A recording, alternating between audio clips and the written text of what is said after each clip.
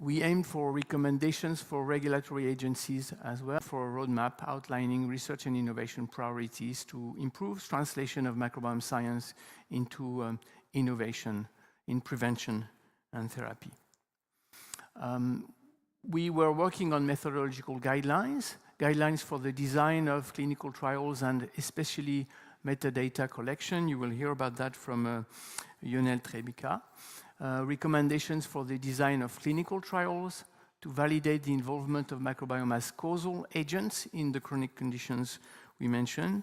You will also hear about that from Dirk Haller in terms of preclinical developments and guidelines for the validation and application of biomarkers for personalized medicine. More on this from Céline Druard as well. And standardization methods and tools was really a key aspect of what we did within Human Microbiome Action, and we aim for a repository, open access repository for standards, for metadata, sample collection, extraction, and all the key aspects of the value chain for the production of comparable and reproducible data. Sustainability was one of our key thinking at the start. We wanted to be able to see developments beyond the duration of Human Microbiome Action. So this is just a list of the elements that we thought of: toolbox for dissemination, strategy and plan for long-term sustainability, Human Microbiome Action Stakeholder Advisory Board. I know that a number of you actually belong to our SAB, which remains open for applications, and the European Microbiome Centers Consortium, which we are launching officially today, and you will hear more about that this afternoon. And it's also connecting with an extension at the world level, which we call the World Microbiome Partnership, which we will be launching in December this year in Paris. So I will finish with that. Our next frontier is prevention, and therapy of the microbial human. Thank you for your attention, and I'll pass the word immediately to Dirk Haller from the European Commission.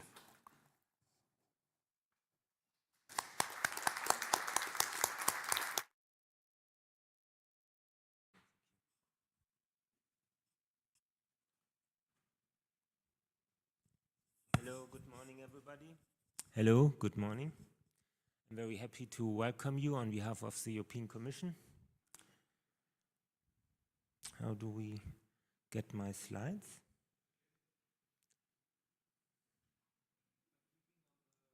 Voila.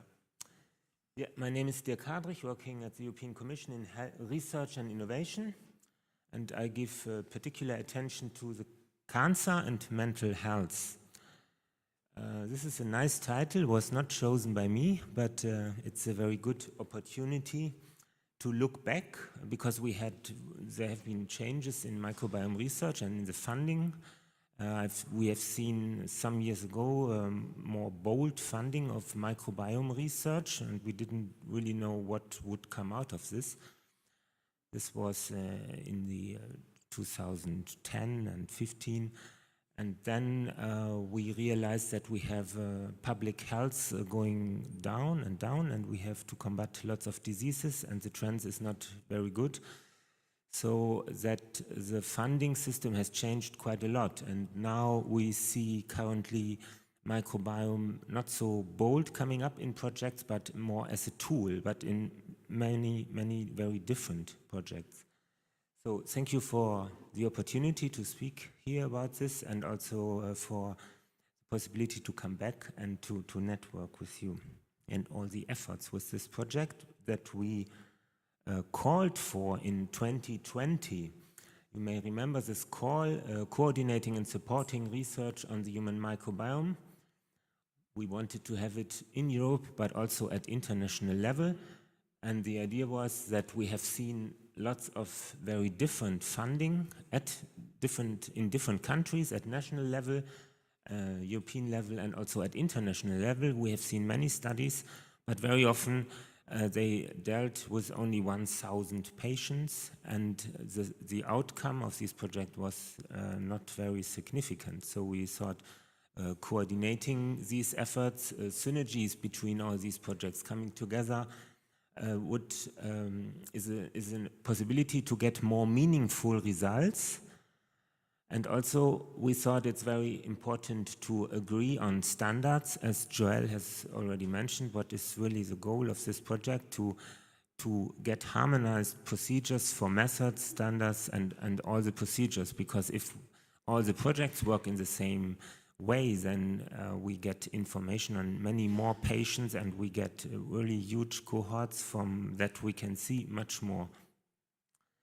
It was also the idea to find references for healthy human metagenomes, because it was always unclear what is a healthy microbiome, and we should not only look at diseases, we have to deal with healthy people as well, and we have to help healthy people to keep their microbiome intact and to keep their health. And of course, knowledge exchange and engagement of scientists, this is what we are doing here. Yeah, so thank you for this opportunity. I also would like to recall another call that we had in 2018, exploiting research outcome and application of the potential of human microbiome for personalized prediction, prevention, and treatment. And here the idea was, of course, to deliver better prediction and prevention of diseases, and to develop microbiome clinical tools and to find microbiome functionalities. We had a huge budget available, 50 million euro, and we gave it to 3 very different projects, but I'm very happy that these projects came together and looked at a huge size of patients, and they are still working. They are about to finalize the 3 projects, Oncobiome, MicroPredict, and GEMMA.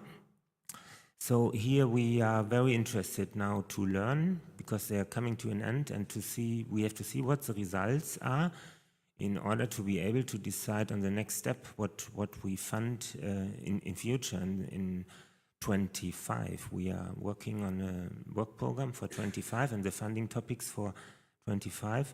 So in this respect, I will follow your discussions, and I would like to see what is the outcome of these 3 projects.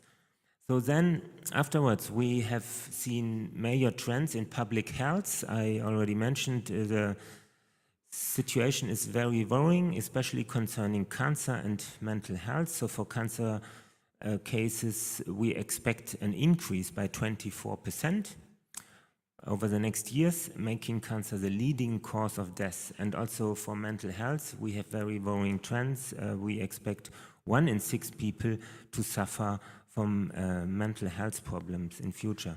So on both of these diseases, we have developed new political approaches. On cancer, we have the Cancer Mission.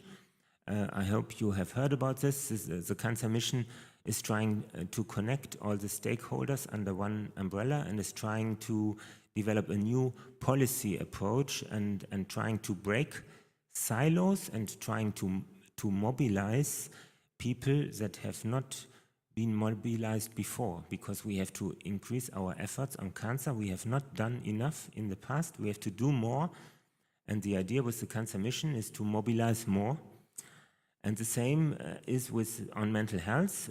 We have published last year a new comprehensive approach on mental health. This is looking at a number of challenges. We have different problems for workers in the healthcare system. You have seen they have huge problems with mental health, but also in the construction sector, we have seen very specific problems of mental health.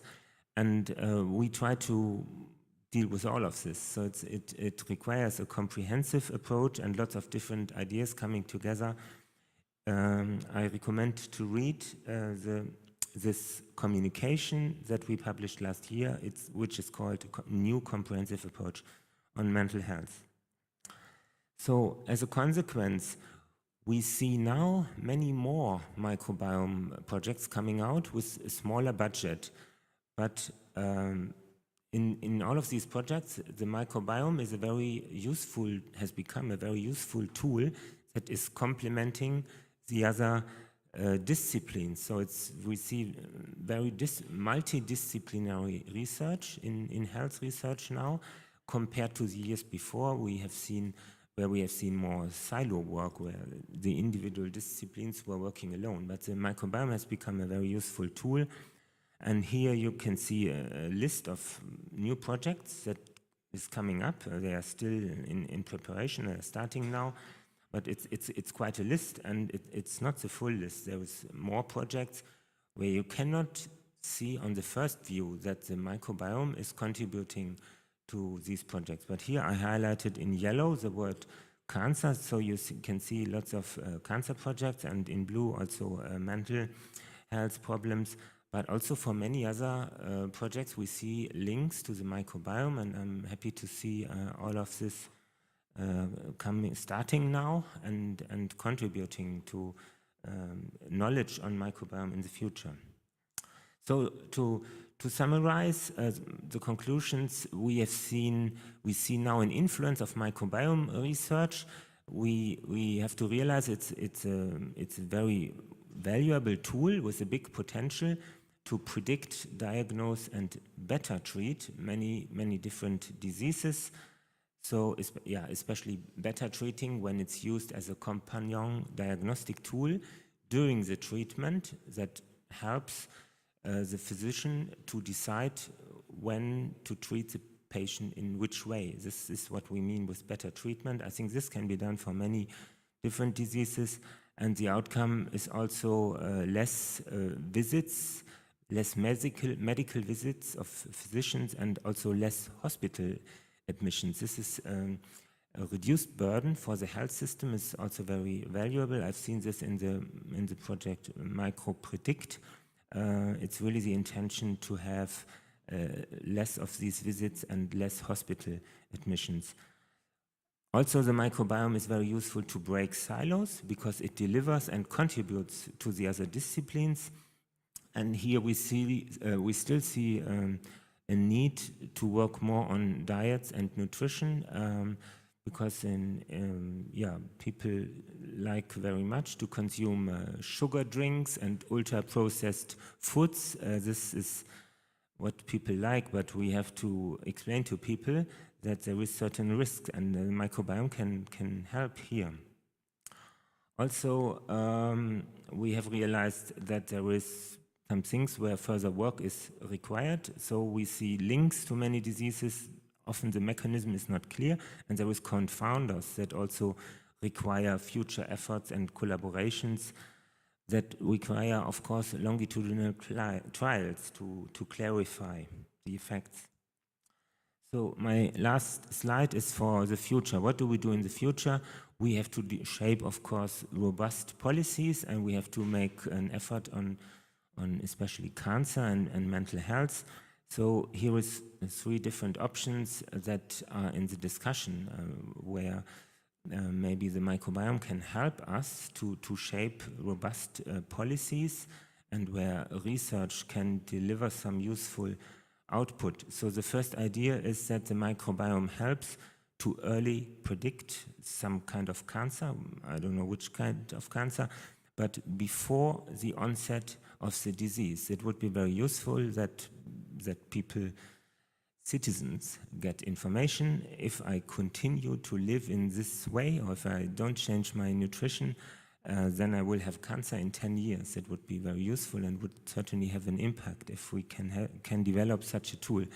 So the question is, should we fund projects on early prediction, personalized prediction of cancer some years before the cancer appears visible? I think the microbiome is able to deliver something here.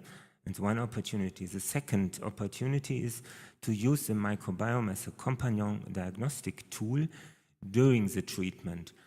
So, of course, during the treatment is when the cancer is already there, but here also the microbiome can help to help the physician and the clinicians to decide how the treatment should be done, what should be done at what stage. This is what we call companion diagnostic tools. Also, here's the potential for the microbiome to help. And the last, third bullet point is what we call microbiome care. So, and in the context of quality of life is getting more and more important. We didn't pay so much attention to this in the past, but we have learned from our dialogue with cancer survivors. We have a continuous discussion with cancer survivors, and they tell us they survived only because they improved their quality of life. And the treatment was also very important, but the major point when the survival started was when they changed their quality of life.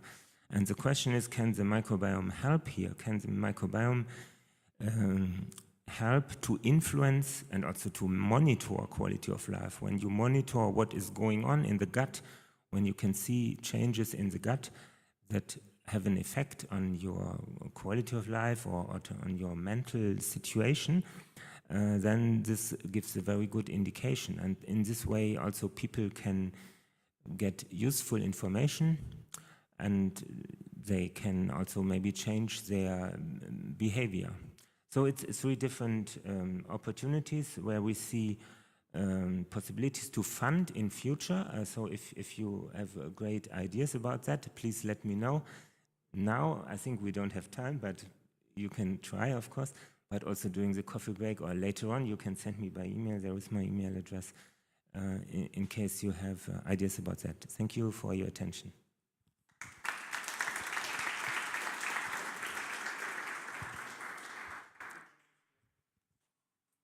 Word immediately to Pascal Vonesh, and then if we have time before coffee break, we'll open for questions for the presentations we had this morning. Thank you very much, Dirk.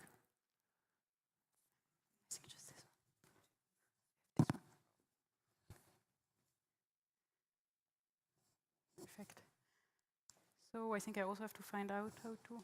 Perfect, there we go. So good morning, everyone. It's my pleasure to talk to you this morning about the Microbiota Vault, and especially the launch phase of which I'm a member. And I would first of all like to thank you all for having us here and also giving us the chance to basically share this initiative with you.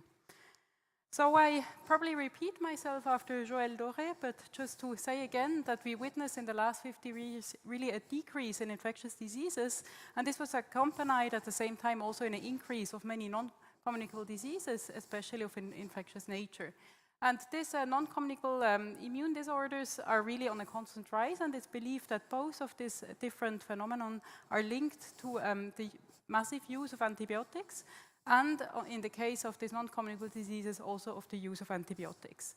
And this has been discussed in many different occasions and also summarized in a book by Martin Blaser a few years back that became quite famous, which is called The Missing Microbes. And indeed, it's believed that microbes that are basically like missing could be contributing to this increased risk of many of these diseases. So after this, there was also a lot of work on the so-called Westernization, or basically diversity loss. We also already heard a few words about that from Joël Doré, but I just would like to highlight one of the studies that came out in 2015, and where the researchers have looked at the gradual loss of microbiota diversity from the Yanomami in the Amazonian forest to children in the US. And as you can see, it really seems that there's a gradual decrease. The more so-called westernized the populations are, the less microbiome diversity they have. So this concept got quite a lot of momentum. There was then a bigger study where all the available data was analyzed, they again classified with the so-called Westernization index, and claimed again that there was like a clear decrease in this microbiota diversity with the industrialization that took place. So they even went a step further and then also linked this to specific bacteria, showing as an example that the Bacteroidacea are increased in the industrialized nations, while others, including also the Succinivibrionacea, are increased in more traditional communities. And the question was then obviously, is it as simple as it seems? And if I ask you the questions, I'm obviously convinced it's not. And indeed, when we started to look a bit more closely and worked in a community in the Horn of Africa, which is a community that has a very specific lifestyle of agropastoralisms, where the people actually live with their animals and also have agriculture, we could see that they have a very specific microbiome. And indeed, if you look on the bottom, what we could show is that this microbiome was both actually low in Bacteroidacea, which are normally seen in more industrialized countries, so as expected. But at the same time, they also had very low levels of Succinivibrionacea. And when we looked, we could see that there were quite high levels of Bifidobacteriacea, high levels of Streptococcacea, indicative of what they eat, namely like a lot of simple sugars and also of milk. So what I think this is telling us is really that we should maybe go away from this dichotomy and really think about the microbiome on a global scale. And if we think in terms of the microbiota vault, I think it's quite important to really see that we really need to preserve the microbiome around the globe and not only in specific hotspots that we think that maybe are of greatest interest. So getting to the microbiome and geographic variation, we heard already that defining a healthy microbiome is not such a simple task. I will obviously not give you a recipe, but I just would like to highlight a paper that looked at the microbiome of centenarians. And why I like this figure is that it basically shows in a simple way, the abundance of the genera in these healthy centenarians. And you can immediately see that the colors in these pie charts really change. And thus, that basically the taxonomic composition of a so-called healthy microbiome is really different. So I think this is interesting, but I think what is really worrisome is if we then look at the second graph that was also published a few years back, and where the researchers really looked at the knowledge on the microbiome. So here you see indicated the number of genomes that we have from the human gut microbiome across different geographic locations. In red, you have the countries where we know a lot, and then in gray, you have the countries where there's no information at all. And as you can see immediately in sub-Saharan Africa and also in Southeast Asia, we have simply no clue how the microbiome looks like. And I think this really is of a big concern, especially as we just discussed that basically there's really changes in the microbiome across the globe. So just to bring the microbiome even to a more higher level, obviously, the human microbiome is also in contact with everything that is around us. I often like to call it the One Health microbiome because indeed bacteria are traveling. So they're traveling in with us with the food that we consume. We also acquire them from the environment. At the same time, we are also shedding microbes, sharing them with the animals, the humans around us. And so it's really like a bigger holobiont where all of these microbes are included. And as we heard already also from Joël Doré, this is a big problem as basically not only the human microbiome seems to change, but especially also the environment we live in. And with these disappearing ecosystems, we also have disappearing agricultural landscape. We have disappearing food crop varieties and impoverished ecosystems. And this likely all also then has an impact on our human-associated microbiomes. So in here came then the initiative of the Microbiota Vault. This idea was initially put forth by Maria Gloria Dominguez-Bello and Martin Blazer in the United States. And what they say is basically that there's clear evidence that the human-associated microbiota plays a significant role in the biology of humans and also in human health. That basically with this global developments of westernization and urbanization, even though it's a bit conflict-loaded terms maybe, we have an irreversible impact on the global diversity of the human-associated microbiome. And there is really a danger to irrevocably lose valuable information about the microbiome even before we know what is really happening and how the microbiome is really exactly involved in our health. And therefore came the idea to have a global collection of the microbiota and the safe storage and preservation in a place that would be shielded from natural disasters as much as possible and also allow to basically have really a safeguard for these human microbiomes.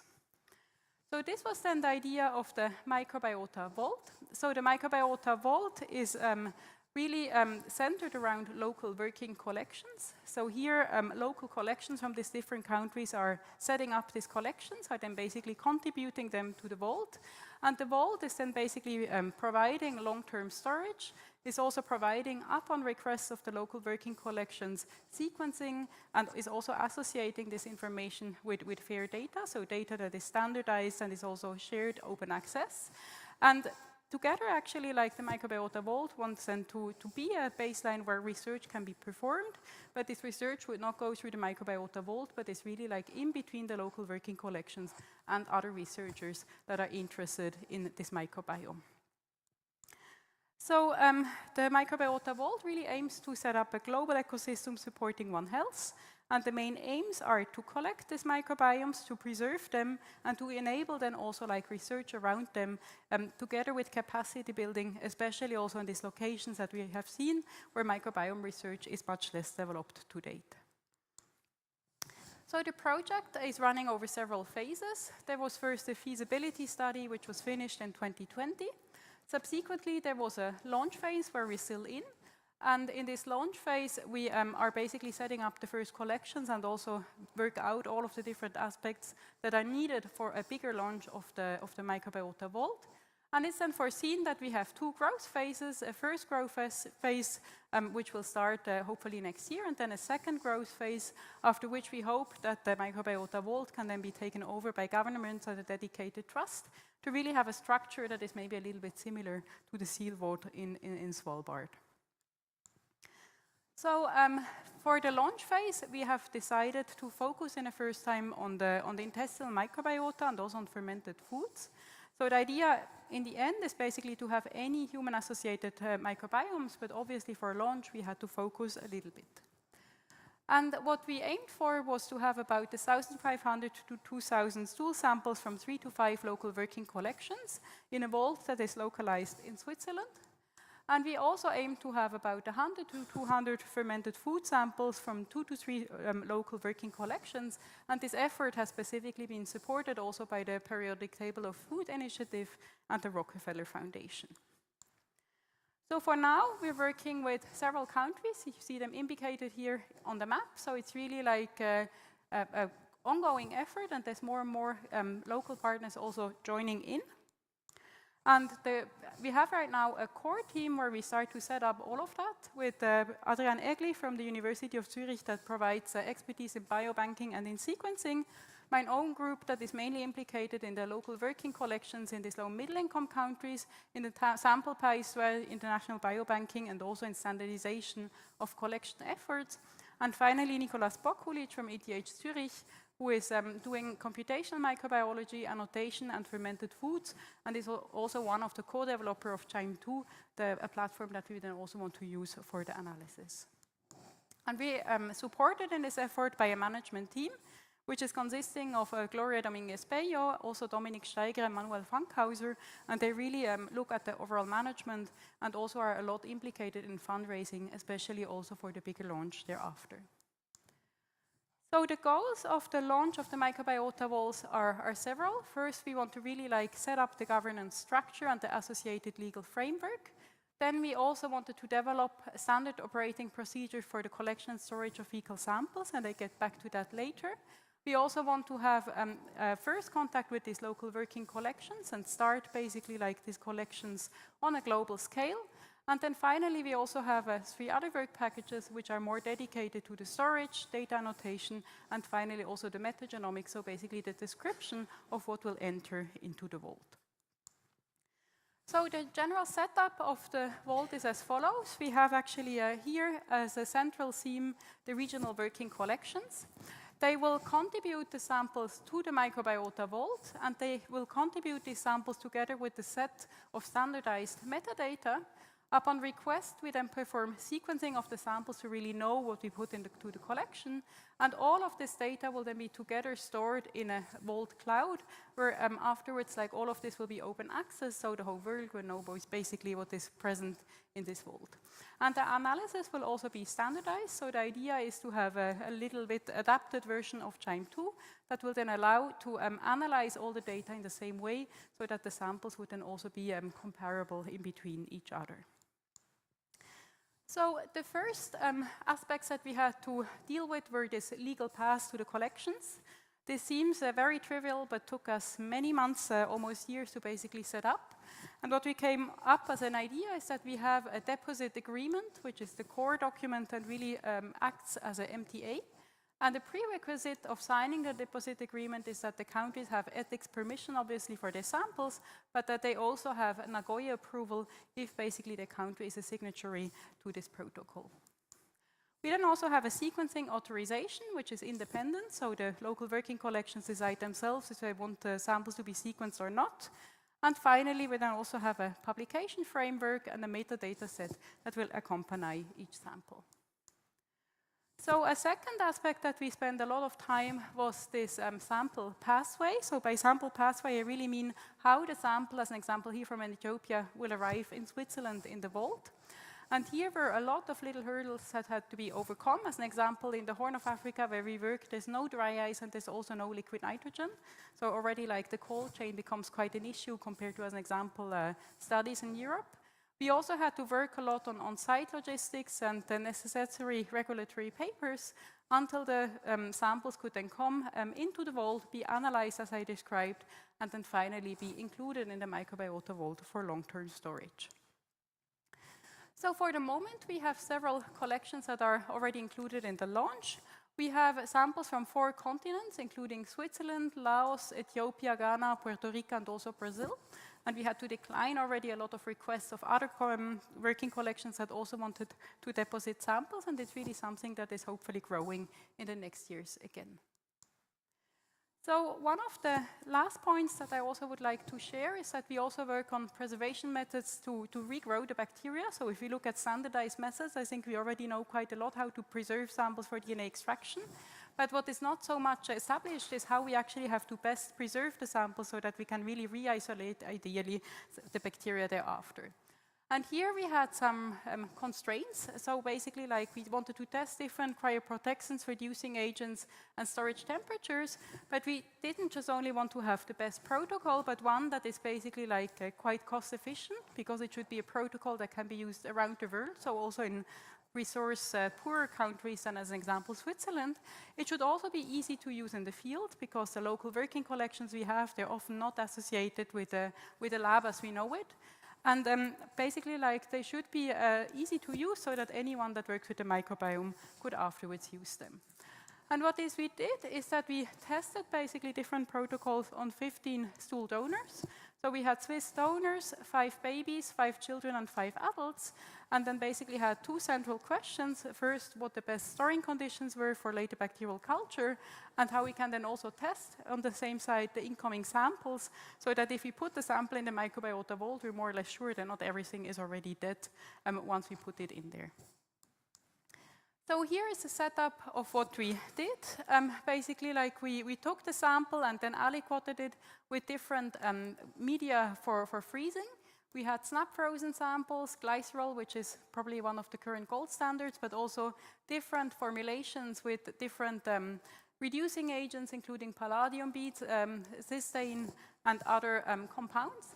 We stored them, half of the samples in liquid nitrogen, half in -80, and we're then also storing them for 1 year to look for growth thereafter.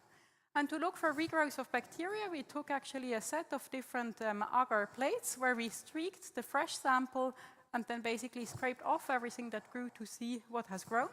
And we did the same thing also after 1 year storage to really be able to compare growth of the fresh sample compared with the growth of the sample that has been stored for 1 year.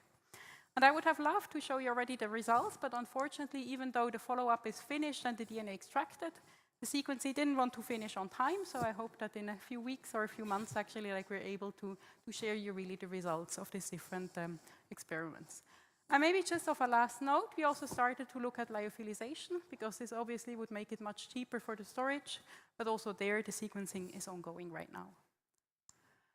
So just a few last words about the minimal metadata and the sequencing. So this is a part that is steered mainly by Nicolas Bokulic and Adrian Egli. Here we have worked on a set of metadata that we really want to have associated with each sample. This is based on the MIMARCs and also the MIMAC basically guidelines that are already there and a little bit adapted, and it's also now standardized for all of the samples. And at the same time, we also started to biobank, sequence, and analyze the first samples that are in the Microbiota Vault launch. So I would like to finish by also sharing a few thoughts about these fermented foods. So fermented foods are really a major part of a traditional diet.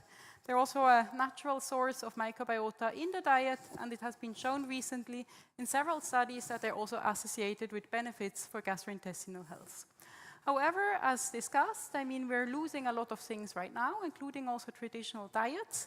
And therefore, there was this idea that if we already start to save the microbiome from humans, we should probably also start to basically save the strains that are part of these fermented foods. And what we have done right now is that we started to collect also these fermented foods in different countries around the world. We have right now about 120 different foods that are collected and stored from markets, producers, and also villages. And here you just see an example of the foods that we collected when I was in Laos working with the team. And here we mainly recover different fermented fish, meats, and fermented vegetables that we're now also analyzing and storing in the vault.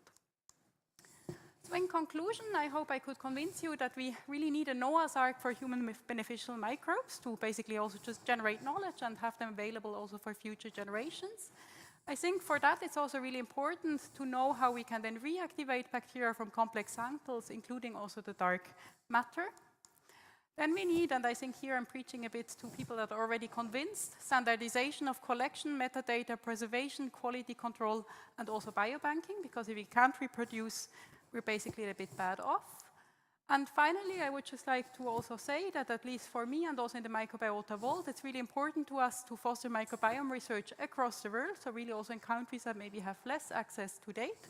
So there's also a big effort on capacity building with, as an example, the Glomine Symposium. And as a last word, maybe just to say that the launch is really a first step towards a global effort. We really hope that this will be something that everyone will embark in the next years. So if you're interested about the launch project, there's also a small documentary video that has been produced. So if you're interested, don't hesitate to scan the barcode. And with this, I would just like to thank everyone involved, obviously Marty and Gloria, but also especially Eugen Theo in my lab, the launch team with Adrian Egli, Nicolas Bokulic and their teams, Dominik Steige, Manuel Fankhauser, everyone involved in the local working collections and the Microbiota Vault Consortium. We were also very fortunate to get a lot of funding for the launch, and I would obviously also thank you for your attention. And if I have 1 minute left, and if there's students in the room, I would just like to say that we have open positions in the lab. They're not on the Microbiota Vault, but on the human microbiome and under nutrition, so if you're interested, please scan or talk to me later. Thanks a lot.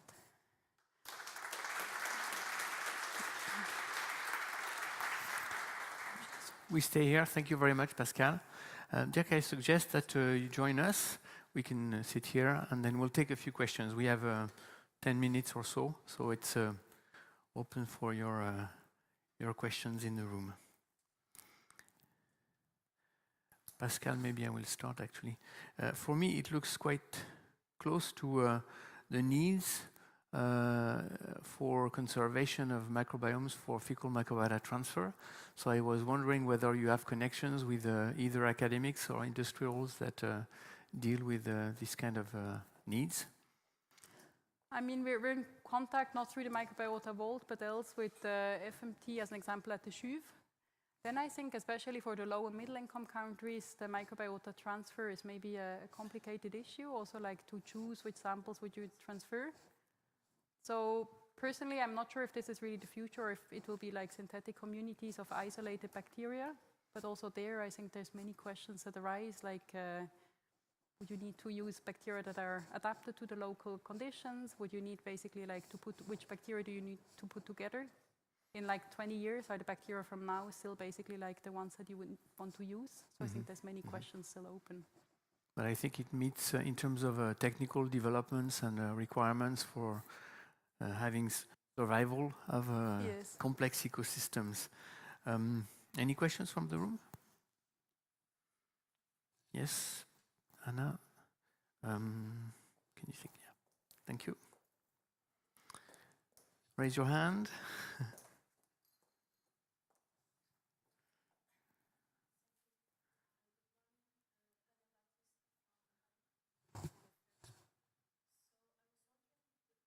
I think the mic is off.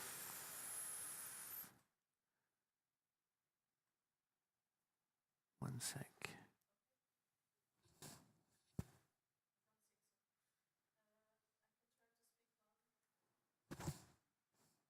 Okay, that's coming. We'll take 2 seconds.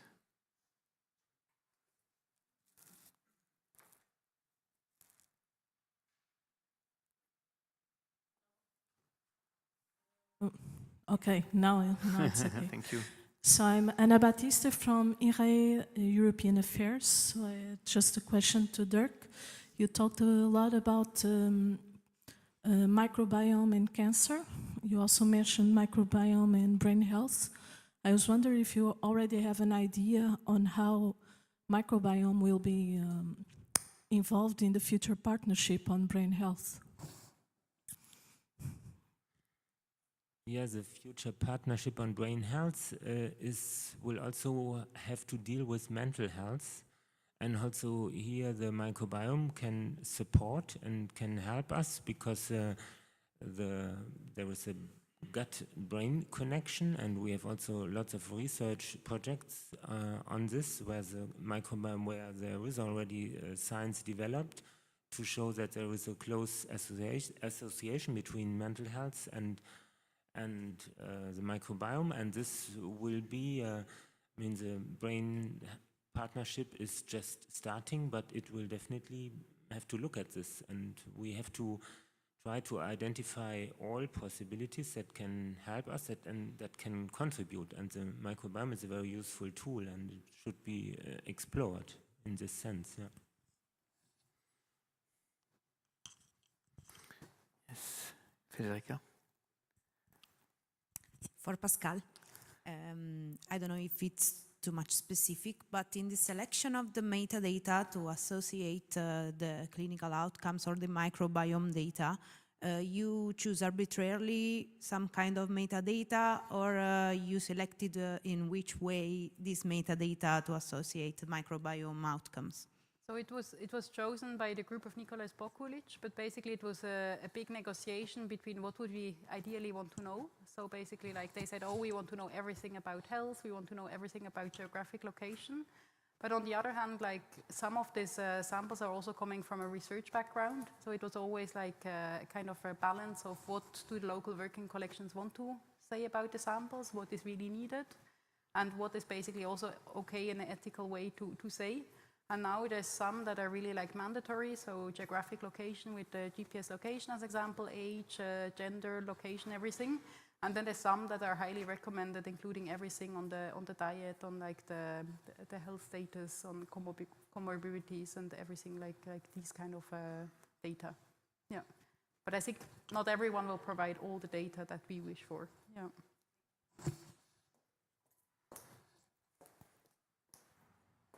Paul. I have just a question for Dirk. Paul Ross, from Director of APC Microbiome Ireland. And, you know, I think those are two fantastic areas, brain health and cancer, you know, for prioritization. But also an obvious one is antimicrobial resistance. And with antimicrobial resistance, you know, you have a situation now, say in hospitals near us, where they're you know, almost randomly screening for colonization by vancomycin-resistant enterococci. And, you know, if you look at WHO, FAO reports, you know, we're going to face a situation that could be, you know, worse than the COVID situation we've been through. And I think there's a lot of secrets within the microbiome, and there's a lot of, you know, protective immunity that we could have on the microbiome side. I'm just wondering, in the Commission, you know, is there any emphasis given to a microbiome's approach to, you know, infectious disease? Yes, of course, we support lots of projects on infectious diseases and the AMR, antimicrobial resistance. There was a lot of research going on, but in the past there were also a number of projects, and we will continue. Of course, also here, it's one of the issues that is very important for public health, and we have to explore all possibilities, and microbiome can help here also to predict how this is going and to see what can be done to improve the situation. So, yeah, but I'm not dealing with AMR. If you have a more specific question on AMR, you can send me an email and I can forward to my colleagues who can further help you on this. Thanks very much. If there are no questions from the room, we have one from Slido. So we have a question, another question for Pascal. So how, this person's asking, how is it supposed to be reused in human populations, the microbiodata that's, the microbiota that is saved in the vault? So by which way? So I think the important thing is the vault is not basically like a repository to then basically recolonize humans. I think that would also pose a lot of ethical problems. So the idea is really that it's a safeguarding, and then it's a local working collections that can basically like go in collaboration with researchers and, to, as an example, reuse them for whatever restoration, research, whatever that they think will be useful for their data. So the Microbiota Vault is really not a research entity, but it's really safeguarding and storage and making accessible basically what is in there. I think that's an important point. Yeah.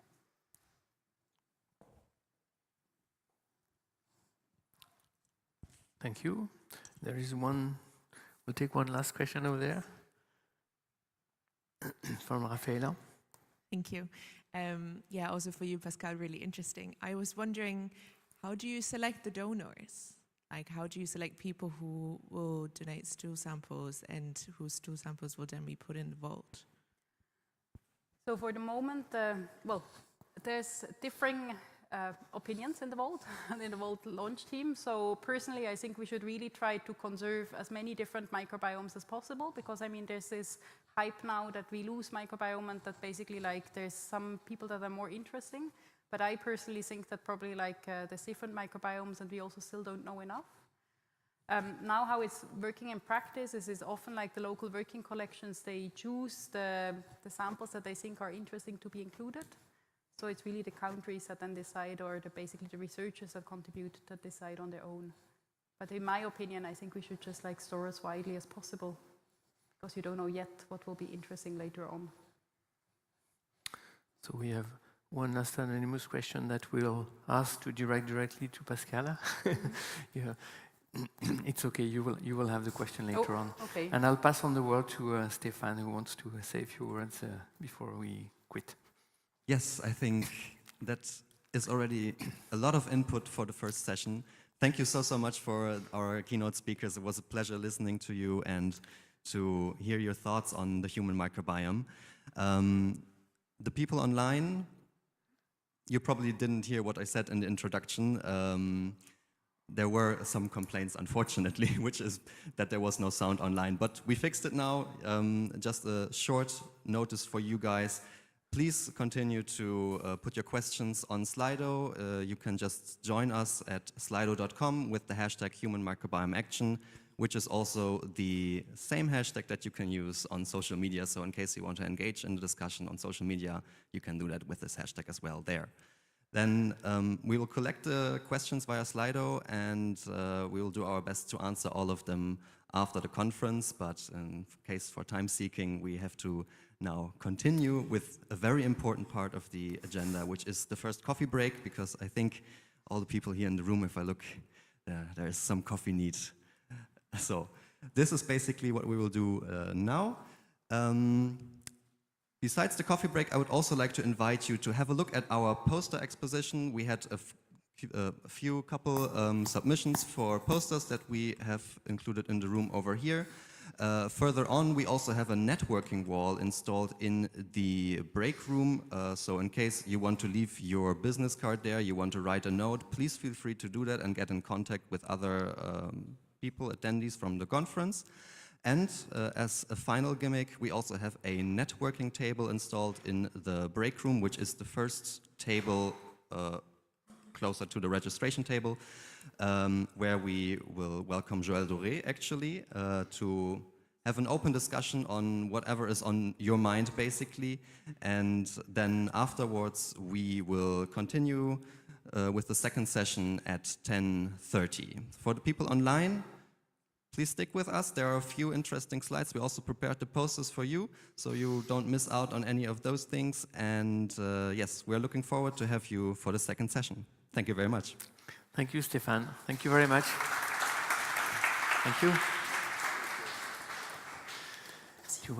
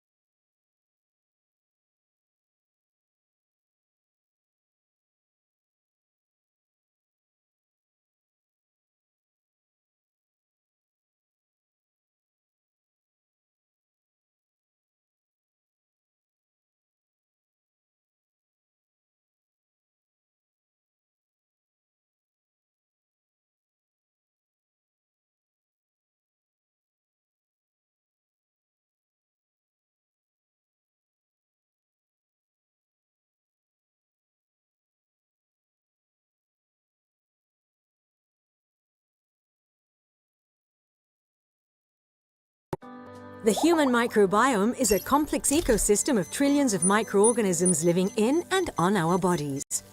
A mysterious puzzle that still poses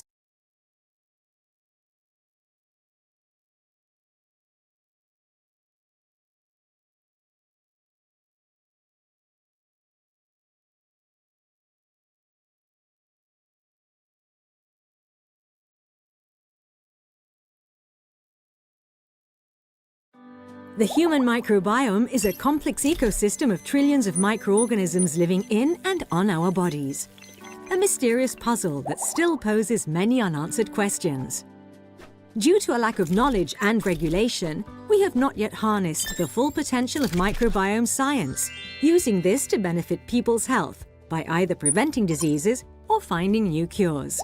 That's why we set up the Human Microbiome Action Project, with the aim of both understanding the interplay between our various microbiomes and addressing public health concerns, including the rising incidence of non-communicable diseases. Working to establish common ground in research and seek consensus among all stakeholders of the field. And also securing a leading position for Europe in microbiome research by founding the European Microbiome Centres Consortium.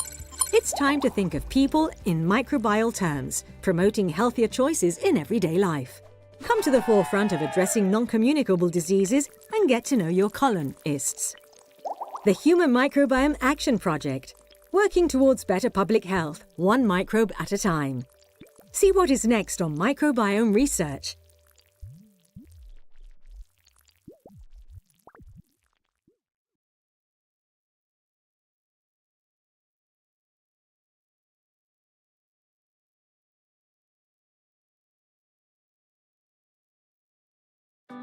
The human microbiome is a complex ecosystem of trillions of microorganisms living in and on our bodies.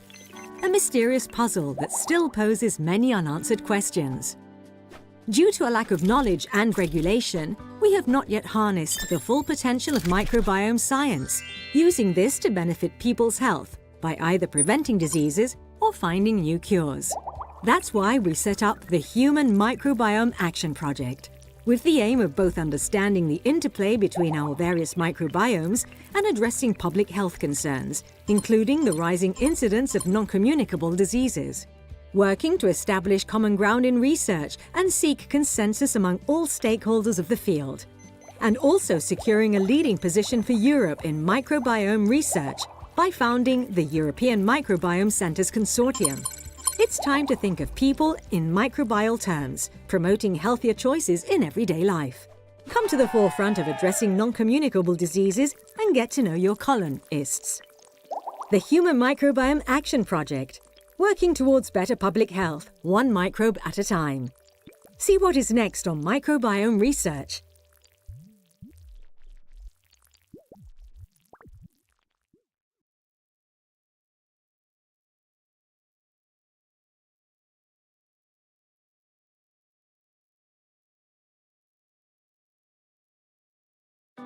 The human microbiome is a complex ecosystem of trillions of microorganisms living in and on our bodies.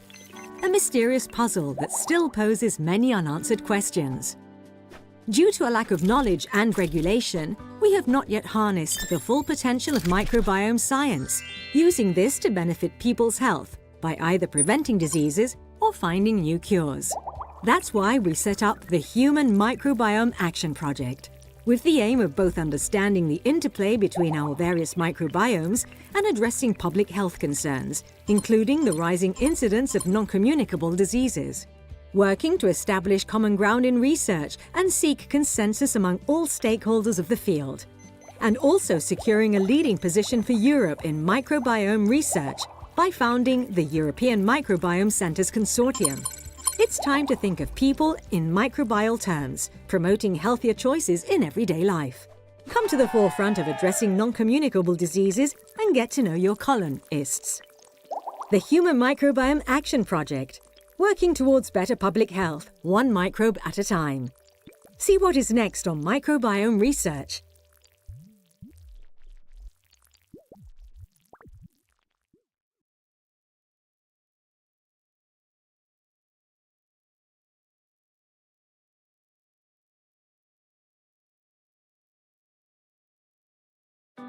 The human microbiome is a complex ecosystem of trillions of microorganisms living in and on our bodies. A mysterious puzzle that still poses many unanswered questions.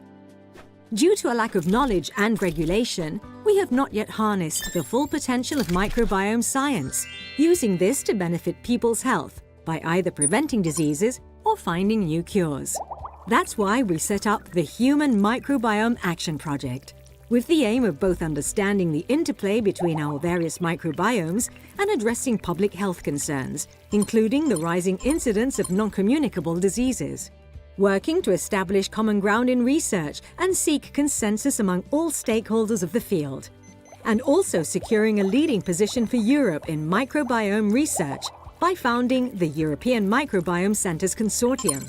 It's time to think of people in microbial terms, promoting healthier choices in everyday life. Come to the forefront of addressing non-communicable diseases and get to know your colonists. The Human Microbiome Action Project, working towards better public health, one microbe at a time. See what is next on microbiome research.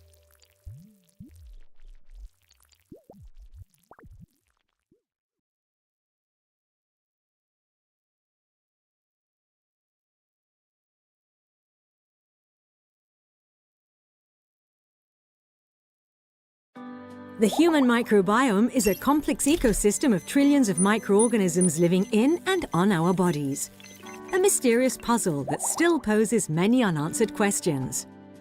Due to a lack of knowledge and regulation, we have not yet harnessed the full potential of microbiome science, using this to benefit people's health by either preventing diseases or finding new cures. That's why we set up the Human Microbiome Action Project, with the aim of both understanding the interplay between our various microbiomes and addressing public health concerns, including the rising incidence of non-communicable diseases. Working to establish common ground in research and seek consensus among all stakeholders of the field. And also securing a leading position for Europe in microbiome research by founding the European Microbiome Centres Consortium. It's time to think of people in microbial terms, promoting healthier choices in everyday life. Come to the forefront of addressing non-communicable diseases and get to know your colonists. The Human Microbiome Action Project, working towards better public health, one microbe at a time. See what is next on microbiome research.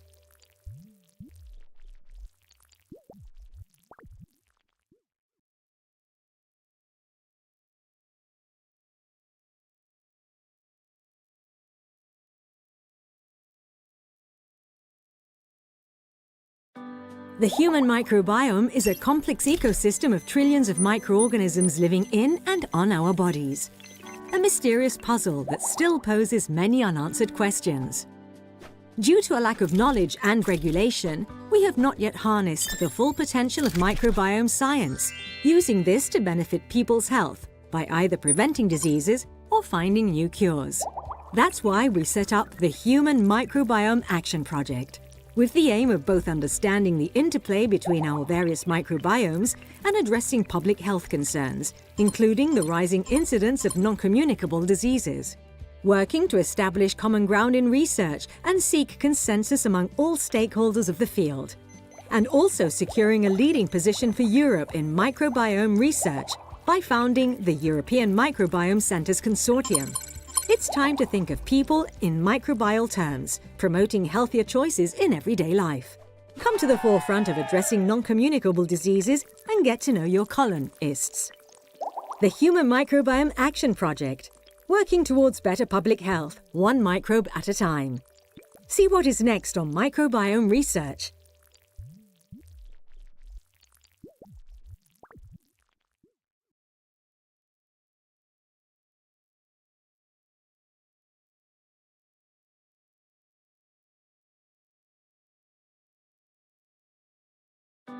The human microbiome is a complex ecosystem of trillions of microorganisms living in and on our bodies.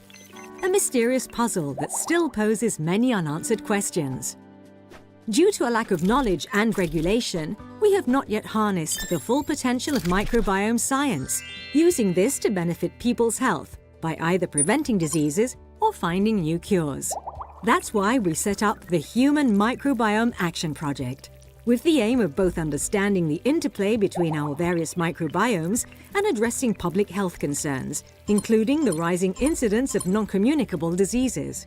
Working to establish common ground in research and seek consensus among all stakeholders of the field. And also securing a leading position for Europe in microbiome research by founding the European Microbiome Centres Consortium. It's time to think of people in microbial terms, promoting healthier choices in everyday life.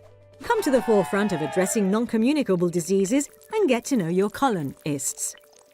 The Human Microbiome Action Project, working towards better public health, one microbe at a time. See what is next on microbiome research.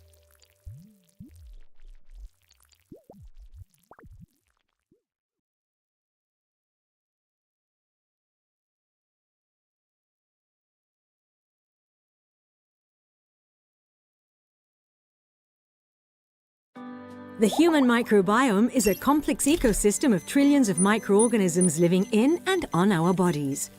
A mysterious puzzle that still poses many unanswered questions. Due to a lack of knowledge and regulation, we have not yet harnessed the full potential of microbiome science, using this to benefit people's health by either preventing diseases or finding new cures. That's why we set up the Human Microbiome Action Project, with the aim of both understanding the interplay between our various microbiomes and addressing public health concerns, including the rising incidence of non-communicable diseases. Working to establish common ground in research and seek consensus among all stakeholders of the field. And also securing a leading position for Europe in microbiome research by founding the European Microbiome Centres Consortium. It's time to think of people in microbial terms, promoting healthier choices in everyday life. Come to the forefront of addressing non-communicable diseases and get to know your colonists. The Human Microbiome Action Project, working towards better public health, one microbe at a time. See what is next on microbiome research.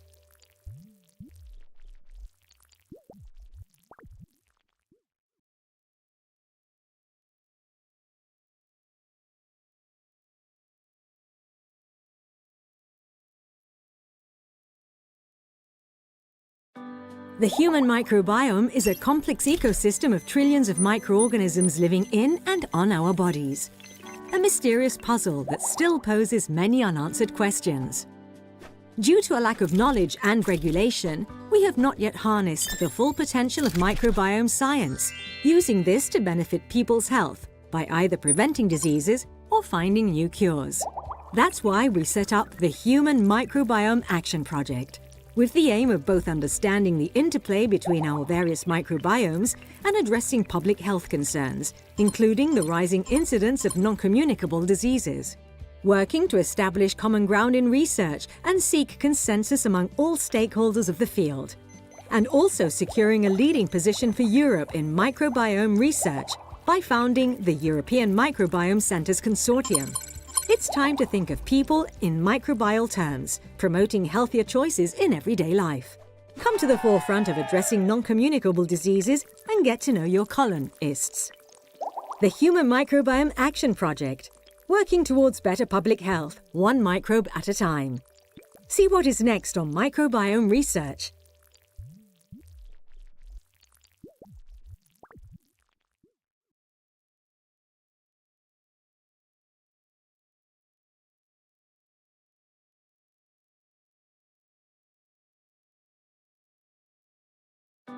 The human microbiome is a complex ecosystem of trillions of microorganisms living in and on our bodies.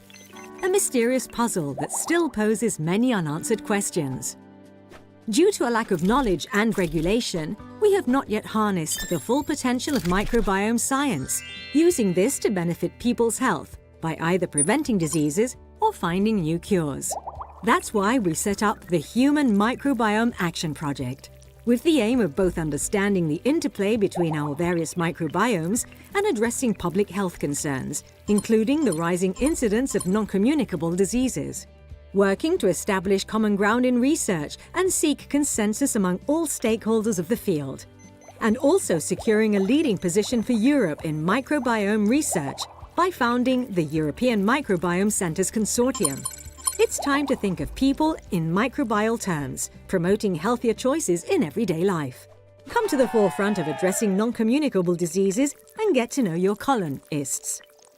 The Human Microbiome Action Project, working towards better public health, one microbe at a time. See what is next on microbiome research.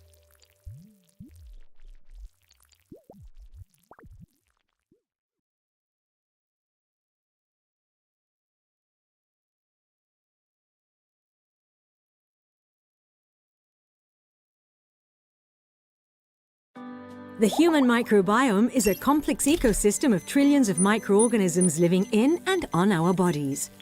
A mysterious puzzle that still poses many unanswered questions. Due to a lack of knowledge and regulation, we have not yet harnessed the full potential of microbiome science, using this to benefit people's health by either preventing diseases or finding new cures.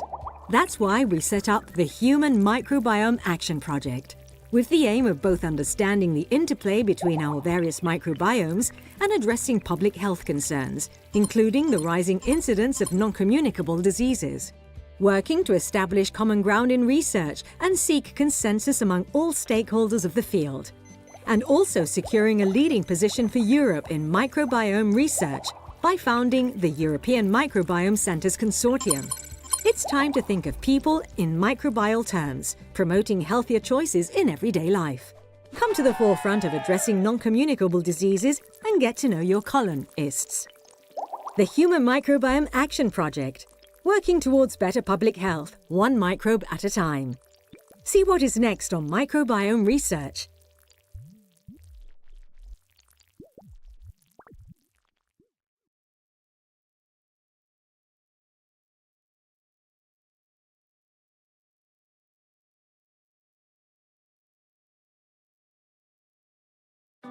The human microbiome is a complex ecosystem of trillions of microorganisms living in and on our bodies. A mysterious puzzle that still poses many unanswered questions. Due to a lack of knowledge and regulation, we have not yet harnessed the full potential of microbiome science, using this to benefit people's health by either preventing diseases or finding new cures. That's why we set up the Human Microbiome Action Project, with the aim of both understanding the interplay between our various microbiomes and addressing public health concerns, including the rising incidence of non-communicable diseases. Working to establish common ground in research and seek consensus among all stakeholders of the field. And also securing a leading position for Europe in microbiome research by founding the European Microbiome Centres Consortium. It's time to think of people in microbial terms, promoting healthier choices in everyday life. Come to the forefront of addressing non-communicable diseases and get to know your colonists. The Human Microbiome Action Project, working towards better public health, one microbe at a time. See what is next on microbiome research.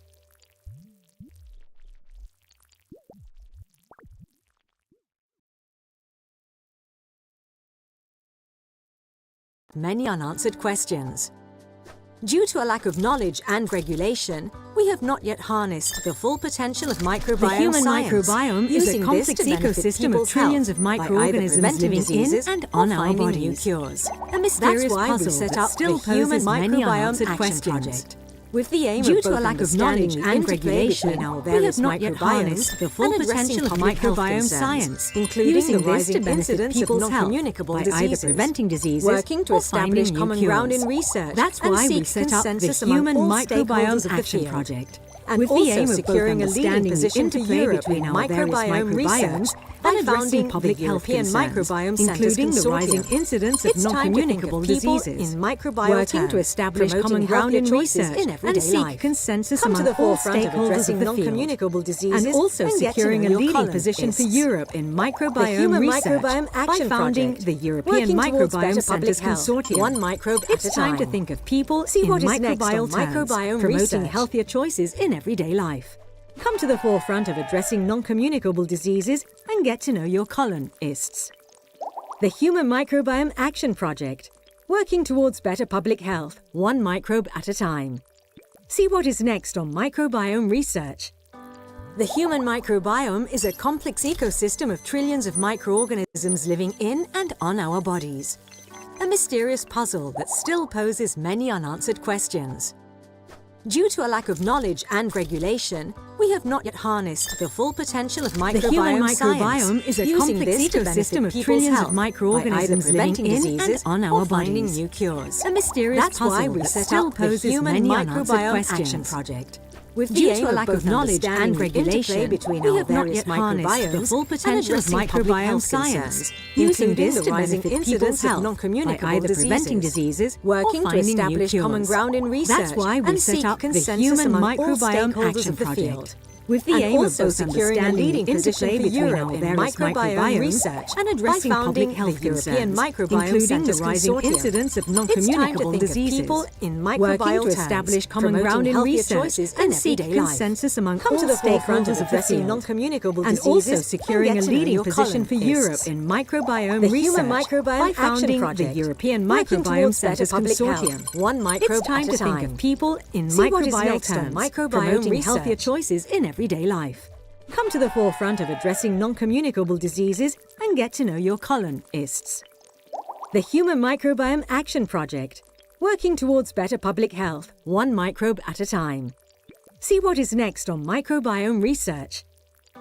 The human microbiome is a complex ecosystem of trillions of microorganisms living in and on our bodies. A mysterious puzzle that still poses many unanswered questions.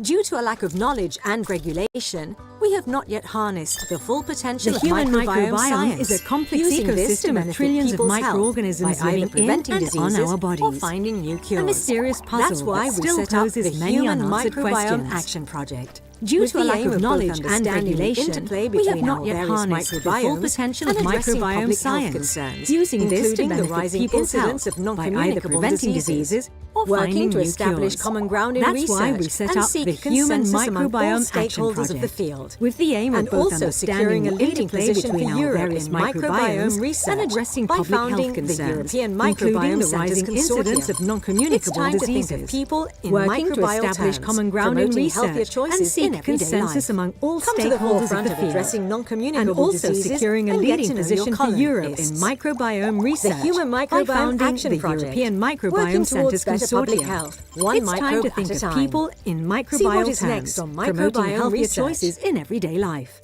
Come to the forefront of addressing non-communicable diseases and get to know your colonists. The Human Microbiome Action Project, working towards better public health, one microbe at a time.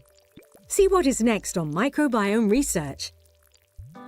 The human microbiome is a complex ecosystem of trillions of microorganisms living in and on our bodies. A mysterious puzzle that still poses many unanswered questions. Due to a lack of knowledge and regulation, we have not yet harnessed the full The potential human of microbiome is a science, complex using ecosystem this of to trillions of benefit people's microorganisms health living by either in and preventing on our diseases bodies. or finding new A cures. mysterious puzzle That's that why still we poses set up many the unanswered Human questions. Microbiome Action Project. Due to a lack With of the aim knowledge both and understanding regulation, the interplay we have not between yet our harnessed various the full potential of microbiomes and addressing microbiome public science, health concerns, using this to including benefit the people's rising health incidence of by either preventing non-communicable diseases or finding working new to cures. establish common That's ground in why we research set up and the seek Human consensus among Microbiome all Action stakeholders Project, of the field, with the aim of both and also understanding the securing a interplay leading between position our for various Europe in microbiomes microbiome and research addressing public by health founding concerns, the European including the Microbiome rising Centres incidence of Consortium. non-communicable It's diseases, time to think of people working in to establish microbial common terms, ground in promoting research healthier and seek choices in consensus everyday among life. all Come to stakeholders the of the forefront field, of addressing and non-communicable also securing a diseases leading and get to position know for your Europe in colonists. microbiome research The Human by founding Microbiome the Action European Project, Microbiome working Centres towards better Consortium. public health, It's one time to think microbe of at a people time. in microbial See terms, what is next on promoting healthier microbiome choices research. in everyday life. Come to the forefront of addressing non-communicable diseases and get to know your colonists. The Human Microbiome Action Project, working towards better public health, one microbe at a time. See what is next on microbiome research.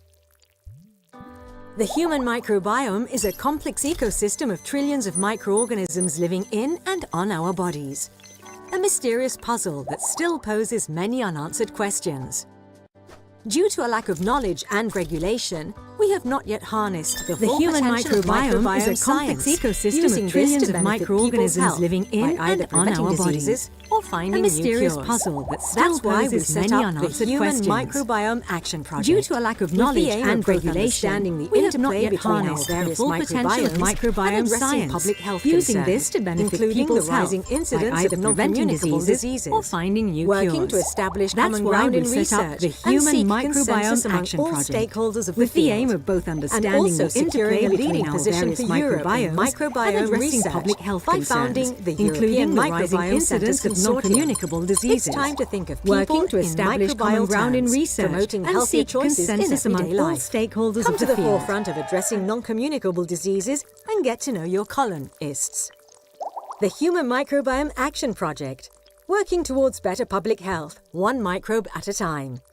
See what is next on microbiome research.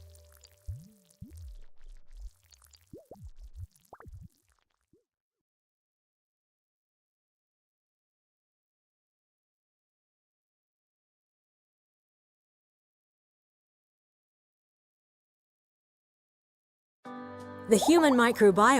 complex ecosystem of trillions of microorganisms living in and on our bodies.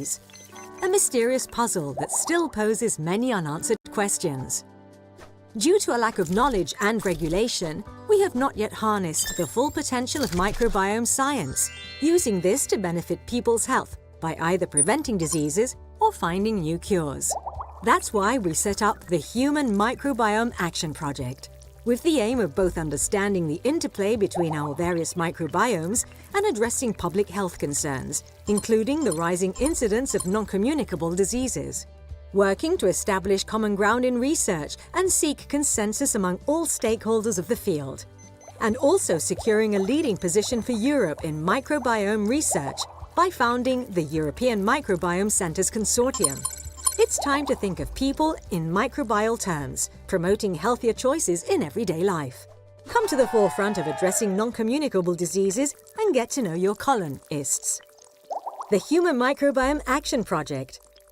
healthier choices in everyday life. Come to the forefront of addressing non-communicable diseases and get to know your colonists. The Human Microbiome Action Project, working towards better public health, one microbe at a time. See what is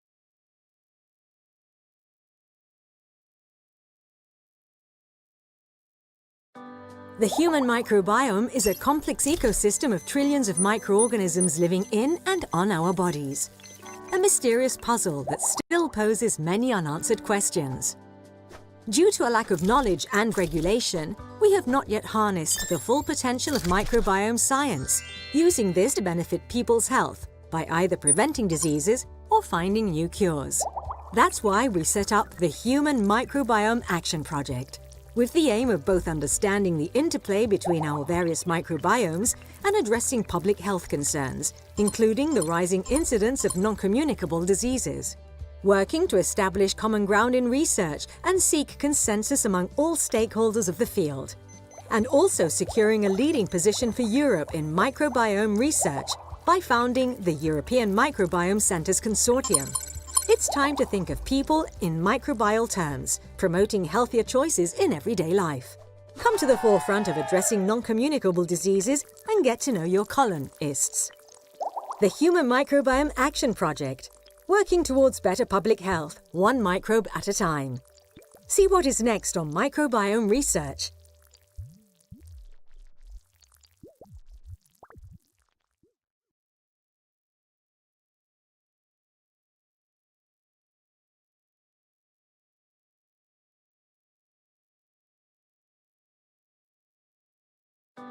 The human microbiome is a complex ecosystem of trillions of microorganisms living in and on our bodies. A mysterious puzzle that still poses many unanswered questions.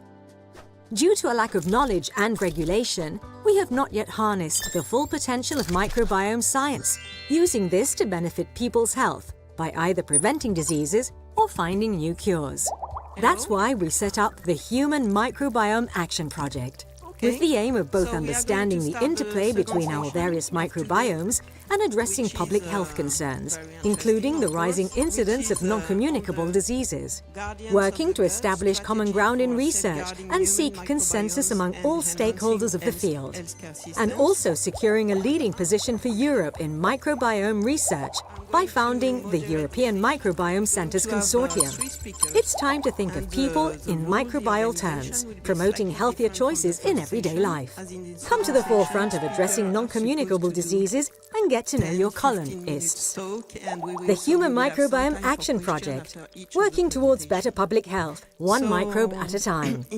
See what is next on microbiome research. We will have 3 speakers, which are very well known, but I will just introduce briefly. So Paul Ross, who is the director of APC Microbiome Ireland at Cork, which is a very famous institute in the field. And it's going to tell The human us microbiome is a complex ecosystem of trillions of microorganisms living in and on our bodies. A mysterious puzzle that still poses many unanswered questions. Due to a lack of knowledge and regulation, we have not yet harnessed the full potential of microbiome science, using this to benefit people's health by either preventing diseases or finding new cures. That's why we set up the Human Microbiome Action Project, with the aim of both understanding the interplay between our various microbiomes and addressing public health concerns, including the rising incidence of non-communicable diseases. Working to establish common ground in research and... I don't know. Did you have explanation about that device? Maybe I can even understand this. Okay. So, welcome everyone. And I'm just going to say something about a path to a healthy microbiome. When, I suppose, we had that meeting back in Paris where we were designing the IHMC project, we had a lot of robust debate on whether we could even think about such a thing, a healthy microbiome. And that's what I'm going to talk about. I would say the pitfalls and the problems, but maybe the opportunities to do with a healthy microbiome. And just to say something, I'm just going to take 2 or 3 slides to say something about us. You know, Human Microbiome Action has been really important for APC. APC is located in Cork. And for those of you, I would invite you to come down to APC. And like before, I've included a high-resolution map here of Ireland, which all you need to know about where to come in Ireland. So not Cork, Cork. And so... And our institute has about 350 different people of all different types, different ologists. Some of them are very cantankerous. And last year we celebrated a very we celebrated a major milestone for us, because we're quite a large microbiome institute, and we're no longer a teenager. We're now 20 years old. And to celebrate, we had our ex-Prime Minister, now our number 2, our Taoiseach, Micheál Martin, who's a schoolmate of a couple of us in the microbiome, because Ireland's a fairly small place. And so, and with that, we, I suppose, look back over the last 20 years of APC, and we got an independent impact assessment done of it. And this is kind of APC in numbers over the last few years. But, you know, I suppose from a political point of view, it was from an investment point of view, and this is in microbiome science. I suppose we think of ourselves as a scientific centre, but for every €1 investment into APC, we generated about €6.50 to the government. And so I'm just saying, you know, that even though it's a fledgling science, it can produce. And I just want to start by just saying something's really fundamental about the microbiome. It's intrinsically linked to microbiome, to human health. And I put there on the right-hand side a whole range of diseases and morbidities in which the microbiome is some way perturbed or different. The microbiome is malleable and can be changed, unlike the host genome. And age, diet, host, and antibiotics shape the microbiome, but not always in a precise way. And whether the microbiome shapes or shadows our health is really a key question in microbiome science. I'm sure it does both in some instances. But usually the microbiome can be a consequence of morbidity. But like causality in microbiome science is a very, very big area. And so we had a lot of debate when we started about why would we want to define a healthy microbiome? And I put there, and we've heard them already from Pascal and from Dirk this morning, and from Joelle, you know, the different opportunities there are in microbiome science. But I would say from the outset, you know, very often the most naive question in science is the one that's most difficult to answer. What is a healthy microbiome? And it's, you know, it's a complicated question. But it is a very, you know, realistic question, and it's a question that we do need to broach. You know, undoubtedly, you know, diet has a big effect on the microbiome. And consumers will want to know, you know, how different dietary constituents affect the microbiome in a kind of, I hate these words, but precision nutrition type approaches. You also have, we heard about it this morning, you know, this work that was kind of initiated through checkpoint inhibitors, but looking at how the microbiome can improve the efficacy of drugs. In this case, fecal transplants, but now I think we'll go towards defined consortia. Diagnostics of disease is a big area. Actually, one of the areas that we really study at the moment is we look at the microbiome as a marker of recovery or relapse. You know, particularly in Catherine's work in neonates, say, for instance, looking at late onset sepsis, you can follow longitudinally over time, you know, how a baby is doing from a microbiome perspective. But also what's very important is to basically to help industry and regulatory stakeholders to give them clearer guidelines on where this type of work is going. And because it can seem very opaque, and part of the reason is because the outputs of microbiome research are extremely complex. You know, the microbiome is, as I said, very complicated. It's, you know, and the more you delve into it, the more you find how complicated it is. And we know, you know, the advances in sequencing has meant now we can do shotgun sequencing in very large cohorts. It's composed of more than just microbes, fungi, and other, you know, eukaryotes and things like that. But I would say, you know, from the onset, one area that I do think, and Jeroen Raas' work was, I think, very, you know, fundamental in this, is that the absolute abundance also matters. And for some of these organisms, they're, you know, multiple orders of magnitude less than others. They're involved in a host immune system, physiology, metabolic processes. Also, there has been, you know, and understandably, a huge focus on the gut. And the gut is where most of them are. And when you look at it just as a simple pie chart there, that we would say that, you know, that more attention needed on non-gut microbes. And a particular area I'm getting interested in myself is the oral microbiome, because the oral microbiome, you know, there's a lot of evidence, you know, recently with Alzheimer's, cardiac, and cancer can have a big effect. And so what is a healthy microbial community and what shapes it? So function is really important. And I suppose right at the start of the Human Microbiome Action Project, we decided that shotgun sequencing, we were almost not going to have it taxonomically based, but basically zero in on function and look at functional redundancy. And also look at how resilient the microbial community is, how diverse it is, and longitudinal studies are really, really important.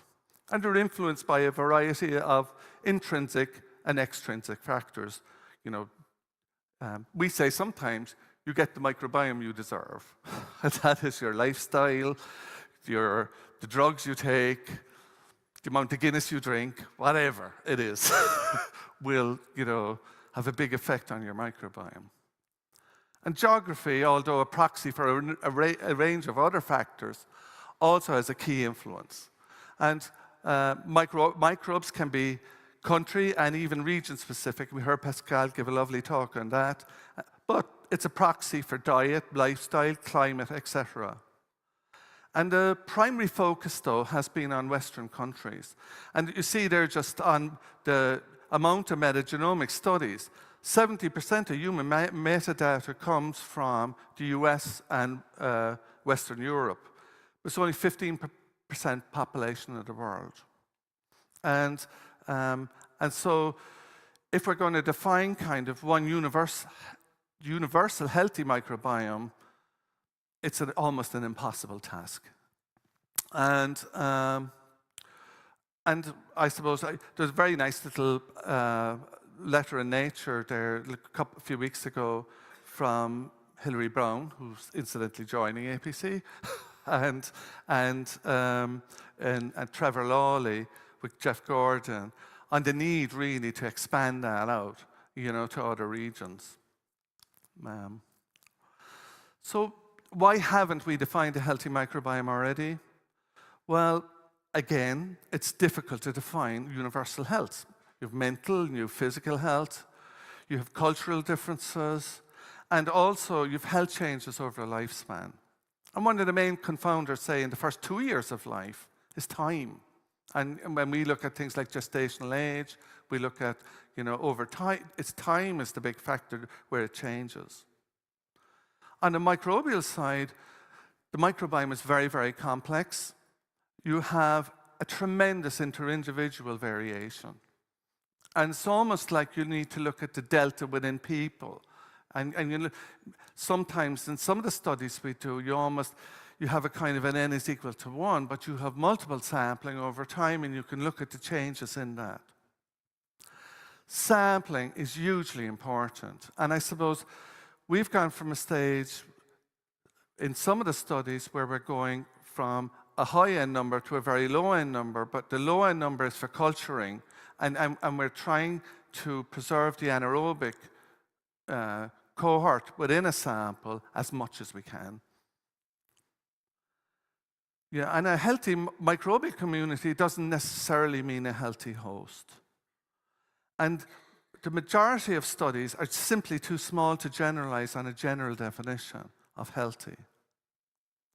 And so within the Human Microbiome Action, we were really lucky to, I suppose, attract a lot of people to Cork. And this was, you know, a few months over a year ago that a lot of people here came to Cork. And we had a lot of lively debate around, you know, what are the obstacles really that are limiting us in defining a healthy microbiome, knowing that we have to try and come up with some answers for our stakeholders, you know, from all the investment that has taken place. And this is the group at the Riverlea Hotel, and we used things like word cloud and Mentimeter and things like that. And I just put up one example here. Why should we define a healthy microbiome? I see there's some cynic there saying we shouldn't, which I think is Colin Hill, you know. He just said we shouldn't do it, you know, it's a waste of time. So anyway. And so in reaching a consensus on defining a healthy microbiome, I think there was an overall agreement that we need more detailed and comprehensive health data needs to be included. Maybe things like using wearables and all these types of things. Also, though, you know, it was kind of a surprise for me that we should kind of exclude, you know, we should not use or remove exclusion criteria and sample everybody in really, really large studies, even people with health conditions. But they should be done longitudinally, over a long period of time.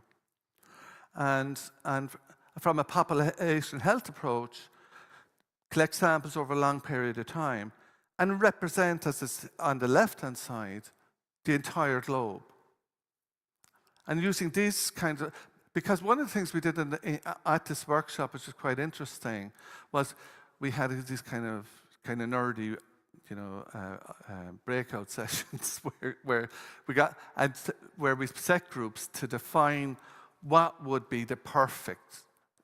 What would you set up as the perfect? If your money was limitless or everything else, well, how could you set up the best clinical trial that might, give you some indication on this? And the answer was, put no limitations on it and you have a huge N number for it. And so this is a kind of an epidemiological approach, studying health at large population levels. So large-scale studies can investigate health in all types of people, not just small specific study groups. And then you try to match, measures of health kind of retrospectively, with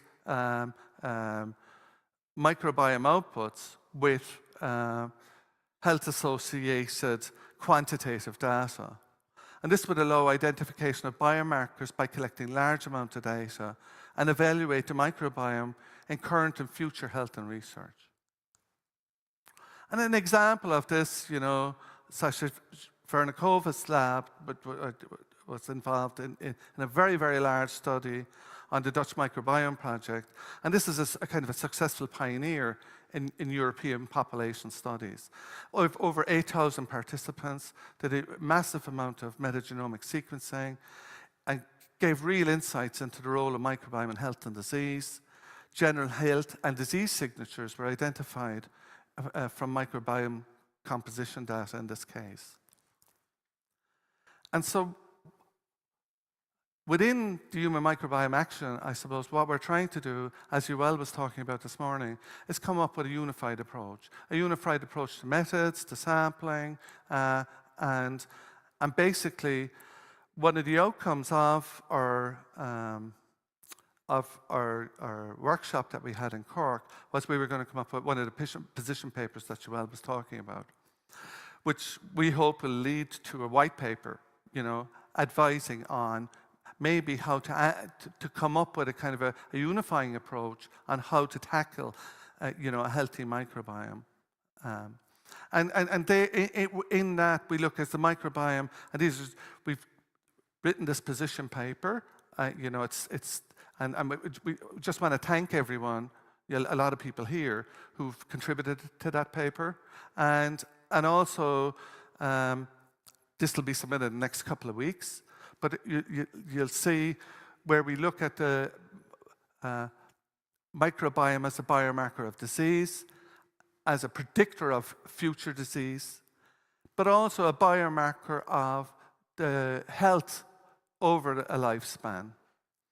And I suppose we propose in a kind of a satellite model for microbiome research. We have this very, very much like the Dutch study, longitudinal baseline core cohort from which then around that satellite you've orbiting all those different trials, where you can look at longitudinal analysis, where you can look at disease, where you can look at comparison between populations and so on.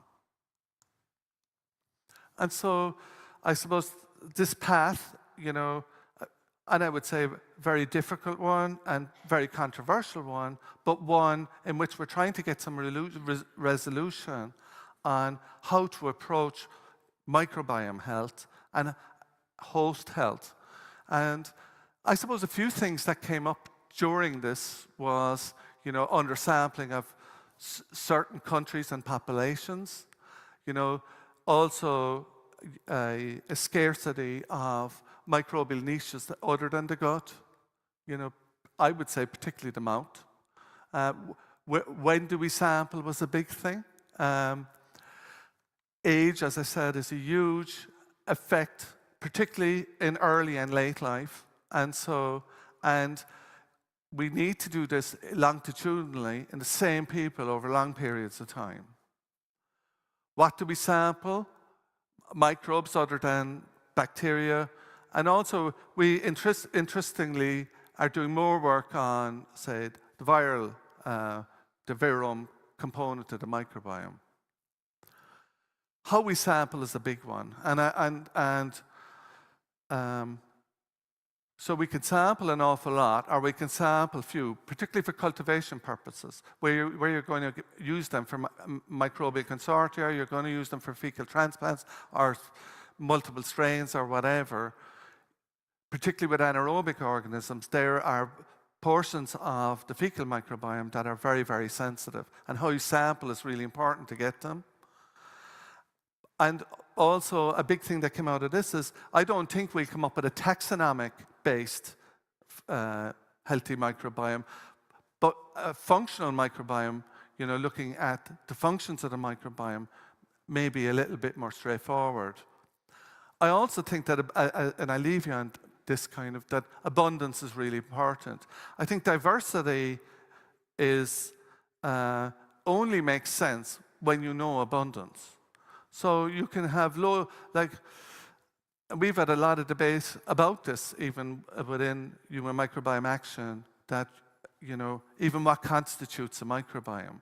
I think for me, a microbiome has to have a certain cell density. It's a community of organisms that interact with each other. And so, like, if you talk, like, I think of a talk last year on the milk microbiome.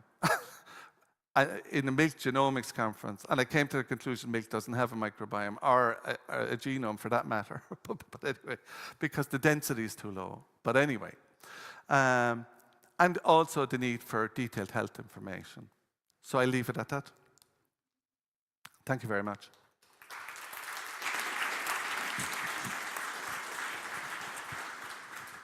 Thank you, Paul.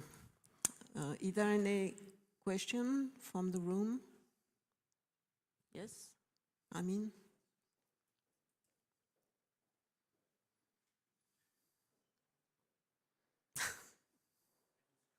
Yes. Thanks, Emmanuel. Thanks, Paul. Absolutely amazing presentation. So obviously, for the last 100 years, we've lost 50% of our microbial diversity, right? But we're not per se sick. I mean, a lot of people lost those microbes, but we're not kind of sick. And you've mentioned about the functional microbiome. So I'm just wondering, and this is a question I was literally pondering a lot of times, is instead of looking for a healthy microbiome, wouldn't it be more obvious to look for a healthy functional microbiome? So looking also from a microbiome perspective, would it be more advisable to look for an engrafted microbiota and an environmental microbiota? The microbiota that sticks with you from the age of 4 until you die, but there is another microbiota that changes if you take a burger or a genus, as you said, right? Yes, that's a really, really good question. You know, and like we did say, some few years ago, we did the microbiome of the Irish rugby players, say, for instance, who are technically obese. You know, are they healthy? You know, they're healthy rugby players, you know, but their microbiome was off the scale when we looked at it, because they're on very, very high levels of protein. That's probably a healthy microbiome for a rugby player, but they get like respiratory tract infections and things like that more, because maybe they don't have good colonization resistance, you know. And I suppose, again, I think, you know, your lifestyle and your, I suppose this goes into kind of personalized medicine. Do you have to go down to the individual to describe a healthy microbiome for someone? Or is there some generalities that you can make? I think it depends on diet too. If you change your diet, maybe then there is a corresponding change that you can make in your microbes to maybe give you some of those ones that are extinct in your own microbiome that can help your health. So if you start increasing fiber and you start getting then, you know, I don't know, South American microbes that can handle it, you know. So it's a complicated question though, and I don't really know the answer to it.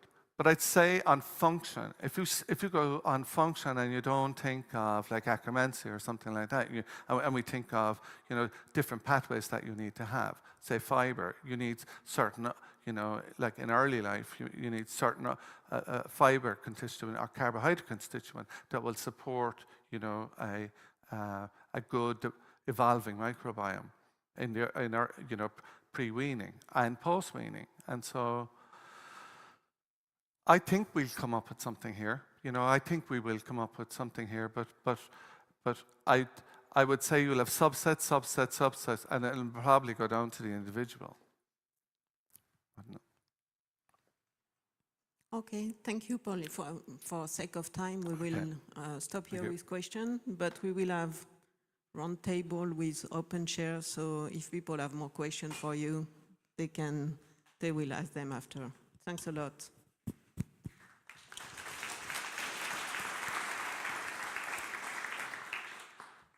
So,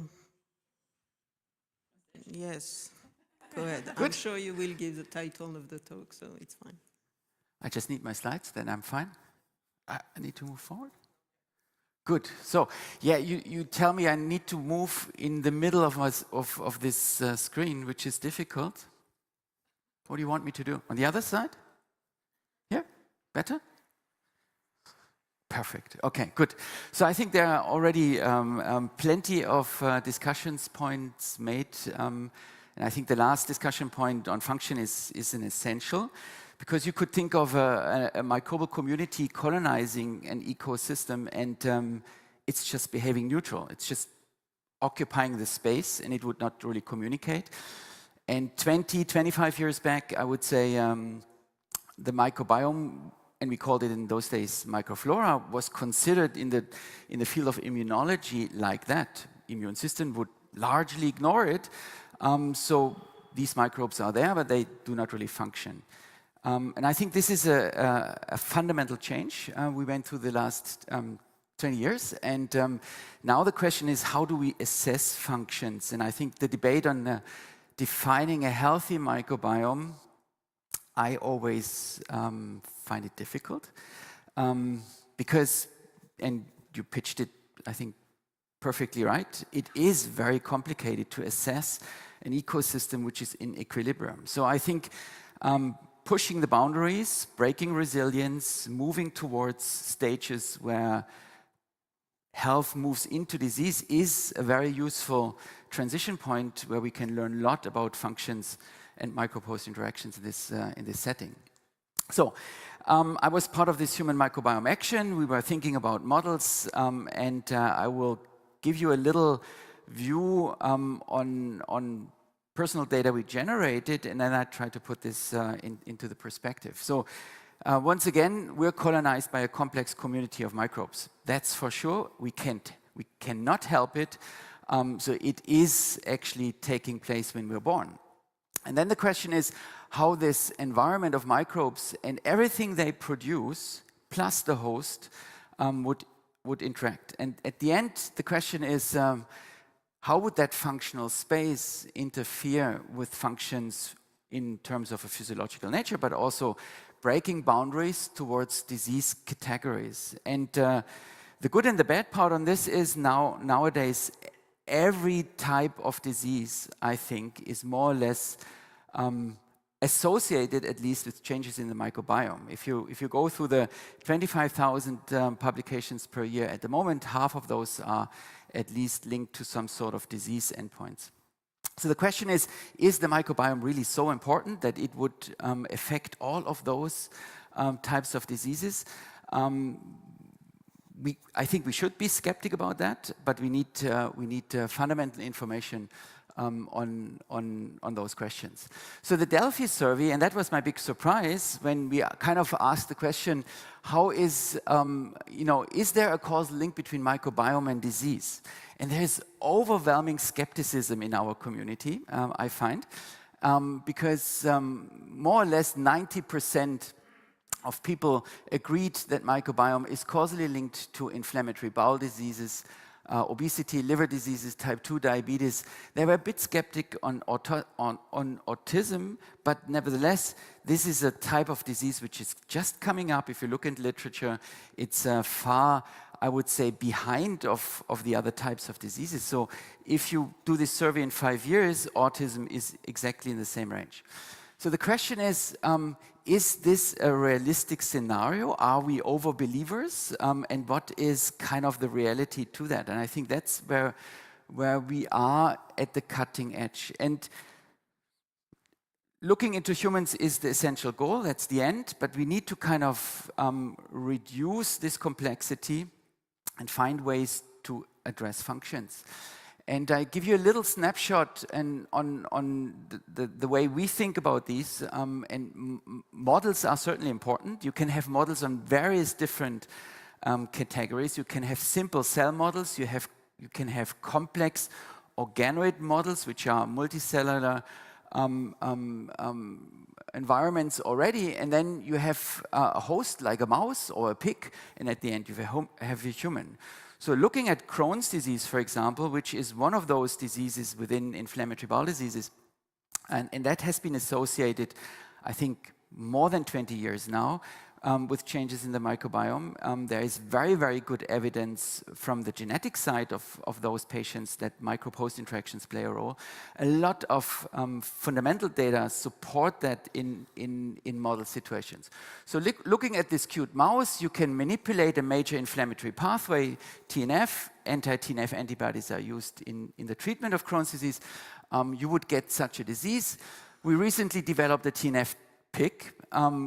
This pig develops the disease, and at the end you find TF overexpressed in Crohn's disease patients, and you can treat with anti-TNF. So I think you can create a storyline. That's very simplistic point of view, and this is how usually science goes stepwise. So now we come with these questions: how would, in such an environment, microbial interactions play a role? So you could make these mice germ-free. We did it. You can recolonize them and look what the endpoint is. You can make these pigs germ-free because the TNF delta array comes from the mouse and it's now in the pig. You can make the pig germ-free and you can prevent disease. Unfortunately, humans have not yet volunteered to become germ-free. So we need to find ways around that. So where do we stand with correlation and causation? And I think there is a loop of different possibilities here where we can use different model situations. So I guide you through one intriguing experience which we have looked at in detail in the last couple of years. It's one study in patients. It's in Crohn's disease patients, it's in pediatric Crohn's disease patients. So they're usually treatment naive, they're young, you would say their microbiome is not corroborated by all sorts of different lifestyles. They have not started to drink Guinness, I guess. So they should be relatively naive. They develop the disease early on. So we looked into a cohort of roughly 80 patients, followed them up over a year, and looked specifically at the sub-cohort of patients which undergo exclusive enteral nutrition treatment. And that's a very effective treatment in terms of diet to induce remission in these patients. Works fantastically. Almost 100% of the patients go into remission, and this type of diet is a bit peculiar because it is completely free of fiber structures and it's polymeric. So you have smaller peptides, you have no complex carbohydrates in those diets. Very effective. So you see the disease activity after treatment with exclusive enteral nutrition really goes down after 6 to 8 weeks. Problem with this disease, it's lifelong. There is no cure. They come back with the disease and spike at some point of time. Usually what you see in publications, it's you would report fantastic, the patients who are active have a reduced richness. Once they're inactive, richness increases, the ecosystem recovers. You put a star on your significance and you're happy. If you look at the distribution, if you resolve that on patient level, it looks like that. And I think this is far less convincing than this because it actually shows what the range of richness in those people really looks like. There are kids which start high, stay high. There are kids which start low, stay low, go up, go down. In average, yes, this is the end point. But I think the trajectory of follow-up is important to look into these people. When you do this, then not only, and we use 16S standard compositional analysis with sequencing, and we do shotgun metagenomics. And what you then become to realize is that there is a massive bacterial strain level diversity in these people. We kind of know it, but this is visualized here. And you have a massive turnover of strains during the disease course, during exclusive enteral nutrition, and then afterwards. And you see this Enterocloster bolte and this Enterocloster chloroforme, which I took as an example because they both match to a 16S-based ZOTU, which we identified. So there is very good correlation between 16S data and metagenomic data. But what you really can learn is that there is no patient like another, and there is massive strain level diversity and turnover in these conditions. So I think the hallmark is to understand individual microbe-host interactions under those conditions, and that's a huge problem because we cannot go into each of those people and basically look at their individual repertoire. So looking again in the Delphi survey, the use of model systems to prove causality, again, overwhelming agreement that, for example, mouse studies are important, you can humanize them, you can do all sorts of different things. A little less convincing is the more simplified, reduced model systems, cell cultures, organoids, gut on chip. Yes, I would say that makes sense because a gut on chip is not a gut, because there is also not a gut in isolation because there is a gut and a liver and something around it. So yes, we still need animal models to look at these things. And as I have shown you, you can choose different animal models. And there is not only one animal model for Crohn's disease or inflammatory bowel disease, there is more than 100. So your choice of the model determines what you want to look at. And I think this is one very important point we need to kind of convey to everybody, that there is usually not a good and a bad model. Usually you have to choose your model based on your question, and then you get an answer related to this model and to your question. And the overinterpretation is, I think, part of our business at the moment, that many things kind of get a little bit blurry. So what I show you here now is a model situation which is even a bit more complicated. And I show you just a few data, but we take samples from model patients and directly go into the mouse, a germ-free mouse. We call these humanized mice. There is a big debate on, does that make sense, yes or no? I think it makes sense, but you need to know the limitations because you cannot transfer everything from the human to the mouse. To basically take the host around away, we also use continuous culture chemostats, for example, and grow those complex communities under controlled conditions over a longer period of time. And then we change the media according to what we want to address. For example, what's the role of exclusive enteral nutrition? So how does that look like? So here we take one model patient, active disease. You see this is the disease activity index determined by the physician, goes down, calprotectin goes down. So we take this sample, patient is actively in disease. We take the sample and we go into a mouse which is susceptible to IBD. And the mouse does what we expect. The mouse gets sick, and very consistently the mouse gets sick. The wild-type mouse does not get sick. So per se, that already means we're not talking about kind of infectious organisms which would make everybody sick. You need genetic susceptibility, and that's the nature of that type of disease. So then you go through a chemostat system, and you expose this sample to exclusive enteral nutrition, and that was one of those surprises. You really dramatically drop disease activity in those recipient mice. And when you fiber replete this type of nutrition, the disease activity again goes back.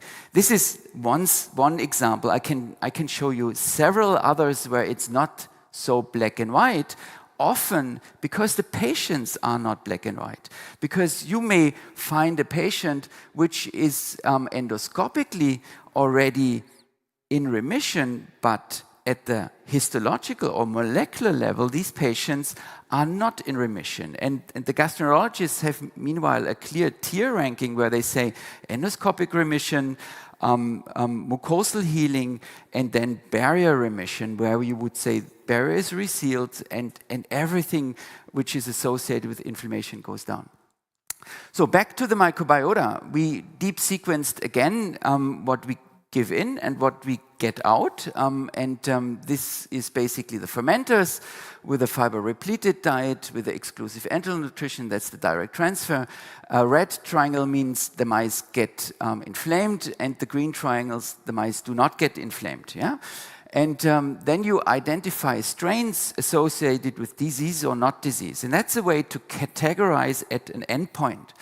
And then you get basically a risk signature based on strains. And you can, these are these differential abundance analysis or LDA scores, which identify the significantly associated at this point species or strains associated with active or inactive disease, red or green. And you see these are the types of strains we find. We only find those types of strains where the cutoff is basically reached. So we could find many more strains if we reduce cutoffs. If we say, well, we look at not 20% of abundance of this strain, we want to have only 1% of abundance. And then you find many more strains. So it's again a relative assumption. So this is one way to look at individual signatures in the host. So we did this for a couple of others, and I don't want to bore you with the experimental setups. I hope that we have soon published this. But this is, I think, again, very important, and I start here. None of those 3 patients which we compare here share much of their strains. So we can say these 3 different individuals have at the strain level completely different microbiomes. They certainly share at the species level much more. And this is then we fine-grain the resolution towards a little bit more and less granularity.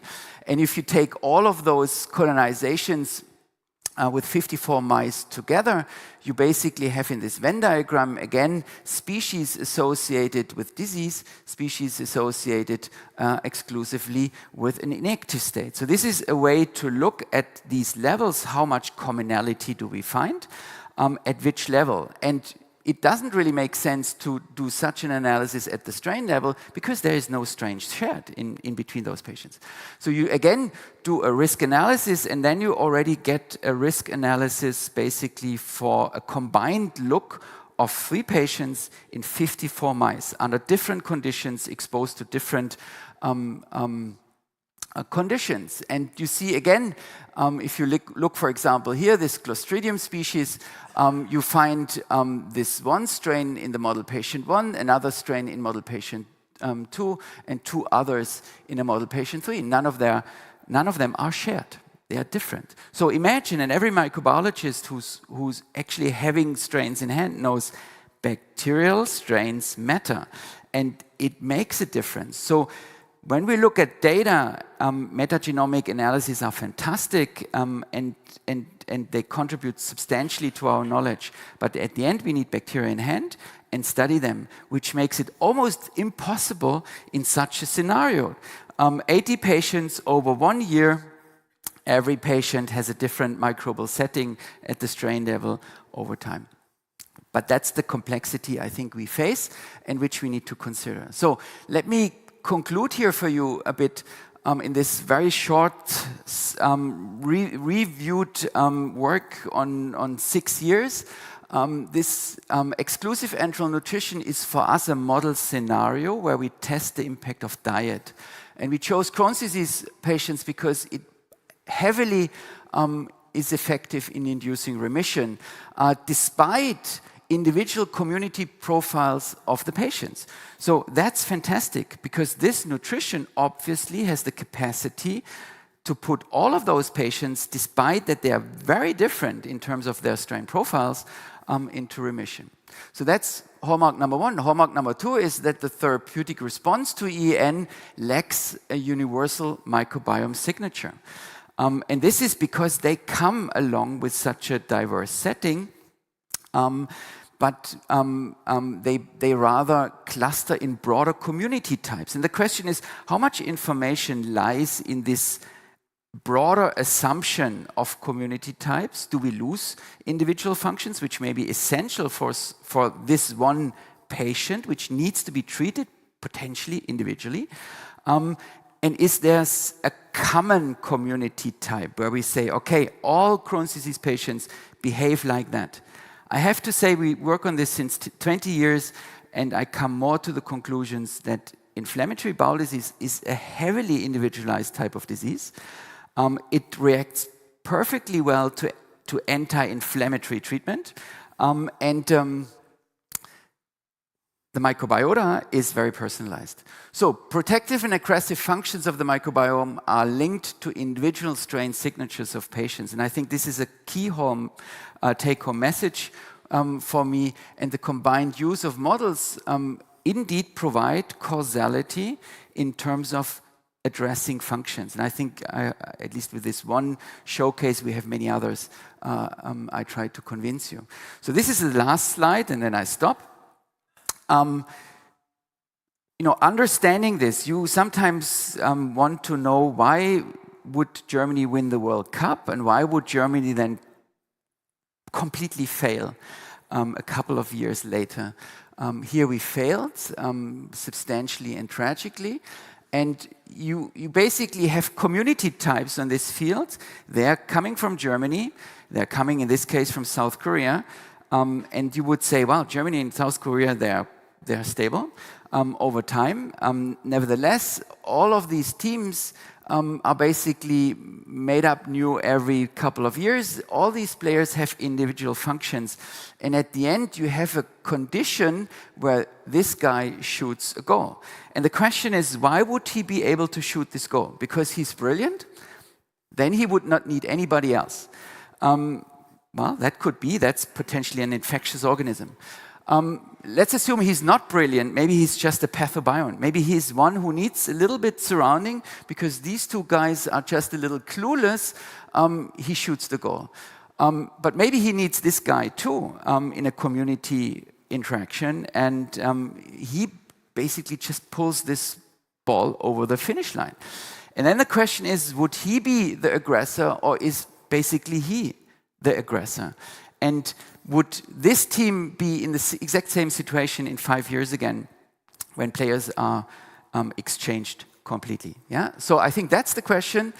And unfortunately, I have not a complete answer to this. Thank you very much.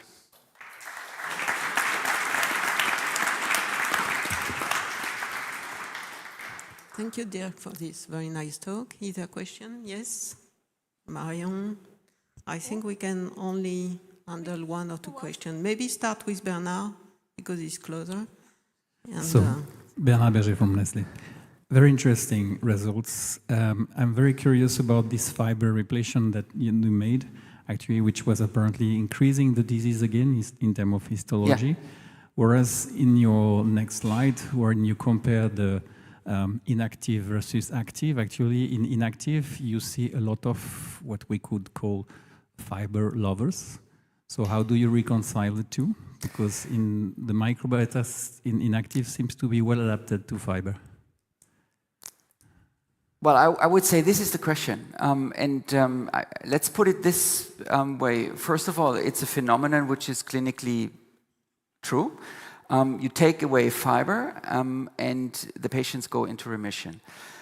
What's coming up as a theme is the capacity of using different types of fibers in a community type. So not all types of fiber are equally used in every community type. So there's a kind of a theme that potential organisms are better off to use the fiber, yes or no.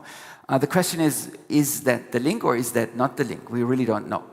That fiber changes the microbial environment, I think there is no doubt about it, and we can show that. This is just a way to address this clinical situation and to see if we find some sort of correlation. So coming back to your question, I cannot answer that. Yeah, it's a very difficult one. We have published in Microbiome before in the TNF-delta array mouse model, which we have germ-free. Again, what we see is that exclusive enteral nutrition would be very effective in hunting down one pathobiont. And we would say this is a one-to-one interaction, not due to fermentative capacities. It is really the diet makes it impossible for a pathobiont to get a grip in the gut.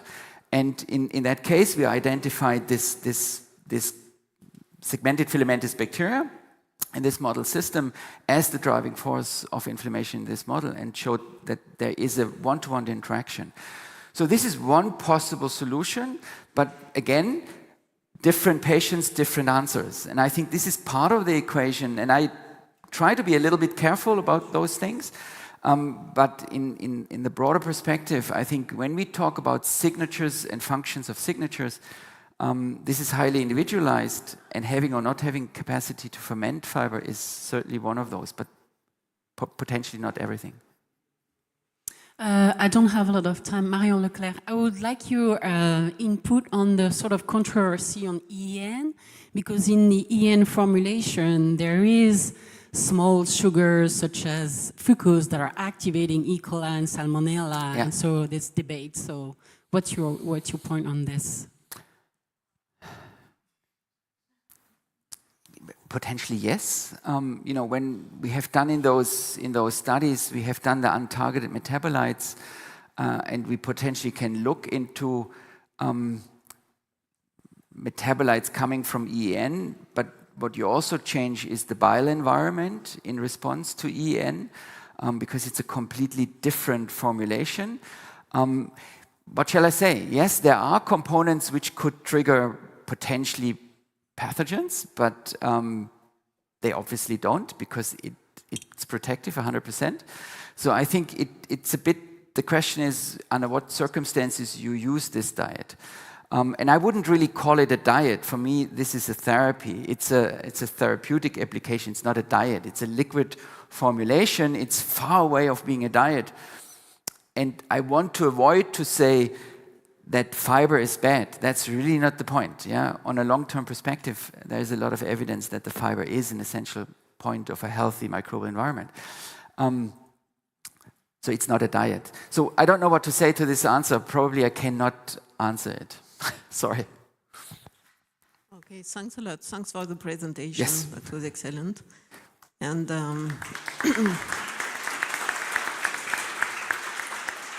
so we are welcoming Céline Drouard, who is going to tell us a vision about biomarker and how to promote translation into clinic. Thank you, Emmanuel.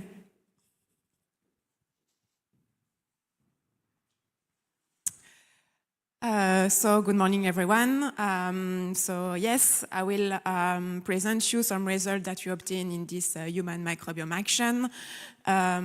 So the title is Precision in Translation, Formulating Principle for Accelerating Microbiome Biomarkers into Clinical Practice. So to start this presentation, I will remind you some key points regarding biomarkers, such as definitions, context of use, and qualification. So biomarkers are defined as an objective and quantifiable measure of physiological process, pathological process, or response to treatment based on the definition proposed by the European Medicines Agency. The US Food and Drug Administration, FDA, proposed another definition, but the idea is almost the same. So a biomarker is a defined characteristic that is measured as an indicator for normal biological process, pathogenic process, or biological response to an exposure or intervention. Biomarkers are key in healthcare because and medical research, they facilitating early detection, accurate diagnosis, and personalized treatment. They can be used to diagnose disease, to track the disease progression, to predict risk, to also predict the response to different treatments. So biomarker as a very broad, can be used all along at the different stage of the disease timeline, so they have very broad context of use. So the path from discovery of a biomarker to qualification and implementation into clinical practice involve, so after the discovery, first the validation of the analytical methods, and then the demonstration of the clinical validation with the demonstration of the clinical validity, but also clinical utility. Regarding microbiome-based biomarker, also numerous microbiome signature has been identified in different contexts. So both in the pathogenesis of non-communicable disease, but also in the prediction of treatment response. No qualified biomarker, microbiome-based biomarker are currently used in clinical practice, despite their recognized value. So in the context of this project, we perform a Delphi survey to analyze the state of the art regarding microbiome-based biomarker and how to shape the future to accelerate the clinical implementation of microbiome-based biomarkers. So we perform a Delphi survey. So a Delphi survey is a method to reach a consensus. So the idea of this method is to formulate questions, to set the questions to respondents, to analyze the response. Based on the response, we either have a consensus on saturation or a dissensus, and in the case of dissensus, we reformulate the question and submit the question again to the same respondent in a way to obtain finally a consensus or not. In this project, we decided to perform a Delphi survey in 2 rounds, so we send 2 times the question to the same respondent.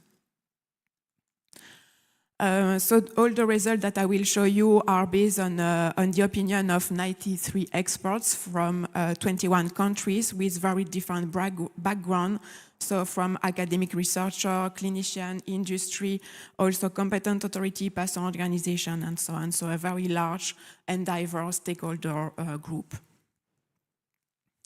In the first section of the survey, we analyzed how experts are confident in the potential of microbiome-based biomarker currently in discovery stage for several indications and pathologies, and they confirmed that they are confident in the following indications, such as metabolic diseases, like obesity, type 2 diabetes, liver diseases, such as non-alcoholic fatty liver disease, cancer, or also inflammatory bowel disease. We also analyze in which context of use expert thinks that there is an interest for a microbiome-based biomarker, and they confirm that there is finally a very broad interest of microbiome-based biomarker in the context of, for example, susceptibility risk biomarker, response biomarker, diagnostic, monitoring, prognosis, and predictive. So a microbiome-based biomarker can be used in different contexts, so at all the stages of the disease timeline. So they can be used to stratify, for example, in a subject with no disease, but they can be used also to diagnose a disease and to even to predict the response to a treatment. In this survey, the experts also confirmed that microbiome-based biomarkers are different from classical biomarkers due to the following reasons or challenges. So the first one is that microbiome is highly variable between individuals compared to other biomarkers that can be more, I will say, more homogeneous between individuals. Microbiome data, the results of microbiome analysis is very complex and difficult to interpret in some cases. The qualification of microbiome-based biomarker is challenging compared to the other one. There is no consensus on the definition of what is healthy, what is considered as a non-healthy microbiome. So it's also difficult to develop and to validate microbiome biomarker for this region. Analytical methods are complex and expensive, time-consuming, and there is a very high susceptibility to pre-analytical variation.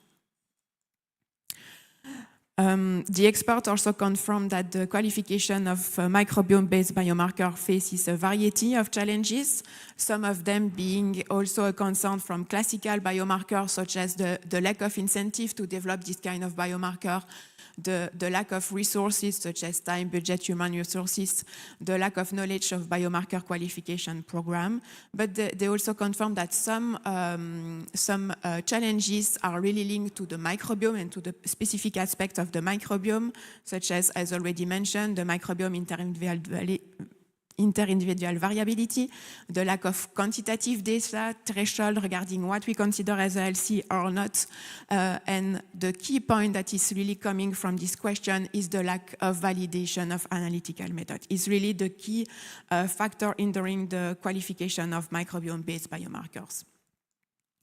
So it's to advance in the validation of analytical methods, it is essential to implement both international standards and reference material in analytical pipelines. And so in the next section of the survey, we analyze what are the deficiencies or the challenges to incorporate this international standard and reference material in microbiome analytical pipeline and microbiome research. And so the survey revealed that the key barriers to adoption of international standards are mainly the lack of awareness of the standard, because researchers are not always aware of the existence of this international standard. Some experts also think that the key barrier is the lack of clear recommendation for the use. For example, some standards are not detailed enough. Some standards are missing practical details to really be able to implement the standards into analytical pipelines. We have also a lack of proper perception of the benefit of adoption of the standard that can represent for the community. So researchers usually see the standards as a burden and not really as a benefit for the full community.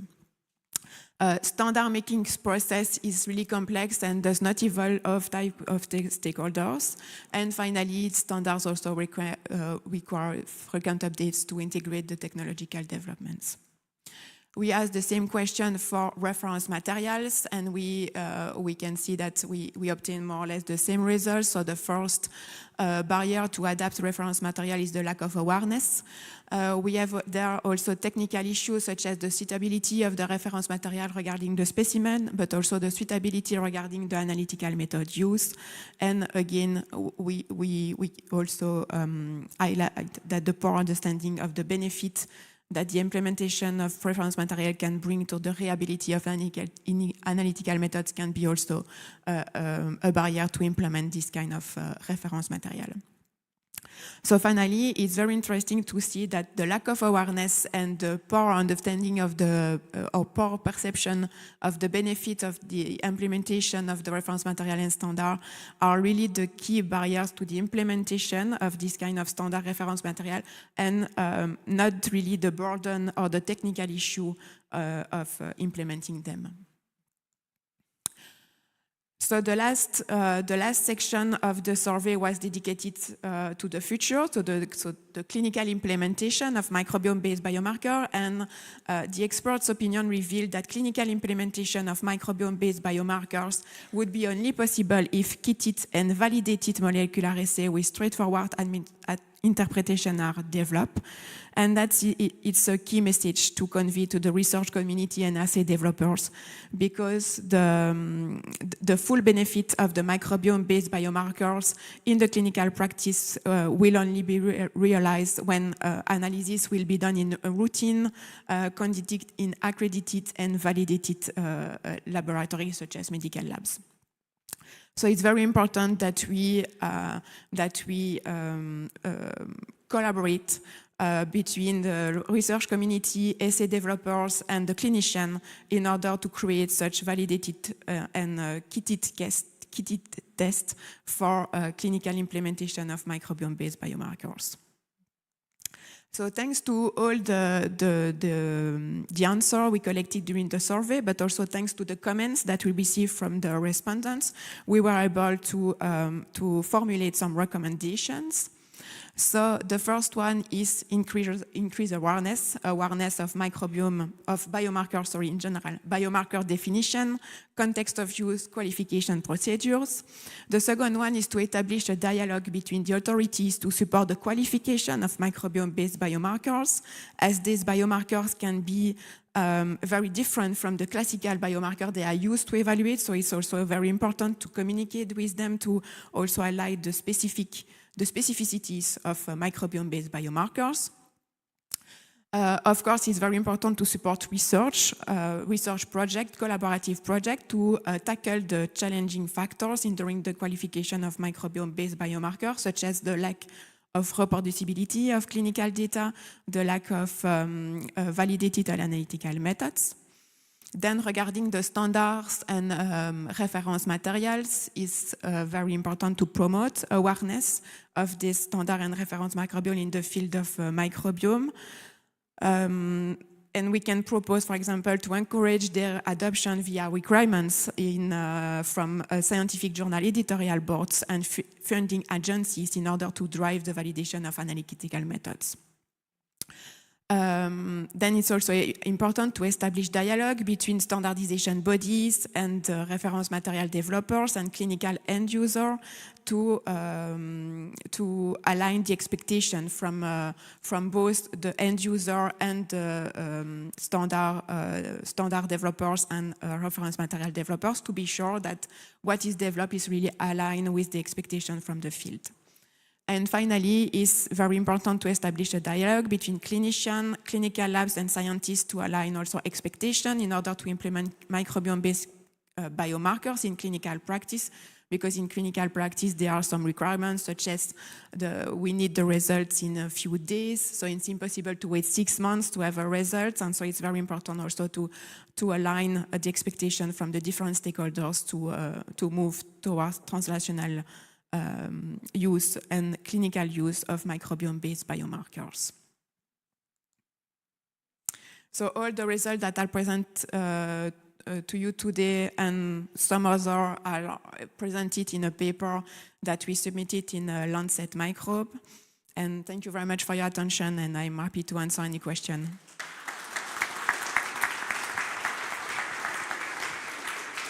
Thank you, Céline. Very impressive results, I think. It's questioned a lot. It's close to their comment that we should look outside from our community, kind of.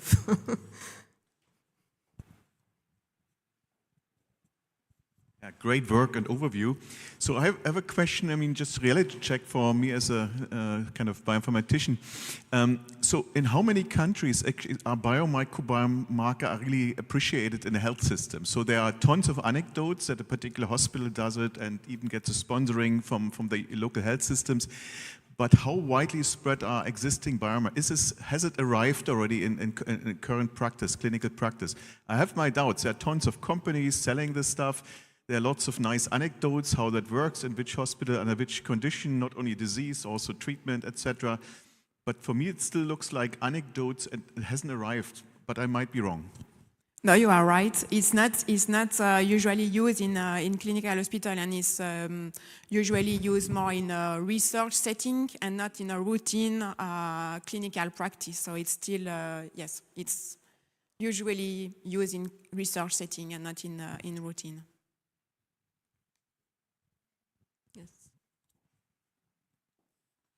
I had a question regarding like the global microbiome research. So in your standards, do you also think about countries maybe with less resources, and do you try to set up standards that are maybe also implementable in countries where they don't have access to all of the kits and material that we have here? Or will this come in a second stage? What's your question about the... My question was for the standards that you set up, if you basically try to align them so that also resource-poor settings have access to the same methods, so they can use the same methods for the biomarkers as we have here. So we didn't set any standards. It's the standards that are currently available, so published by the Center for Standardization at the European level, or ISO standards. Mm-hmm. And it's, yes, so based on the... Standards should be based on the state of the art, but also the accessibility of the analytical methods and, for example, sampling process and so on, the request. So it's part of an international effort, but I'm not sure I'm not sure who are the countries participating in this effort. I can check.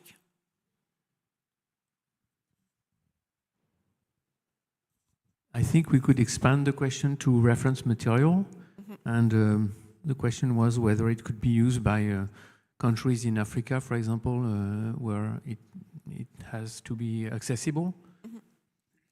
And so there is currently one initiative to develop reference material that are very cheap and accessible. So this initiative is led by the MHRA in the UK, and so they have developed reference material, WHO recognized reference material. So the objective is just to spread the reference material very largely, and so the costs are very low. And yes.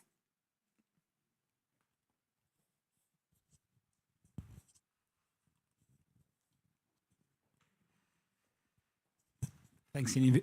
Very quick question. So obviously from a practical point of view, when people like companies spend like, I don't know, millions in developing clinical trials with the standards, and they have several clinical trials, the biggest problem for them to go to a standard is literally, I can't compare what I have done before, really. And that's the thing. I mean, you guys are doing a great job in communicating about the standards in conferences and stuff, but for them it's just like practicality. Like, how can I compare previous results? So it is a big problem. So how can we incentivize these companies to actually switch to these standards? I mean, wouldn't it be a regulatory need, like we have a law that, push them to actually use those things? I think it should be part of good practice, like we have good practice for clinical research. So we have to, to convey people that there is really an added value to use the standard and reference materials.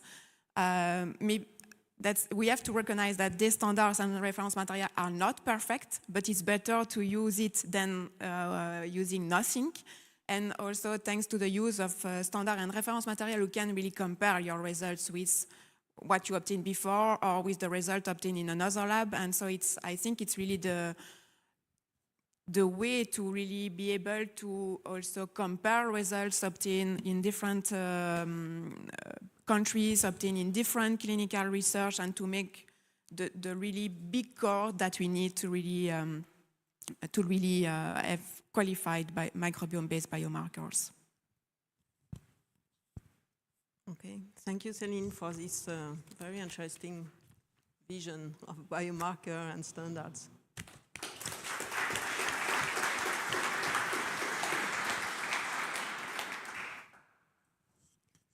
So now we will have a panel discussion, which will concern the bottlenecks in translating microbiome discovery into clinical practice, with Dirk Haller, Philippe Marteau, and Mineke Conrad. Please take a seat. And actually, UFIC decided to innovate a little bit on this session, so there is a free seat for anybody in the room who would like to contribute and to come to the stage. You can have your few minutes of fame just by joining. Oh, an additional one, so 2 people can even come. And I will take a picture. No worry, you can join. So very pleased to have Dirk, that we met already, and we heard this great talk. Philippe Marteau is a professor of gastroenterology in Paris, and I think he was really pioneering the field of gastroenterology and microbiome interaction, the importance of microbiota in this disease. And Mineke Conrad is is a professor of hepatology. She's working at Leiden University Medical Center. Her main interest includes pathophysiology and personalized treatment of complication of cirrhosis. And she is also involved in the Micropredict European project as a work package leader and as a member of the steering committee of the project. So it's open, so you can not only go to the stage, but you can also ask questions on this subject if you wish. So to start this discussion, maybe, Philippe, I will ask you to, in your few words, explain what is your vision of the status quo on microbiome research in clinical practice today. Thanks for the invitation. As you can see, I have white hair. I just retired. And you're right, that's 30 years ago that I began with Joel studying the microbiota of patients with Crohn's disease. Application, no. Not any application right now. It can be perceived as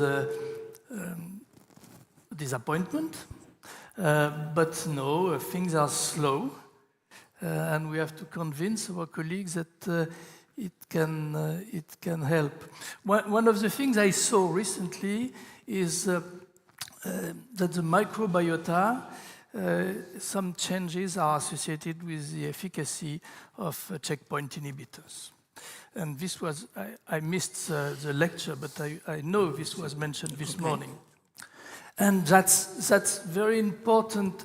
I'm not an oncologist, but that's very important for patients who are afraid of taking any antibiotic when they have cancer, because they say, okay, my treatment won't work anymore. They read this in the paper, they see this on TV. And of course, the evidence, the level of evidence is increasing for very specific situations.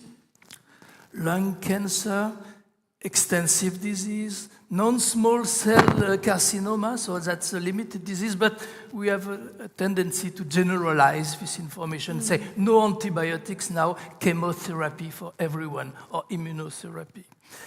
So that's what I learned recently, and I hope, research is a part, clinics in another one, and we have to keep links. That's not anymore my job. My job is to grow my grandchildren. And you have to do the job, and it's tiring, very tiring, because it's not so obvious. Yeah. I think in your example, you also kind of mentioned the communication with the society and with the patient, which is also important because... Sure. Now the patients are aware of research before the physician. They came to me to consult, to have an advice, to get a treatment, but they knew the last publication in Science. So it's one of your patients who told you about this concept data. I understand. Okay, thanks a lot. Dirk, so on your point of view, what are the most significant or latest discovery that we can imagine to push into or translate in the next year in clinical practice? Do you have any idea on that? Well, for those who listened carefully, I'm a little bit on the side of Philippe. I think there is massive advancement. We sell a little bit too quick and a bit too generalized, which is probably part of the game. I think when you look at the FDA approvals, and that's hard facts, I think the Clostridia infections, that's a hard fact, where accepted FDA therapies are now out, and medication is out, and I think that's I would say is a must for the field. It actually harvested the low-hanging fruits because these types of infections, I think the mechanisms are relatively clear, and it took 10 years to translate this with the research into an FDA-approved drug. So 10, 15 years.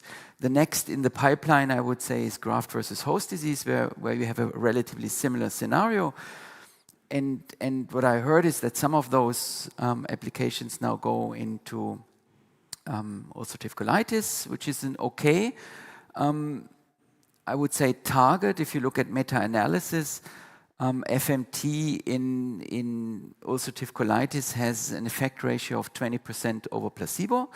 If you look at anti-TNF therapies, it is 30–35%. If you combine drugs, you come a little bit higher. You never target 100% of patients, which means it's an individual kind of track of finding the right therapeutic line. And what I miss here is, for example, that people look at combinations. Yeah, so I think at the moment there are really a few clinical entities where microbiome targeting is the drug. And I think in future there are going to be a couple of applications where you modify the environment a little bit like with exclusive enteral nutrition, and then you try to kind of maneuver through a complex disease. I think it would be naive to think that we throw into a complex, diseased human being a cocktail of microbes and the problem is solved. That would be a bit too naive.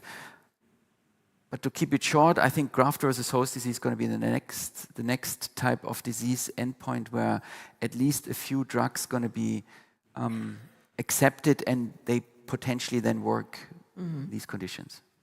Yeah. Mineke, what is your point of view regarding liver disease? Yeah, I think there's we're a little bit lagging behind in comparison to the other diseases, but I think we're catching up quite well at the moment with some ongoing projects.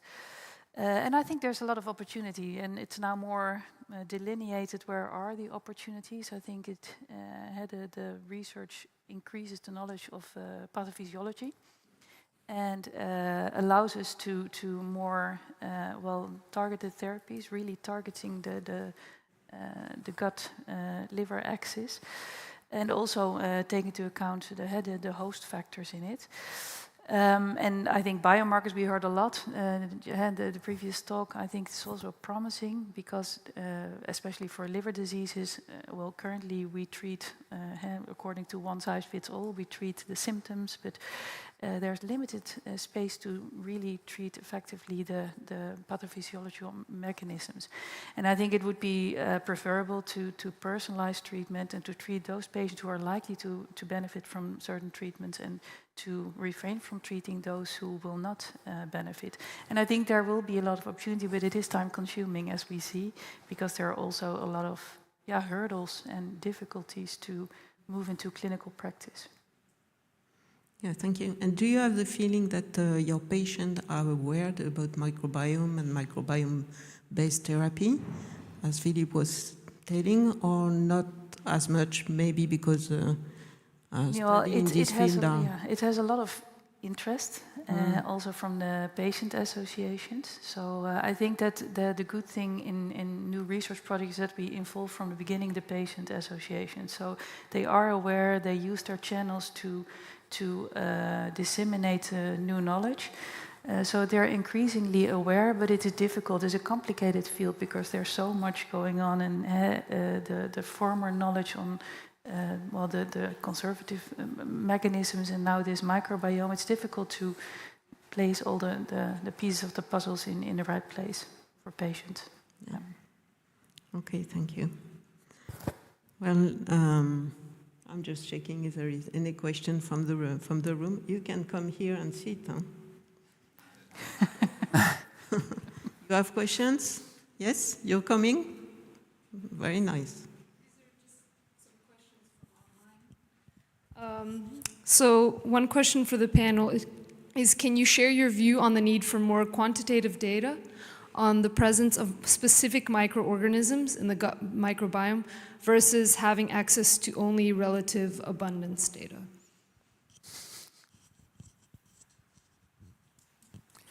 Well, I can start maybe, and then this is again a kind of a debate I find sometimes a little difficult. Relative abundance is useful sometimes to see in a closed community how relative proportions shift.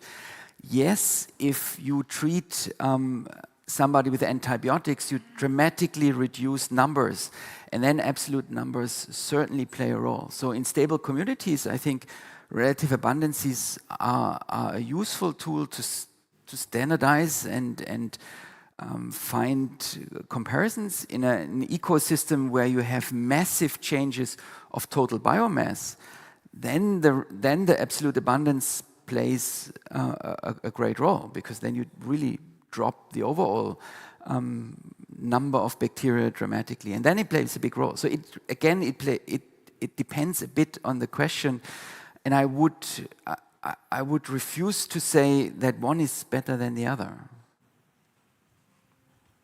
No, my answer is that the situation is complex.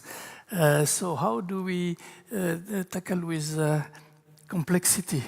Then we have to have big data.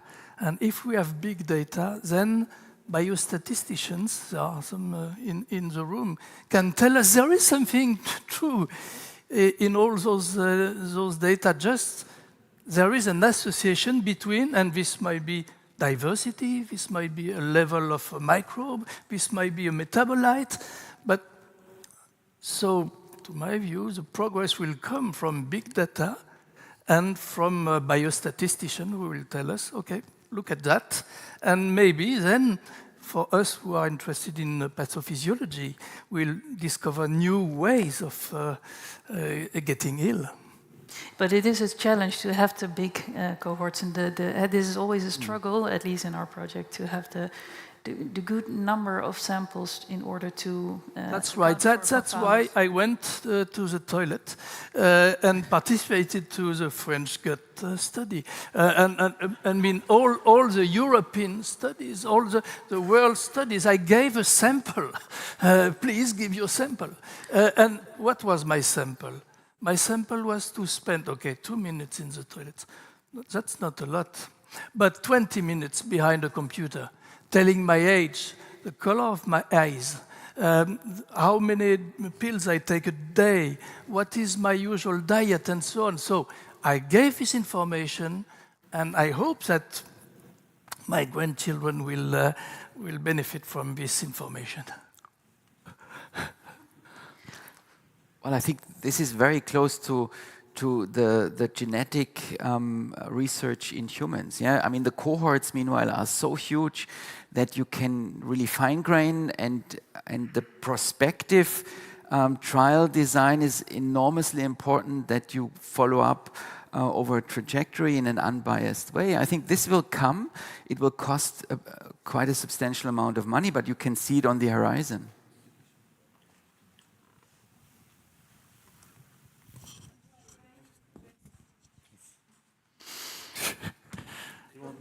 Up, so I cannot take my notes anymore.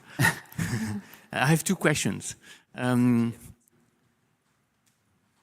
Just in relation with what we were just saying, we have the standards. I think we have work to do to validate and to verify, but we have the tools at hand. We are having big numbers, thanks to Philippe going to the toilets, and many more. And so we'll soon be in a situation to really demonstrate the clinical benefit of taking into account the microbiome in clinical practice, basically. So my question is, when do you foresee this will happen? And I will throw the second question at the same time, which is completely different. But we are in this situation where we have still today unmet clinical needs, situations where the clinics cannot do anything for the patient who is bound to die in a few months or in a few years. Sometimes we know that very well. And at the other end, we have this increase in incidence of chronic conditions, not necessarily lethal, but it's really impacting society today. And so I have this hard time to figure out where should be the priority. Should we work very hard on prevention, thinking of Philippe's grandchildren, or should we also work priority on those people whom we tell you're going to die and we have no solution by today's medicine, and we will not look at your microbiome anyways? Okay, you want me to take it or? You can start. I take it. My answer is what is important is ecology. Ecology. If I was an ecologist, I like ecology. I would tell you, okay, does the disease kill the person before she can reproduce or he can reproduce himself, can have children? Then it's a problem and we have to cure the disease.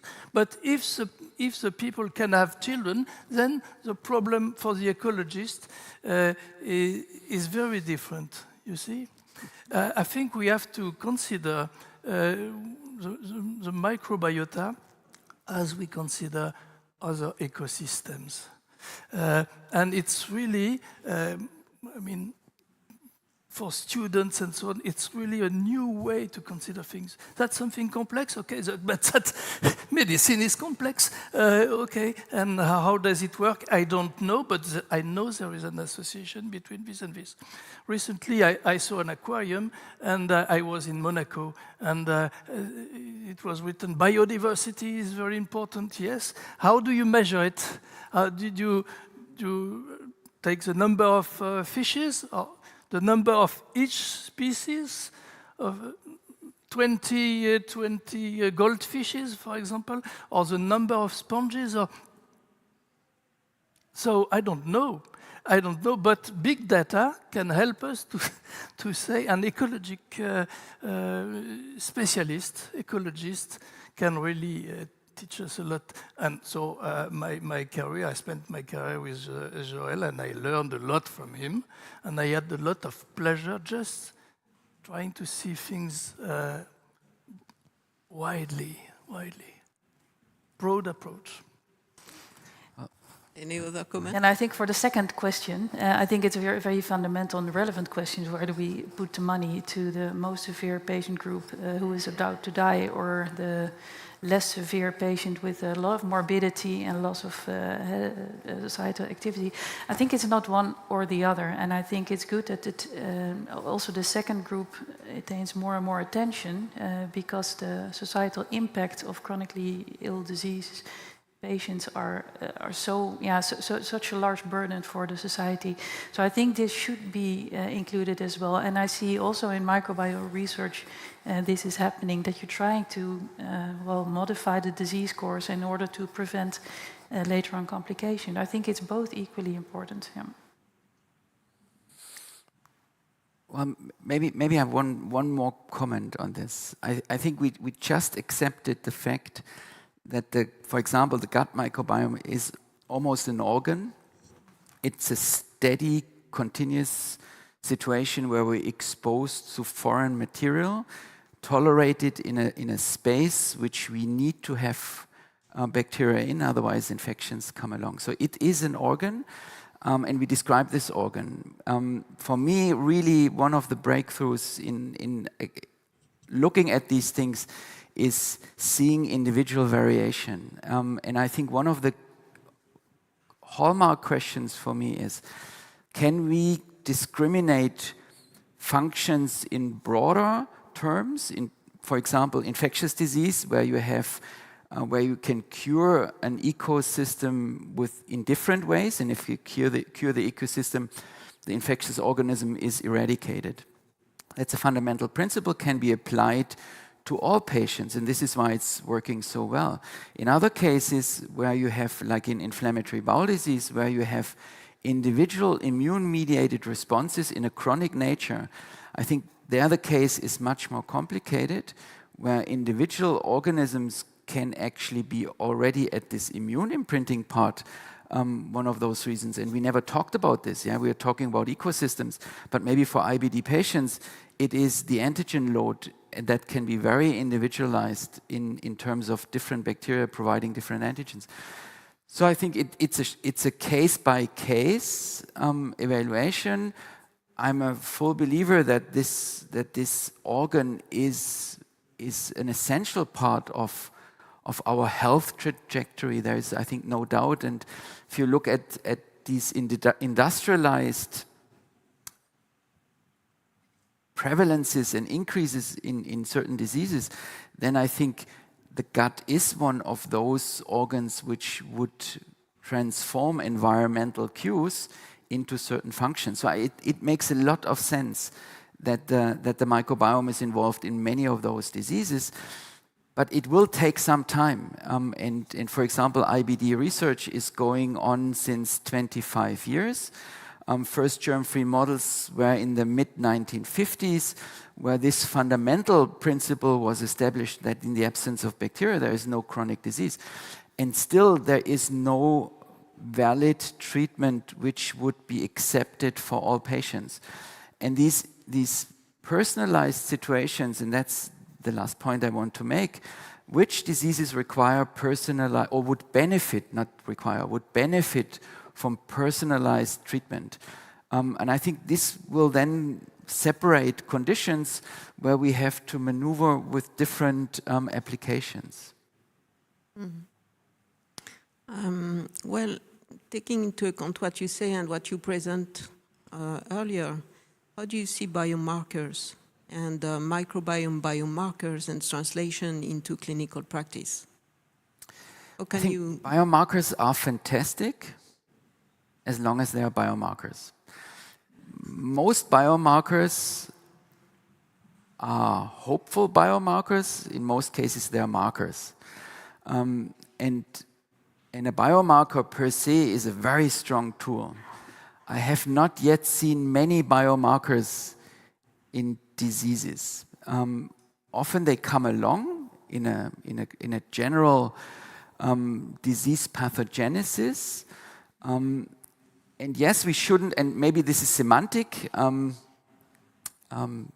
the end of whether this is a marker or biomarker, as long as it works, it doesn't matter. I think we're putting a little bit too much hope and emphasis on this biomarker topic. And I think you could have ecological markers to test of whether an ecosystem is healthy or not. You have additional other markers. And my fear is a little bit this search for the one biomarker would kind of limit us in the spectrum of markers. And maybe it's much more valuable to have a spectrum of markers and all say something, but they're not necessarily a biomarker in the sense that we can use it and basically predict outcome or predict risk or predict response to therapy. If we have it, wonderful. But as long as as far as I see that, I don't know, cholesterol is a biomarker, and this debate is not ending of whether or not cholesterol is now an intrinsic mechanism of cardiovascular diseases. So is it now a good or bad biomarker?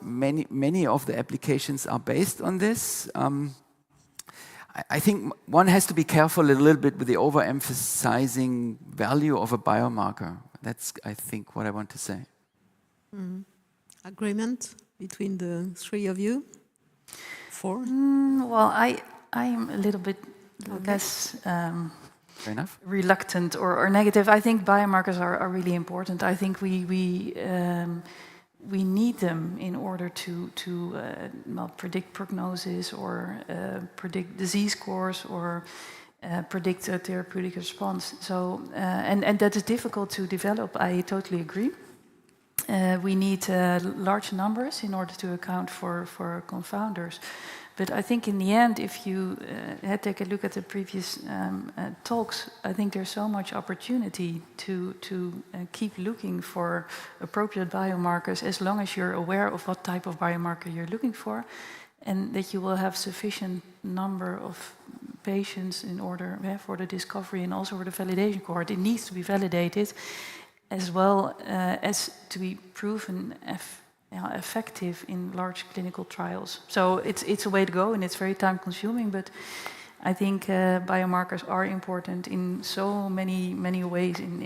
I'm not arguing against biomarkers. I'm just hesitating to say that there are a lot of good biomarkers, despite the fact that the scientific community, the biomedical community, is searching for biomarkers since 30 years. And you give me a few examples where you have precise biomarkers, and how much effort was given into that. And I don't say we shouldn't give the effort. I just sometimes we would benefit almost equally if we would consider several different markers in combination, and not searching for this one hallmark biomarker which potentially not exists. And this is a little bit like treating a complex disease. You know, you can treat complex diseases with good drugs. In rare cases, you have 100% responsiveness. And the trouble is that big companies, for example, they don't do combinational trials. They wouldn't use a biologic plus FMT because that's not in the way of producing drugs on the market. So I think this is a problem because these combinations are enormously important to treat complex diseases, especially when you want to be a bit more individualized. Yes, that's the usual way we think it in medicine. Maybe if the society is changing a lot, we'll consider more ecology. Ecology in general, the sea and so on. And then some pressure may come to doctors to also evaluate ecology in our GI tract. And then we'll discover again that in the majority of the chronic diseases, there is a restriction of biodiversity, a reduced richness in feces. So I would say I would be pleased to have an assessment of this and look at it in the future as a doctor. Yeah, beyond reduced richness, the loss of potential for resilience, for example, would be a marker. I'm highly optimistic in terms of the potential to identify biomarkers that could be used by the medical sector, by the clinician in its practice. And I don't see it as the usual description of the microbiome with all the complexity that we show, but just one line saying resilience potential, for example, or biodiversity or whatever. One line like the line of cholesterol, saying that we still don't know whether it's a key aspect of the mode of action in this particular clinical context, but still we have a biomarker. And I think that for this to happen, and for me it comes out of the Delphi process that Céline was presented just before, it has to go through a virtuous loop of interaction where it starts with the clinician and its patient, and then it goes to the medical biology laboratory, basically. So I understand that the medical practitioners can be critical with the situation we are into at the moment, where we have patients going to pay for having their microbiome description, and they have a report of 40 pages with lots of nice images that cannot be used, basically. So we have to really set up the line of action from the medical place to the laboratory, back to the medical doctor, for that to be potentially tested in terms of clinical relevance and clinical benefit. But Joel, I think if I may give a short response to that, I think for some diseases that is easy, that's relatively easy. So the reach of certain clear endpoints is very different for the very different diseases. So if you take, once again, graft versus host disease, drop in richness is a fundamental predictor of mortality in the outcome. And this is why FMT in those patients, in most general terms, works. Whereas for IBD, you're going to have a hard time to define the biomarker. So I think, once again, we have to become, in a way, realistic, that we say there is a bag of diseases, and then we work on certain decision points, like medical doctors do that. For which disease is in this tree a biomarker available, then go for. But we also have to say, for others, there is no biomarker. And then we shouldn't encourage patients to go to a stool analysis, and I get 20 calls per day from physicians asking to explain what they just got from this stool analysis. So I think that's important, that we are honest and clear what is possible and what is not possible. that reduces frustration, I think, in the people outside who put a lot of hope on this microbiome research. Are you yourself prescribing microbiome analysis to your patients? Not outside research projects, no. At the moment, no. I think it was very clear that there's so much going on, but still it has not reached clinical practice yet. No. Yeah, okay. Actually, you mentioned in cancer treatment that the microbiome analysis can be a predictor. In, I think, Philippe, you mentioned lung cancer. It's more than 50% of non-responders to immune checkpoint inhibitors, and just the picture of the microbiome can allow you to predict with a fair amount of confidence. I hear that in liver conditions, in hepatocarcinoma, there are now immune checkpoint inhibitors are entering first line with 15% of responders. Exactly. So I think that if the microbiome was a predictor of this kind of situation, then it would be very important for the patients, obviously, but also for the medical sector. Yeah, but also society. I think this is a huge unmet need because we have powerful medications, but they don't work in majority of patients. So it's crucial to identify those patients which are likely to benefit. And I think we do have a responsibility in using wisely the money we have to spend. Now that we see that everything is getting more and more expensive. So and also for the patient point of view, it's good to prevent treating patients who are unlikely to benefit and to expose them to side effects, etc. I think HCC, there's a large unmet need. There's such a high mortality rate. And indeed, checkpoint inhibitors have reached guidelines now as first-line treatment, but then still we need to select those patients who are likely to benefit. Okay. I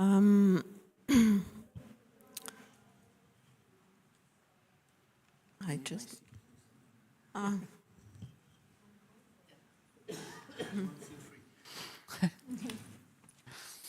Okay, so actually, how do you see the future? What do you expect in the next coming years, which will impact your patient, your clinical practice? Do you think that health professional knows enough about microbiome, knows enough about the research? Do you think we have much to do in terms of dissemination, communication on research results? Or is it, on your point of view, too early to start to communicate or train people? Or what is your feeling about that? I think training people is essential. I think basic knowledge on microbial facts is essential if somebody would want to make interpretation of some sort of diagnosis. I mean, for me, the future is, I think we will learn a lot from bioinformaticians in large cohorts. That's essential. They pick patterns you would never ever see in smaller fragments. The big challenge for us more experimental-oriented scientists is that usually it takes then 10 to 15 years to get this bioinformatic information into a mechanistic kind of experimental understanding and mechanistic understanding, but this will come, and it will come in different phases. So I'm very hopeful, despite saying be careful, don't overinterpret every paper. It's not the cure at the end. And I have just been at the European Crohn's and Colitis organization conference, and you kind of hear that their physicians already lose a little bit interest in some of the FMT applications because they see, it's not black and white, why should I use it? There is a repertoire of biologics which has a higher response rate, why should I do that? Individually, their patients would benefit probably a lot, and again, if you have a bag of treatments including microbiome rendering mechanisms, they would benefit. Yeah, so I think it is our responsibility to keep the pace, that it does not disappear in the interest because it is in some areas in medicine a fashion, and that's up for a couple of years and then goes away. And I think for those who do microbiome research all their lives, they need to keep up the pace to convince those people with good understanding that it works. And then if it works, then people will use it, but only if it works. Mm. You mentioned, I think, human genetics, Dirk, and you know that in this field there is major initiatives to coordinate research, to exploit data from one study with other study and so on. Do you think we are enough organized regarding cohorts and those, metadata sharing or and do you think that's one question? And the second question is about linking all those microbiome data with human data. Do we consider enough in our research holobionts, as we say, or do we have to progress on that field? Do you feel that? I think the microbiome community did a great job to standardize this complex, I think, sampling procedure. I mean, getting blood is standard. So I think, or tissue, this is what's usually used then for host-derived analysis in genetics. So that's much easier. So standardization is much harder for microbiome research. Sampling is harder. People do not defecate when you want. You have to wait for that. So I think this is something, I think the community did a good job. Still, it's not so easy to implement this in a hospital, in a routine. Yeah? So it's a bit more complicated, but I think all the problems are described. I think the pipelines are described to solve the problems. It's just a matter of pushing the lines, yeah, to really implement this in hospitals, that you have, besides blood, stool as a regular biosample in clinical practice. Not so easy. To be implemented in analysis. But it's all there. It's just a bit more complicated, and I'm hopeful it's going to come. Minneke? Yeah, I'm also very positive. I think we're exciting times, experience exciting times, and it's good to see see Mats Israelsen sitting there. I think it's very important that quite recently we've seen that targeting the gut microbiome can alter disease course, can prevent deteriorating the fibrosis stage of patients with alcoholic liver diseases. I think it's really good to see these steps forward and to see that the microbiome can be targeted, can maybe a way to modify disease course, and this is really a high unmet need. And I think it's very good to see that in liver disease there is progress, and it takes time. And we also see the hurdles and that you need to take into account these confounders, which are plenty. But I think that I'm positive. It will take time, but we are in making good progress. Mm-hmm. Okay. So I think it's almost time to end up this discussion. I would like to know if there is any question from the audience. Yes, Amin? Nobody wants to come up to the stage anymore. I'm yes, fine why don't here. you come here? It's all right. You will have your I can stand up, so it's in between. So thank you so much. It's a really great conversation. I'm making the link between the responders that Joel had mentioned. So for conventional drugs, there is also this responder versus no responders. But when we look into the FMT that was successful and approved by the FDA for feedings or series, we're looking at 95% of success rate, right? Like there is literally almost everybody that is responding. There was one report basically showing that if you actually tenderize those FMT and you treat for C. diff, you do still get response. So my question to you is, do you think there is something beyond the microbes that us as microbiome community and microbiologists are overlooking, like phages that are probably would potentially increase the response rate that we're not really considering? I mean, the response rate in these infections is the nature of the infection. And I mean, it's relatively well understood that sporulation of Clostridia is inhibited by bile acids, for example. So this would support that also transfer of fecal water could be to some extent effective, because you potentially transfer some of those bile acids which prevent sporulation. But in terms of a drug, it doesn't really make much sense. So I think it's rather the question of whether you use complex communities like a fecal sample, which is very hard to standardize still. The advantage potentially is that you still have a broader repertoire of bacteria versus a synthetic community, which is really a drug at the end, where you have potentially 10 organisms, 100% defined, always in the same state, maybe lyophilized in a pulver. That has a lot of advantages. So I think the question is a little bit, how do you want to apply this, that physicians use it? Yeah, an enema is relatively difficult, endoscopy is difficult. If you have a powder, it's not so difficult. You don't need even refrigeration. So I think this is a bit the question.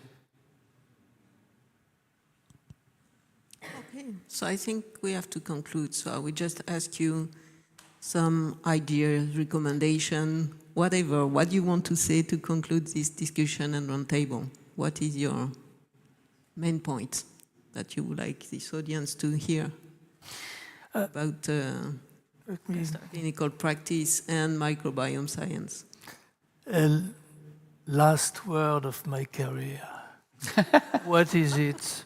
I mean, we should all know when we come back home the points we share. We agree on, and I don't say on what we agree, but we agree on, and of course we disagree on, but we have to agree on more things than we disagree. If it's not the case, then we lost our time today. And I lost my career. Sorry. Very inspiring. I would like to, I think to end with the very interesting preclinical studies, descriptive studies, that we now need to make the step to develop clinical trials in order to prove the clinical benefit and the superiority over treatments which are already there. I think that's what we need at this stage. Yeah. Persistent and good science, because only hard facts will convince at the end the use, and that's then the application. And if it doesn't work, it doesn't work, and then people don't use it. So it needs to work. Okay, thank you very much for this discussion. Paul.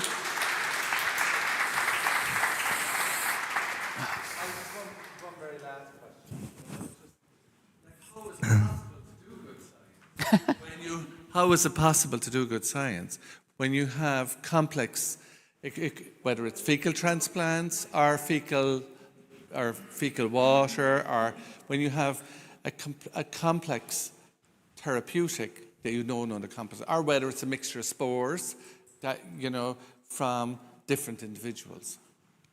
I'm a big believer on diversity. So I think the whole scientific community needs to work on their specific vision, knowledge. I think important is that we come from time to time together and kind of harmonize this. But you can only address complexity by complexity. So you need many researchers who have plenty of skills addressing this from different angles. I don't think that one center, one person can address all of that. The question is that we keep communicating and harmonizing and basically going down the same highway, but I think you need plenty of different cars on this highway to address this. I agree.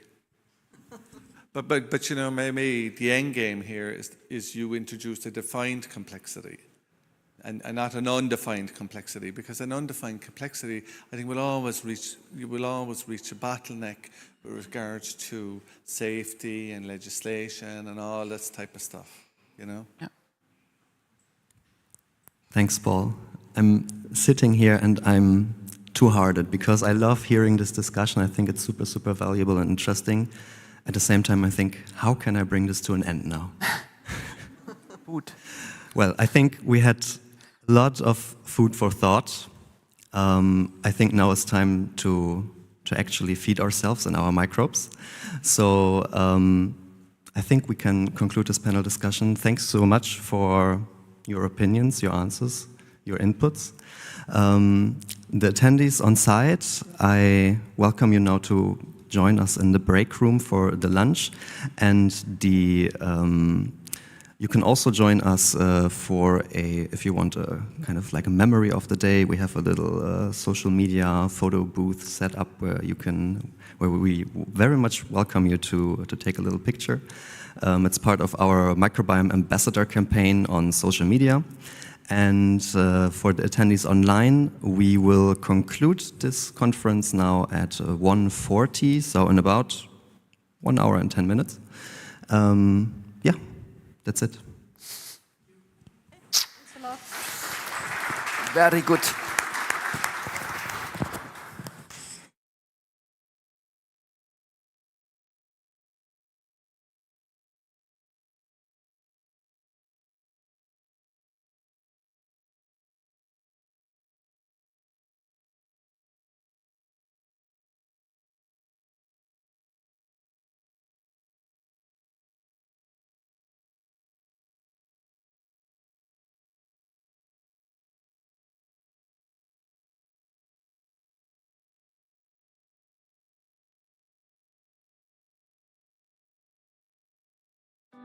The human microbiome is a complex ecosystem of trillions of microorganisms living in and on our bodies. A mysterious puzzle that still poses many unanswered questions. Due to a lack of knowledge and regulation, we have not yet harnessed the full potential of microbiome science, using this to benefit people's health by either preventing diseases or finding new cures. That's why we set up the Human Microbiome Action Project, with the aim of both understanding the interplay between our various microbiomes and addressing public health concerns, including the rising incidence of non-communicable diseases. Working to establish common ground in research and seek consensus among all stakeholders of the field. And also securing a leading position for Europe in microbiome research, and also securing a leading position for Europe in microbiome research. It's time to think of people in microbiome centers, promoting healthier choices in everyday life. Come to the forefront of addressing non-communicable diseases and get to know your colonists. Come to the forefront of addressing the Human Microbiome Action Project. Get to know your colonists. Working towards better public health. The Human Microbiome Action Project. See what is next on microbiome research. One microbe at a time. See what is next on microbiome research.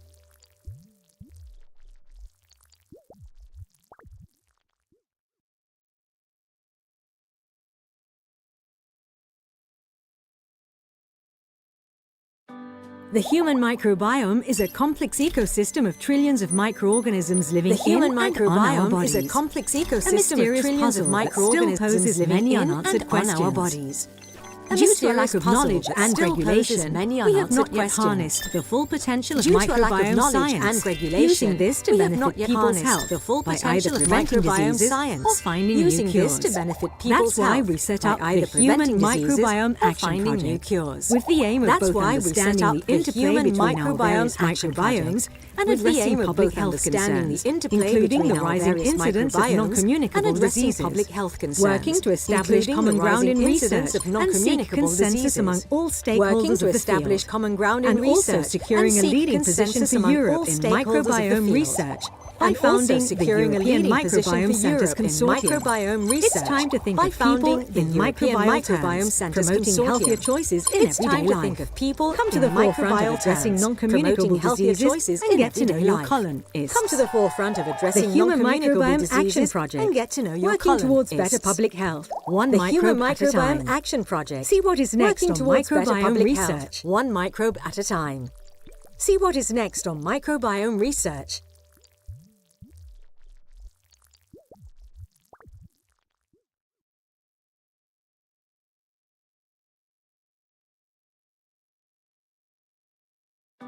The human microbiome is a complex ecosystem of trillions of microorganisms living in and on our bodies. is a complex ecosystem of trillions of microorganisms living in and on our bodies.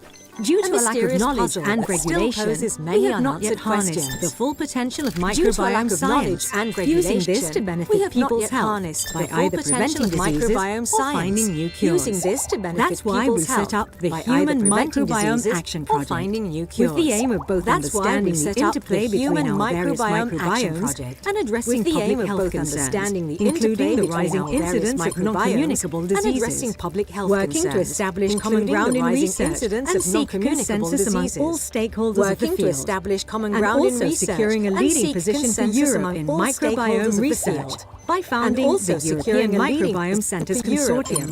It's time to think of people in microbial terms, promoting healthier choices in everyday life. Come to the forefront of addressing non-communicable diseases and get to know your columnists. Come to the forefront of the Human Microbiome Action Project and get to know your better public health, one microbe at a time. The Human Microbiome Action Project. See what is next on microbiome research. Public health, one microbe at a time.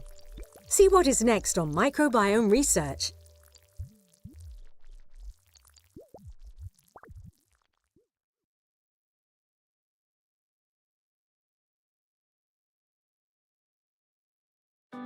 The human microbiome is a complex ecosystem of trillions of microorganisms living in and on our bodies. The human microbiome is a complex ecosystem of trillions of microorganisms living in and on our bodies. Due to a lack of knowledge and regulation, we have not yet harnessed the full potential of microbiome science, using this to benefit people's health by either preventing diseases or finding new cures. That's why we set up the Human Microbiome Action Project, with the aim of both understanding the interplay between our various microbiomes and addressing public health concerns, including the rising incidence of non-communicable diseases, working to establish common ground in research and seek consensus among all stakeholders of the field, and also securing a leading position for Europe in microbiome research by founding the European Microbiome Centres Consortium. It's time to think of people in microbial terms, promoting healthier choices in everyday life. It's time to think of people of addressing non-communicable diseases and get to know your columnists.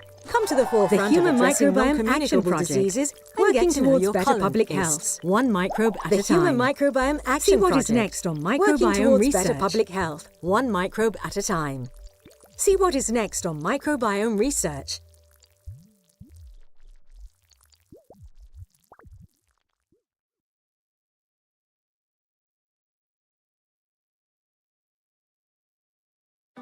The human microbiome is a complex ecosystem of trillions of microorganisms living in and on our bodies. The human microbiome is a complex ecosystem of trillions of microorganisms living in and on our bodies. Due to a lack of knowledge and regulation, we have not yet harnessed the full potential of microbiome science, using this to benefit people's health by either preventing diseases or finding new cures. That's why we set up the Human Microbiome Action Project, with the aim of both understanding the interplay between our various microbiomes and addressing public health concerns, including the rising incidence of non-communicable diseases, and working to establish common ground in research and seek consensus among all stakeholders of the field, and also securing a leading position for Europe in microbiome research by founding the European Microbiome Centres Consortium. It's time to think of people in microbial terms, promoting healthier choices in everyday life. It's time to the forefront of addressing non-communicable diseases and get to know your columnists in everyday life. Come to the Human Microbiome Action Project, diseases working towards better public health, one microbe at a time. The Human Microbiome See what Action is next Project, on microbiome working research. Towards better public health, one microbe at a time. See what is next on microbiome research.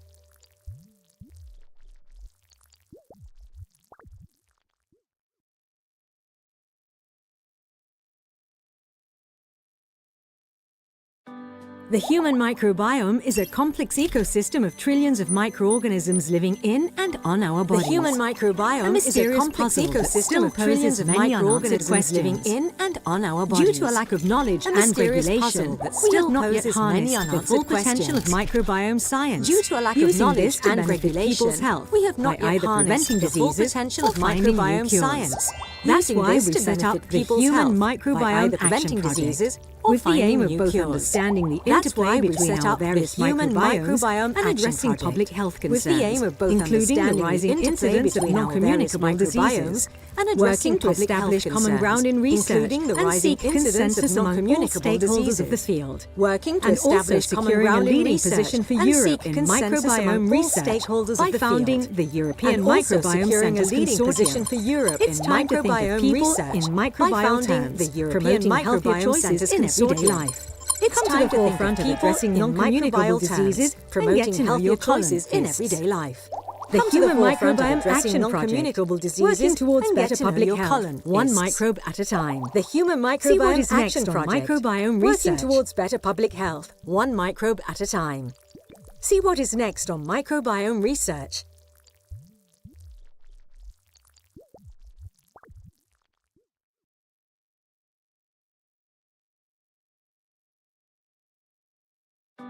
The human microbiome is a complex ecosystem of trillions of microorganisms living in and on our bodies. The human microbiome is a complex ecosystem of trillions of microorganisms living in and on our bodies. Due to a lack of knowledge and regulation, we have not yet harnessed the full potential of microbiome science. Due to a lack Using of this to knowledge benefit and people's health, regulation, we have by either not yet preventing harnessed the diseases full potential or of finding new microbiome cures. science. That's why Using we this set to up the benefit Human people's health Microbiome by either Action preventing Project, diseases with the or aim of finding both new understanding cures. the interplay That's why between we our set various up the Human microbiomes Microbiome and addressing Action public Project, health concerns, with the aim of both including the rising understanding the incidence interplay of between our non-communicable various diseases, microbiomes and working to addressing establish public common health ground in concerns, research including and the seek rising consensus incidence of among all non-communicable stakeholders of the diseases. field.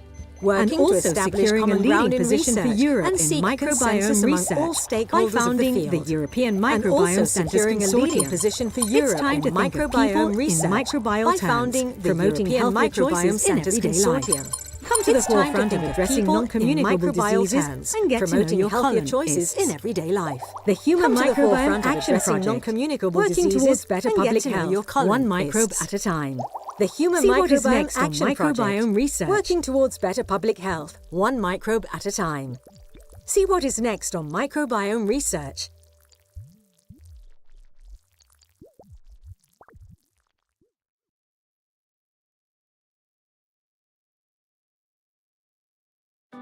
The human microbiome is a complex ecosystem of trillions of microorganisms living in and on our bodies. The human A mysterious microbiome is puzzle a that complex still poses ecosystem of many trillions of unanswered questions. microorganisms living in and Due to a on lack our of bodies. knowledge and regulation, A mysterious we have puzzle not yet that still harnessed the poses full many potential of unanswered microbiome questions. science. Due Using to a this lack to of benefit knowledge and people's health regulation, by we either have not preventing yet harnessed diseases the full or finding potential new of cures. microbiome science. That's why we Using set up this to the benefit Human people's health Microbiome by Action either Project, preventing with diseases the aim or of both finding new understanding the cures. interplay That's between why our we various set up the microbiomes Human and Microbiome addressing public Action health Project, concerns, with the aim including of the both rising understanding incidence the of interplay between non-communicable our various diseases, microbiomes working to and addressing establish public common health ground in concerns, research and including seek the rising consensus among incidence all of stakeholders of non-communicable the field. diseases.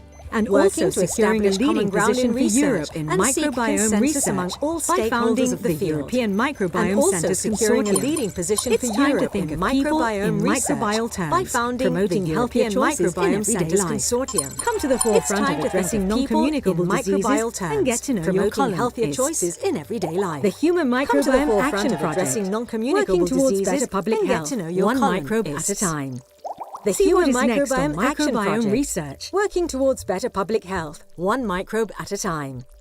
See what is next on microbiome research.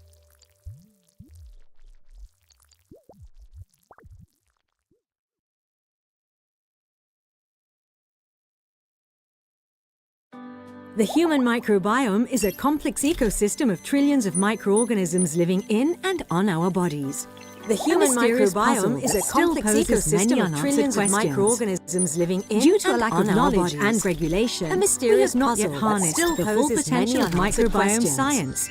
Using this to lack of knowledge and regulation, by either preventing diseases or finding new cures. Microbiome That's why we set up this Human Microbiome Action Project, by either preventing with the aim of both understanding the interplay between our various microbiomes and addressing public health concerns, including the rising incidence of non-communicable diseases, working to establish common ground in research and seek consensus among all stakeholders of the field, and also securing a leading position for Europe in microbiome research by founding the European Microbiome Centres Consortium. It's time to think of people in microbial terms by promoting healthier choices in everyday life.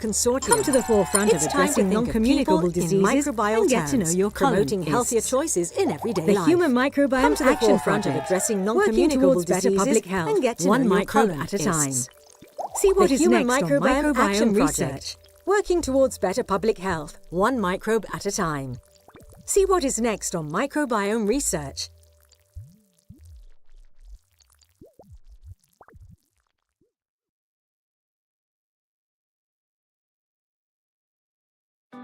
The human microbiome is a complex ecosystem of trillions of microorganisms living in and on our bodies.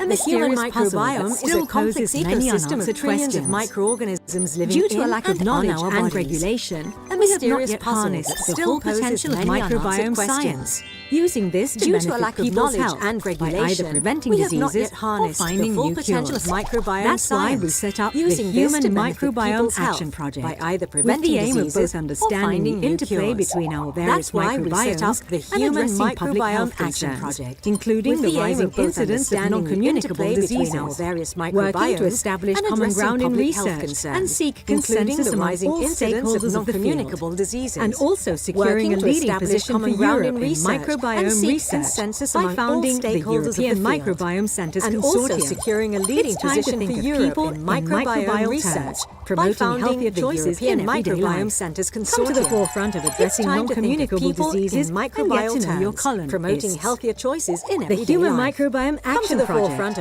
working towards better public health, one microbe at a time. See what is next on Microbiome Action Project, working towards better public health, one microbe at a time. See what is next on Microbiome Research.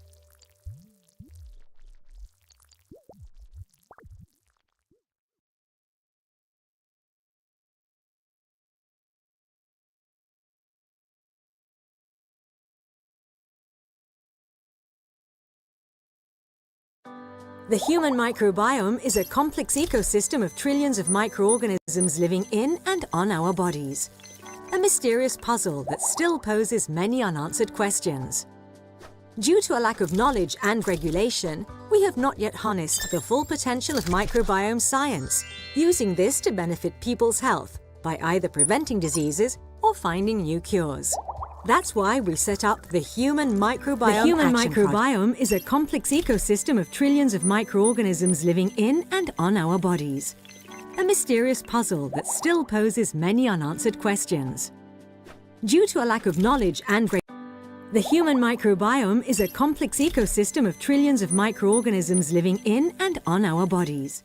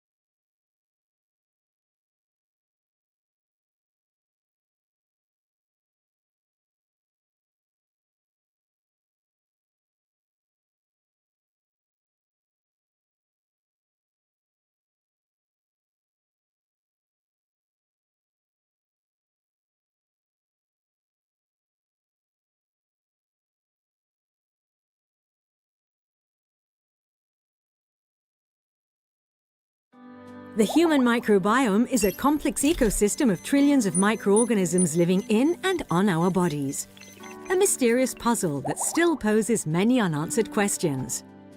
Due to a lack of knowledge and regulation, we have not yet harnessed the full potential of microbiome science, using this to benefit people's health by either preventing diseases or finding new cures. That's why we set up the Human Microbiome Action Project, with the aim of both understanding the interplay between our various microbiomes and addressing public health concerns, including the rising incidence of non-communicable diseases. Working to establish common ground in research and seek consensus among all stakeholders of the field. And also securing a leading position for Europe in microbiome research by founding the European Microbiome Centres Consortium. It's time to think of people in microbial terms, promoting healthier choices in everyday life. Come to the forefront of addressing non-communicable diseases and get to know your colonists. The Human Microbiome Action Project, working towards better public health, one microbe at a time. See what is next on microbiome research.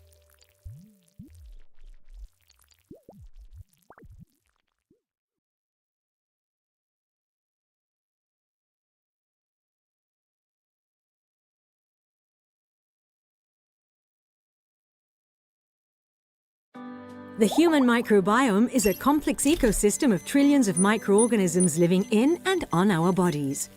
A mysterious puzzle that still poses many unanswered questions.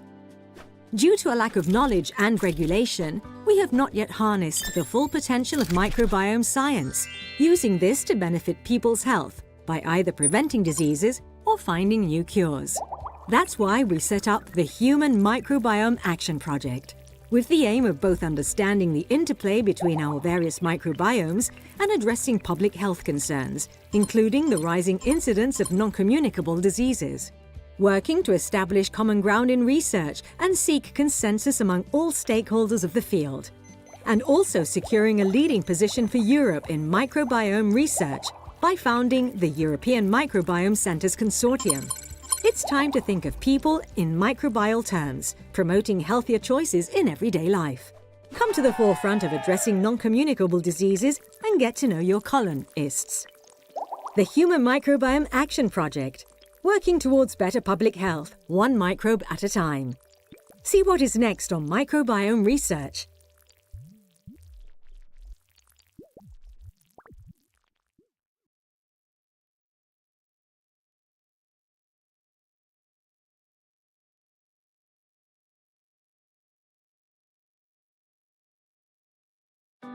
The human microbiome is a complex ecosystem of trillions of microorganisms living in and on our bodies.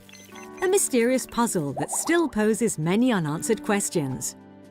Due to a lack of knowledge and regulation, we have not yet harnessed the full potential of microbiome science, using this to benefit people's health by either preventing diseases or finding new cures. That's why we set up the Human Microbiome Action Project, with the aim of both understanding the interplay between our various microbiomes and addressing public health concerns, including the rising incidence of non-communicable diseases. Working to establish common ground in research and seek consensus among all stakeholders of the field. And also securing a leading position for Europe in microbiome research by founding the European Microbiome Centres Consortium. It's time to think of people in microbial terms, promoting healthier choices in everyday life. Come to the forefront of addressing non-communicable diseases and get to know your colonists. The Human Microbiome Action Project, working towards better public health, one microbe at a time. See what is next on microbiome research.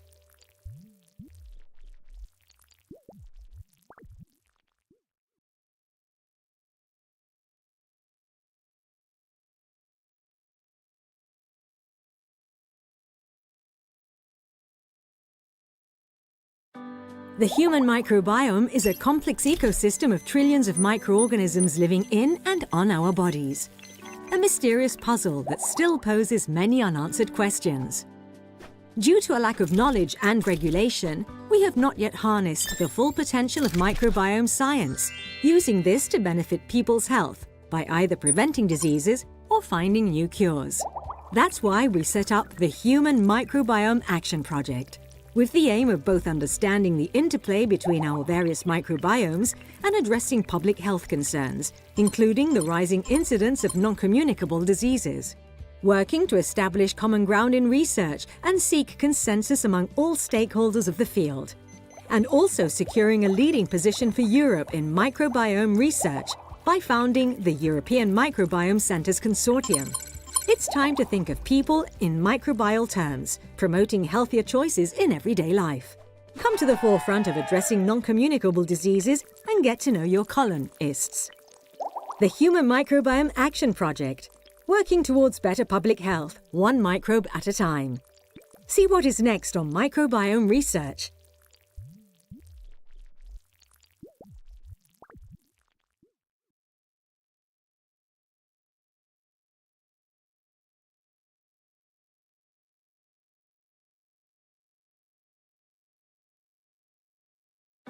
The human microbiome is a complex ecosystem of trillions of microorganisms living in and on our bodies. A mysterious puzzle that still poses many unanswered questions. Due to a lack of knowledge and regulation, we have not yet harnessed the full potential of microbiome science, using this to benefit people's health by either preventing diseases or finding new cures. That's why we set up the Human Microbiome Action Project, with the aim of both understanding the interplay between our various microbiomes and addressing public health concerns, including the rising incidence of non-communicable diseases. Working to establish common ground in research and seek consensus among all stakeholders of the field. And also securing a leading position for Europe in microbiome research by founding the European Microbiome Centres Consortium. It's time to think of people in microbial terms, promoting healthier choices in everyday life. Come to the forefront of addressing non-communicable diseases and get to know your colonists. The Human Microbiome Action Project, working towards better public health, one microbe at a time. See what is next on microbiome research.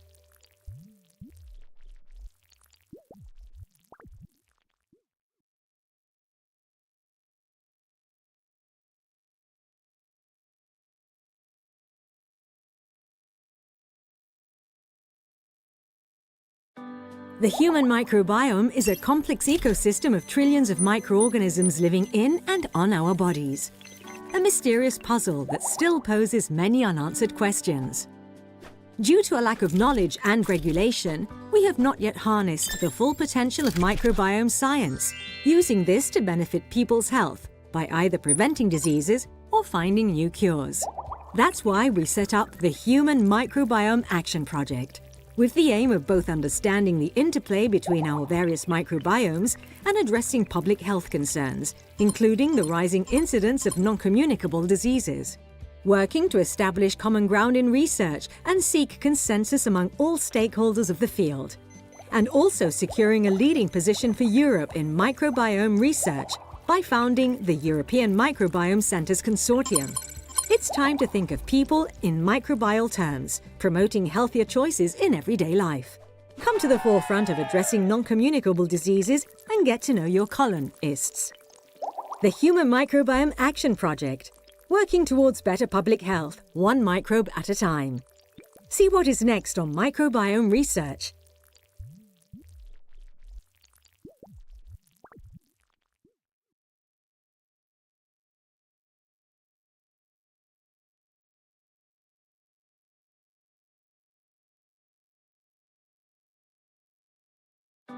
The human microbiome is a complex ecosystem of trillions of microorganisms living in and on our bodies. A mysterious puzzle that still poses many unanswered questions. Due to a lack of knowledge and regulation, we have not yet harnessed the full potential of microbiome science, using this to benefit people's health by either preventing diseases or finding new cures. That's why we set up the Human Microbiome Action Project, with the aim of both understanding the interplay between our various microbiomes and addressing public health concerns, including the rising incidence of non-communicable diseases. Working to establish common ground in research and seek consensus among all stakeholders of the field. And also securing a leading position for Europe in microbiome research by founding the European Microbiome Centres Consortium. It's time to think of people in microbial terms, promoting healthier choices in everyday life. Come to the forefront of addressing non-communicable diseases and get to know your colonists. The Human Microbiome Action Project, working towards better public health, one microbe at a time. See what is next on microbiome research.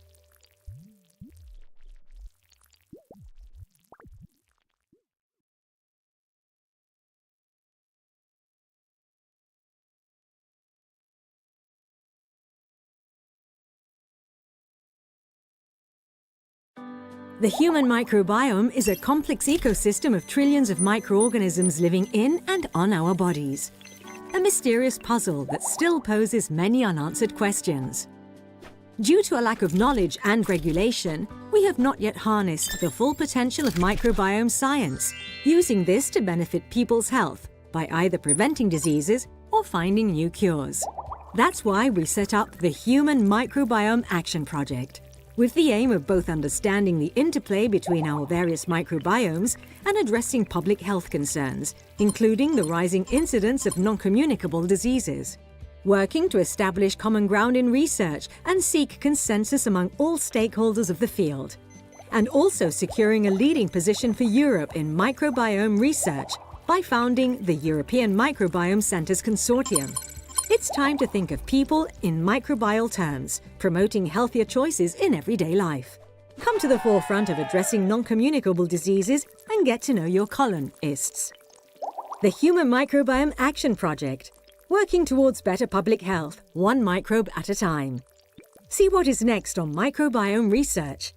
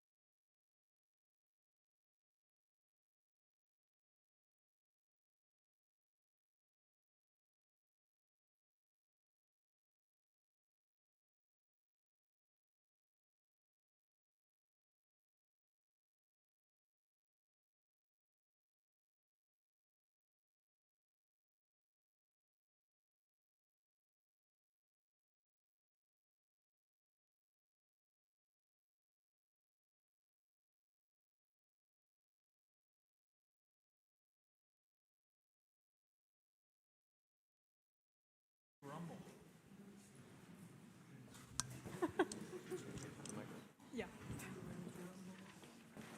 Are we ready? Are we okay? Yeah.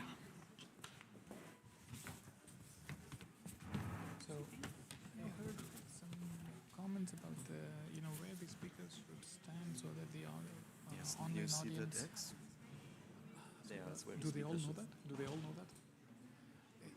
Kevin, so the X, yeah, X around there. Around, I'll try. Yeah. If you see me, you should stand around that X, right? Okay. With the truth.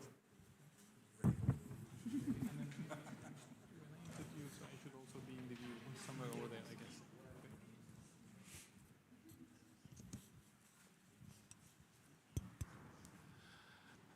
Good afternoon, everyone. Hope you had a good lunch, both people here as well as those joining online. We are going to start the third session, Trillions of Cells, Trillions of Voices, a Need for Common Grounds. We will continue, we will start with 6 different lectures and then later close with a panel discussion again on this topic of trillions of cells. We even use a term in dissonance, but we will get to that when we get there. I want to introduce the first speaker for this session, Kevin Legend. He's a scientific manager at KPL Paris, who's developing medical communication projects in different therapeutic areas. He's going to talk about harvesting expert insights from surveys. Kevin, please.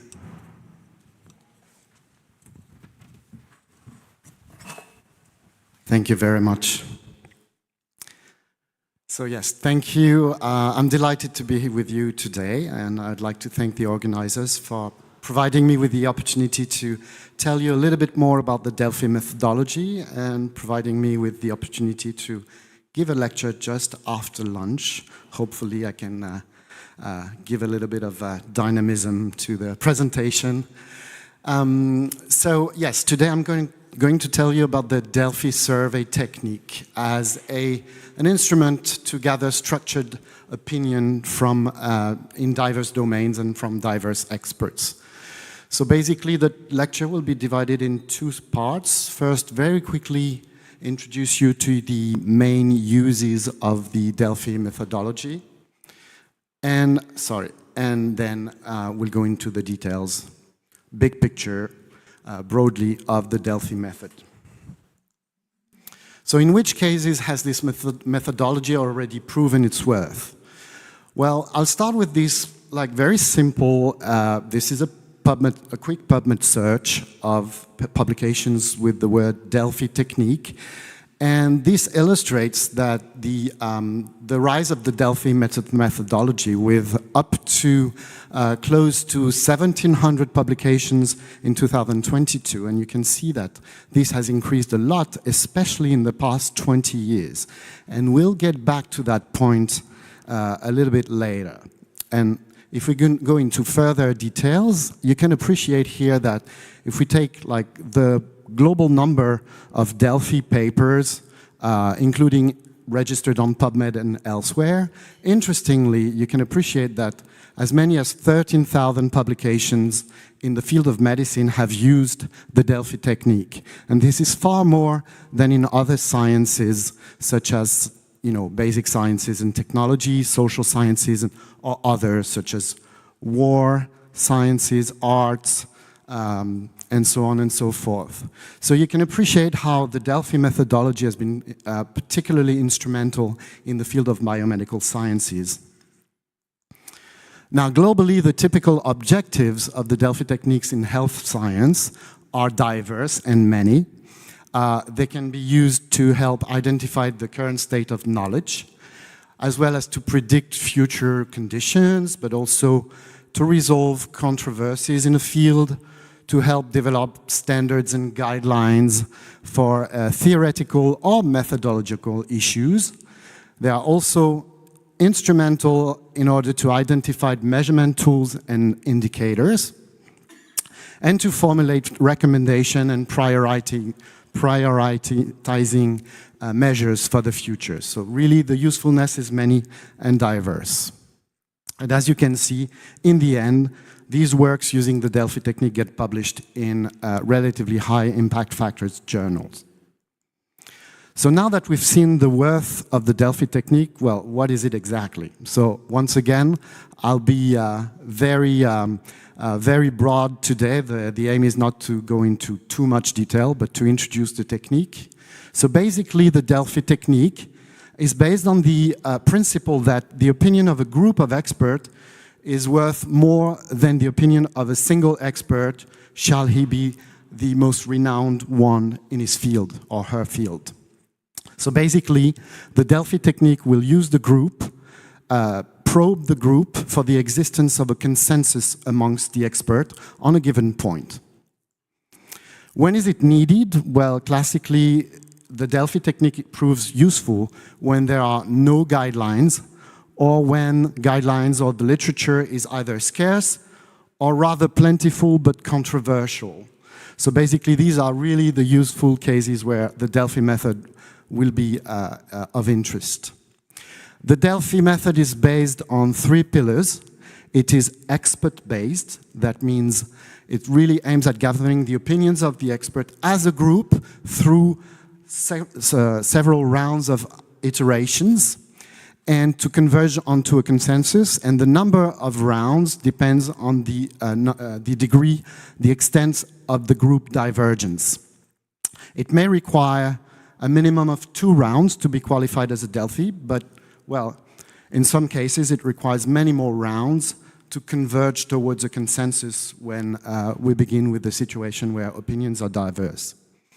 And finally, and very importantly, the Delphi methodology relies on anonymous responses, which is really key to avoid 3 pitfalls that are mostly found in focus groups, for instance.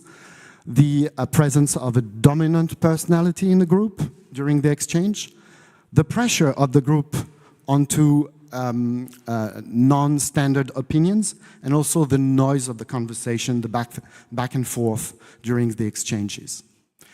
So the Delphi methodology relies on providing the responders with a questionnaire, and as you can see here, the questionnaire relies on 3 different features. The first one is the statement. Here, a lovely statement, roses are red. The quotation scale that will help the responders express their level of agreement or disagreement with the statement. And very importantly, an open field to collect the feedback from the experts, from the respondents. So basically these statements, they are repeated a number of times. In order to maximize the efficiency of the Delphi, it should be like between 15 and 20. With more statements, there is a risk of losing the responders on the way. And the statements, what are they? They are affirmative. They have to be phrased in ways that avoid any confusion as to their meaning. And also they have to be specific to one question. Roses are red is one fact. Roses are red and their scent is delightful. Well, there are 2 questions in there. Maybe I agree with one, but not the other. So there would be doubt as to what I want to affirm my agreement with. And then it measures the expert's opinion on these key points. So let's stick with roses are red. Importantly here, we have the level of agreement with the quotation scale. So it's usually a Likert scale. Here we have an example with 6 possible answers from I fully disagree to I fully agree. It can be, less than that, 3, 4, sometimes 9, 12, even more degrees of agreement or not. There is also the possibility to have a box to tick when the responders feel feels they are not expert enough to answer or they don't know. And there can be as well a neutral position, like I neither agree or disagree, but this is dangerous because many responders might actually decide to tick that box, which is very poorly informative. So as you can see here, you have the level of agreement and disagreement. And the open field, extremely important because it allows to provide feedback, which will be instrumental for the scientific committee to analyze whether the question was well understood and whether the question had issues. For instance, here the feedback, well, okay, but some roses are white, depending on the type or on the species. So very important, because indeed, we need to define when we reach a consensus. Traditionally, it can be 2/3 of agreement or 2/3 of disagreement, which is another type of consensus. And this will affect the number of rounds. Here is a distribution of answers, a quotation round for the statement roses are red. You can see that you have a diversity of responses, but 75% of them are positive. So we have a positive consensus here. Obviously, could have been different with a different distribution where we didn't reach the 2/3 threshold. So basically, there is no consensus, but the feedback helps. We can rephrase the statement such as roses can be red, which may be able to elicit more agreement. So during the next round, all statements are usually, the ones that are above the threshold are usually approved and validated, whether the consensus is in agreement, positive, or in disagreement, negative. And they will usually not be included anymore in the subsequent rounds of votes. However, the statements that did not reach consensus during the first round of vote are reworked, rephrased, based on the feedback provided by the responders. And these new statements will be reproposed, rephrased in the second round, and then possibly in the third round or fourth. The parties that are involved, the two major parties, the stakeholders of a Delphi, are the steering committee. Importantly, they are usually between 5 and 10 experts in the field. They are in charge of designing the study, defining its objective, drafting the statements. It's rarely as simple as roses are red, as you know. And then to select the respondents, to reach out to them, to analyze the intermediate results and the final results of the Delphi questionnaire. The second very important group of stakeholders are the respondents. There are usually at least 20 to validate the methodology of the Delphi. It can be much more than that. The more the better, actually. They must be experts in the field, but, well, the definition of the expertise is defined by the steering committee. They will decide who is expert enough to answer the questionnaire. Sometimes an expert can be a patient because they are expert with their being a patient. And these are the questions that are relevant for the Delphi. So it's not always a professor or someone or a clinician. And importantly, the respondents, they have to be very dedicated. They have to engage in the process from the beginning because they will be involved in the first round. But very importantly, they have to stay engaged with the second and third round. Otherwise, the risk is iteration, and we lose in terms of power, statistical power for the answers. So to sum up a little bit what I told you today, we have a steering committee, scientific committee involved in identify the background knowledge required, the literature review to design the Delphi, identify the themes of interest, develop the questions, but also select the respondents, identify the criteria that are needed to define a respondent, reach out to the experts, to the respondents, and recruit them. And then the respondents will respond to the first round. The scientific committee will analyze their feedback. The respondents will vote for a second round based on reworked sentences. And finally, the scientific committee will be in charge of putting together all the conclusions from the study. So as you can appreciate here, the Delphi method is nothing too tricky. It's fairly simple in principle. It's very efficient. One thing that is certain is that you have to be very organized and you have to have stakeholders who remain involved throughout the duration of the whole process. So basically, if we get back to that slide that I showed you in the beginning, well, the number of Delphi papers has increased massively during the last 20 years. One thing that is important is that it correlates, it overlaps with the digital era, which was a major a Kickstarter for the rise of the Delphi method, because now all exchanges are carried out by email, recruitments, the Delphi surveys are provided through online platforms. Basically, imagine that at a time when people had to handle all of that with like paper, print, mails, and phone calls with hundreds of respondents. So with this, I'll thank you for your attention. I'm also in charge of reminding some of you experts here present today that there is an ongoing work package Delphi, work package number 1 on the clinical metadata that are useful for samples. And we need answers. We desperately need answers. So some of the respondents are present here today. Please connect to your online space and fill in the questionnaire. So with this, thank you very much, and I'll be happy to take questions.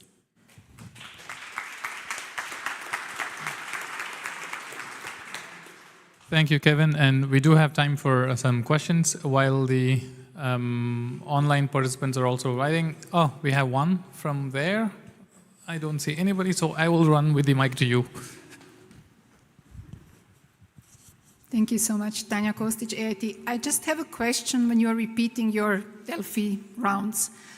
And let's say you have 25 experts. Do you always have to have the same and make sure you get all of the answers? Or what do you do if one of your participants sort of disappears off the digital platform? How do you deal with that? Thank you. Okay, yeah. Thank you for the question. Indeed, that's the whole point of the Delphi. Delphi, you have to keep your respondents involved. It's very hard.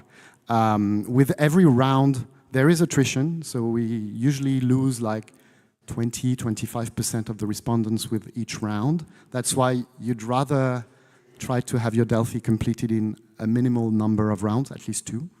And then when people don't respond well, we have to chase them. So basically, the platform sends automated emails, reminder emails. If it doesn't work, then we ask the steering committee to get involved, like call back their colleagues and try to keep them engaged in the process. Does it answer your question?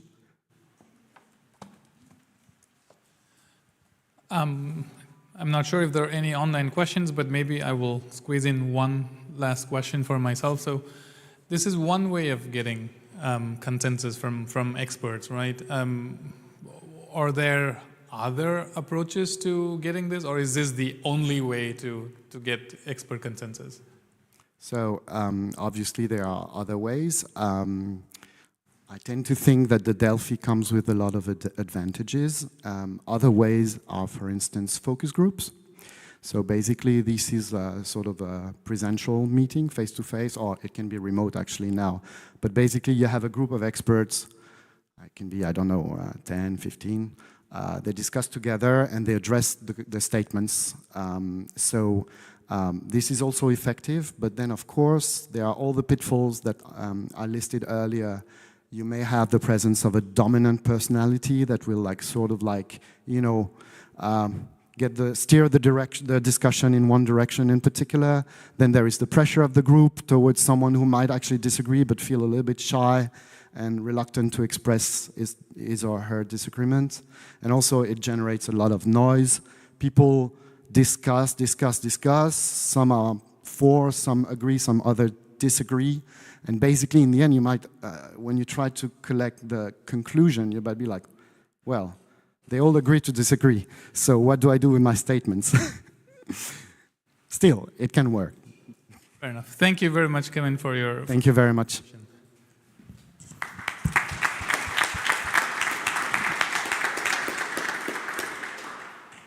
So we started with that introduction to prepare for what comes next. So this is one way of getting consensus information from experts. Now you will hear from 3 different speakers who all underwent this procedure on specific topics, and you will hear results of that experience from each of them. So the first one to present that will be Professor Jonel Trzewiczka from FCLIF and University of Münster. He's a gastroenterologist focused on gut-liver axis and complications of liver cirrhosis. Jonel, please. Thank you very much, Mani. Ladies and gentlemen, it's a pleasure to be here.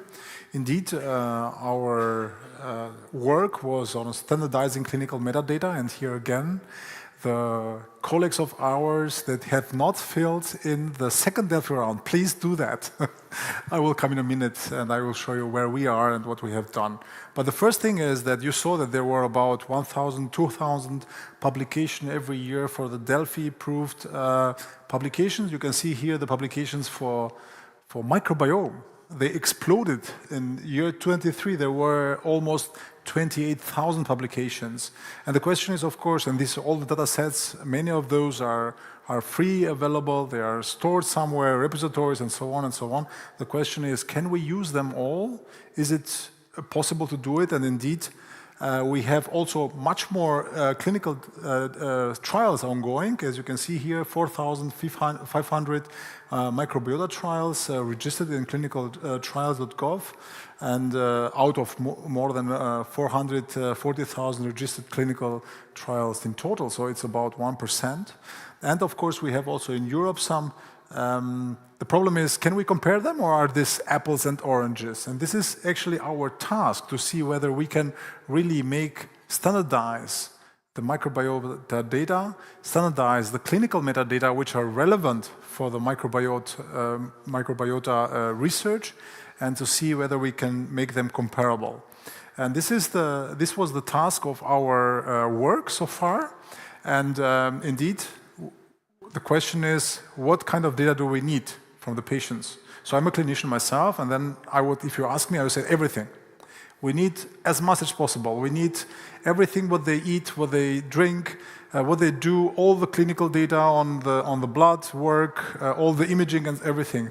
But the problem is, this is not possible. So what we need is also, we need as much as needed to make it comparable, that the trials are comparable with each other, because otherwise we will have a problem on the feasibility on the one side, on the other side on the compliance.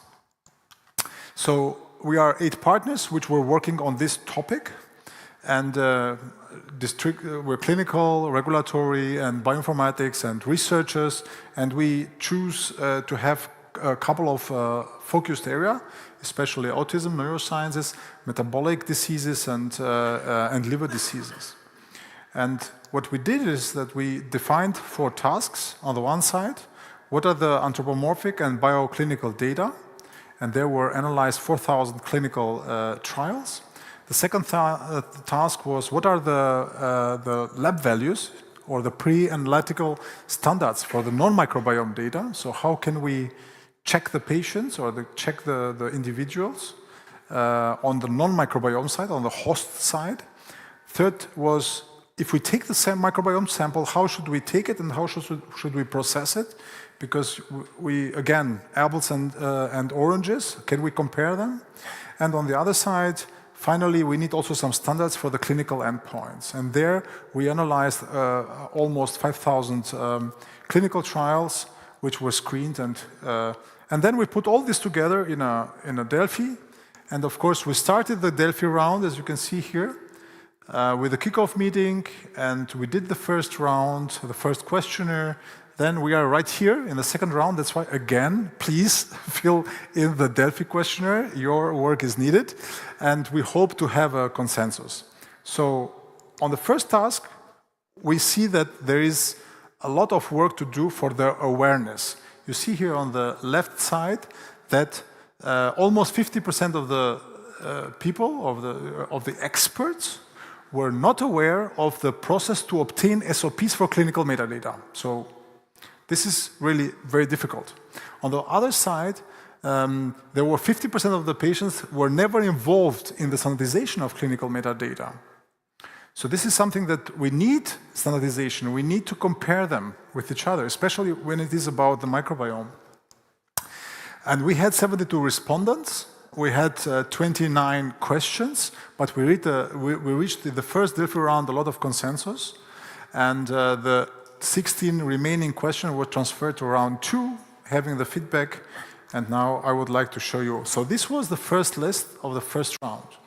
Very long, as I said to you, as much as possible. We want everything from the patients to know, even their everything. Yeah? What are their habits? What is the favorite coffee, and so on. But indeed, we have to make a consensus. So we had a couple of items: general, lifestyle, medical history, medications, and we tried to focus them. This was the consensus, indeed. Next thing is, what about lab values? Everything again, but still we need the universal ones, so we focus on the universal ones to get a sense of how is the general state of the patient. Then we can go to the organ-specific parameters, and there we separated it in several focused areas, which can help to standardize the different trials. Finally, how can we store it? And we heard already today in the morning a very nice talk about the VOLT study, where they are also trying to get samples from Africa and to different storage and to work on them. So also in our respondents, there was a tendency towards -80. Nevertheless, we have still here a lot of doubt in the middle. How can we do it at 4 degrees, without a buffer, and so on and so on. So there is a little bit of work still to do in order to standardize the results. And finally, what are the microbiome-related outcomes, direct and indirect outcomes, that can be used in clinical trials? And indeed here also we had in the first round relatively high consensus, positive answers. Nevertheless, we need to focus very, very clearly on the clinical trials screening, and to see that what is the part of a microbiome trial, what is the part of the microbiome related outcome, and what is the part of the disease outcome, and what is the part of the patient's reported outcomes. And this is also where we are right now. So the impact of this work to standardize clinical metadata, and also of course the sampling, is we would like to make it according to the FAIR principles, easy to use, compatible with existing repositories, because the data which has been raised up to now, all the funding that has been done until now, they should be reused, and we should be able to have a benefit out of it. We would like to follow the common standards for minimal required data. Nevertheless, we should allow also complementary rich data series. And indeed, this is how we try to do it. We are going to organize our final for the workshop for the Work Package 1 Consensus Conference in Barcelona in the 22nd of April. And we hope to have a complete Delphi round with all the recommendations that we can then publish for the whole community. Thank you very much.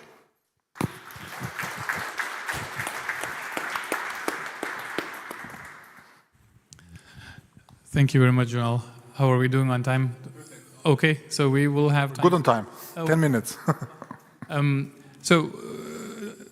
Janelle, while people are preparing with their questions, in your experience, when you went from this huge list of, give us everything, right? This is what we want, especially as being a bioinformatician doing the statistical analysis. You give us all the data possible. We will deal with it statistically, well, if we are lucky.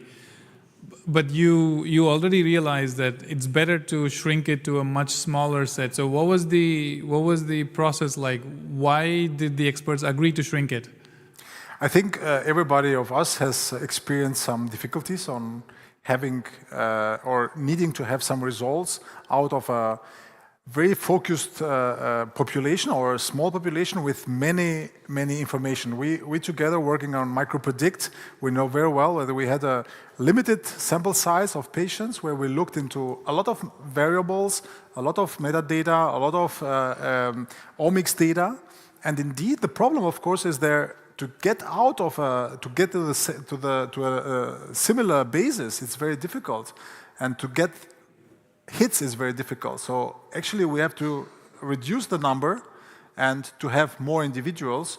And this would be also for the same for the trials. So if we have more trials, with less parameters, this would enable the use of these trials and the use of the data and of the samples more efficiently.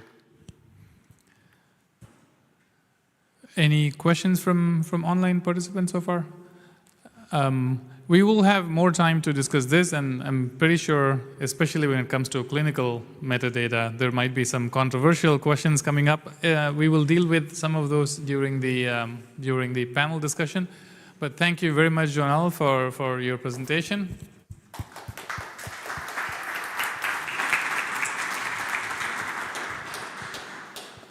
That was the clinical metadata, but now we want to move on to standardizing the microbiome data itself. For that, we have Anandi Ayyappan from EMBL who will present this. Anandi is a trained microbiologist and a computational scientist, and she's interested in identifying challenges related to FAIR principles from the microbiome data point of view. Anandi, please.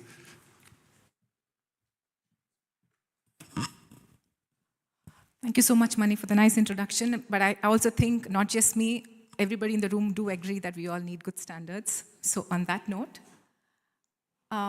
we of course need data standards. But before that, why are microbiomes really important?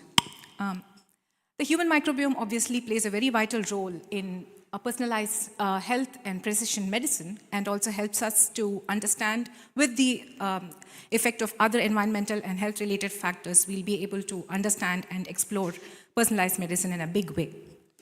But what's even more important to know that not just the scientific community as a whole, there is also a lot of buzz that exists amongst general public, and there's a general interest in microbiome research in the last years. You can see research articles, opinion papers being written in terms of microbiome and the importance of microbiome, and people take personalized interest in observing their own gut microbiome, adapting to various probiotics, prebiotics that they think is good for their gut. So there is always an interest, and the interest has definitely grown in the recent years. But as much as we know that microbiomes are important, it's also very difficult to standardize microbiomes, obviously. One big challenge happens to be that there is no single method to collect, preserve, extract, and also to analyze. The much bigger problem is not just having a singularized method, but also to have a singularized method to analyze diverse sample data sets. That obviously results in a lot of bias. So what you see on the right-hand side is an example of how a metagenome analysis is done. And we can obviously notice that there can be bias introduced at various levels, starting from sample collection to DNA extraction and library preparation, sequencing, and data analysis. So the problem is huge. Of course, there is no clear answer to those problems yet. So having mentioned this, in order to address these questions, we organized a workshop where we invited experts from the field of microbiome, people from the industry, from research, to come together and engage in a discussion and to see how we could come up, or if it's actually possible to come up with standards, or how do we want to deal with this problem. So the first part of the workshop was about multi-omic data integration. And that topic was divided into three subparts. One addressing data integration itself, the second aspect addressing longitudinal multi-omic studies, and the third one being generation of high-quality data sets. So when we talk about multi-omics, we first addressed asking the main question, do we understand what multi-omics means? Because multi-omics data means, does that mean describing the biological molecules where each of the ohm are, investigated using different methods? Or do we mean multi-omics as integrated multi-omics, where we are combining more than one ohms to study, or for all samples to analyze, visualize, and interpret? Of course, there is no clear definition yet, but this is, of course, the starting point of the discussion, that do we agree on this definition, or which definition do we agree on when it comes to multi-omic analysis? So, as I mentioned, the workshop, we wanted to also explore the aspects of what could be minimal considerations for multi-omic data integration. The first point, or not a conclusion, but more like a consideration, is to ensure that data that we choose should not be subjected to any kind of inherent bias. because there is so far we don't have a consensus on how samples are collected. And therefore, obviously, there will be a bias in how we treat each biomolecule or the half-lives of biomolecules, such as proteins, metabolites, because there is no clear way of collecting samples. So therefore, that should not be the case. The second aspect is selection of an appropriate ohm for power calculation. So at what level of data do we want to ensure that we want to do power calculation, and on which type of samples do we want to engage that, and on what level of data should this be addressed, on taxonomic level or functional level. The third aspect is also a very important aspect is of balancing on costs, because sequencing doesn't come easy. So what we could probably do is to, when we are wanting to address functional differences or study functional differences, then it makes more sense to recruit fewer patients and do fewer analysis. And if we want to study taxa-based differences, then we recruit more patients and do more analysis. That way we can balance on the costs. The fourth aspect is to obviously have subsequent hypothesis testing based on tailor-made experiments.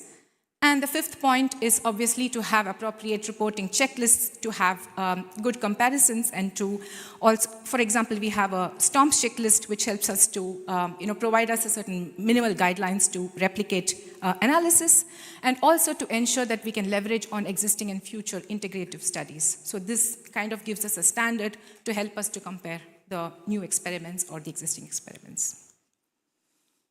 The second aspect that we tried to address was also to consider certain things when we engage in longitudinal analysis. So when we are doing longitudinal analysis, one obvious question that we could ask is how often do we want to sample for a particular experiment?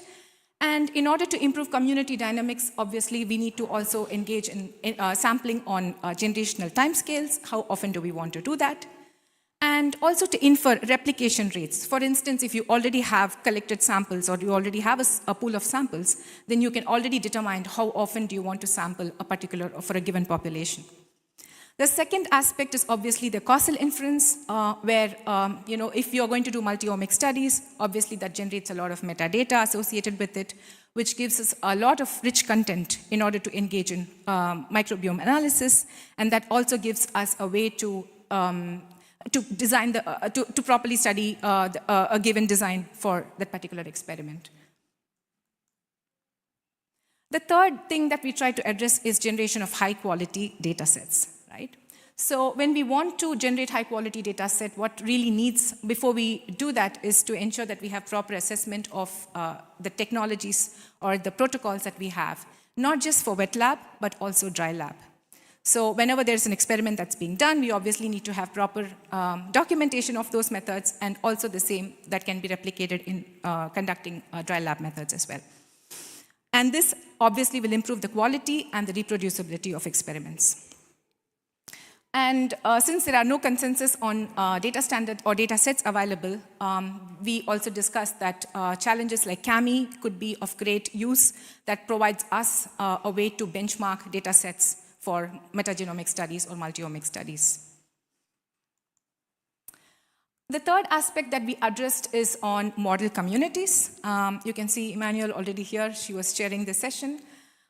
We tried to actually ask a very basic question, and this question we have repeatedly seen in the whole conference today, is to define a healthy microbiome. Obviously, it's extremely difficult to define healthy microbiome considering the complexities that it comes with.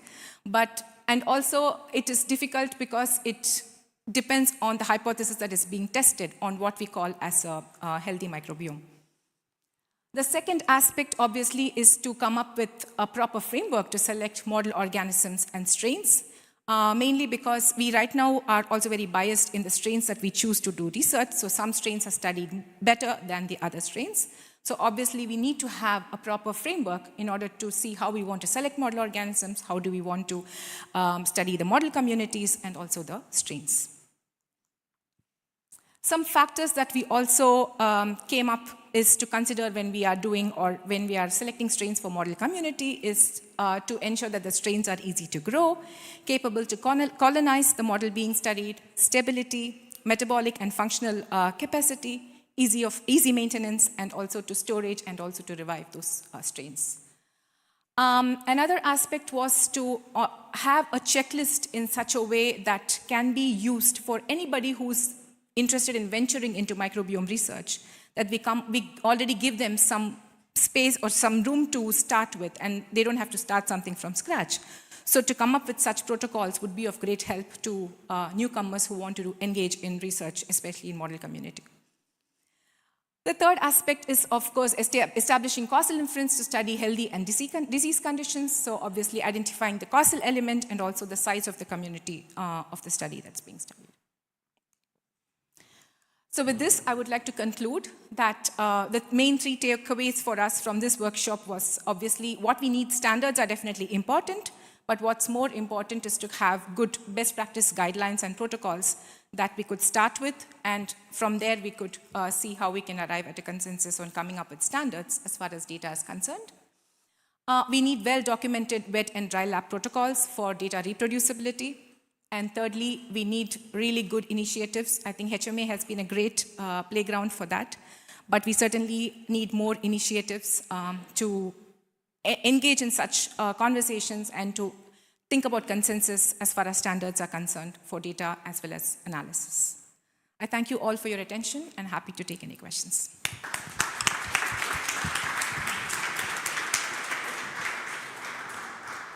Thank you, Anandi. While we are waiting for people to come up with questions, maybe I will start with one.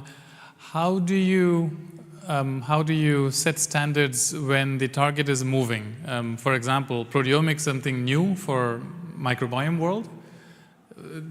Proteomics itself, it's developing, and then metaproteomics is even more complicated, and we don't even know what to look for. So when the field is like that, when we were talking about multiomics, how do you set standards? What are your thoughts on that?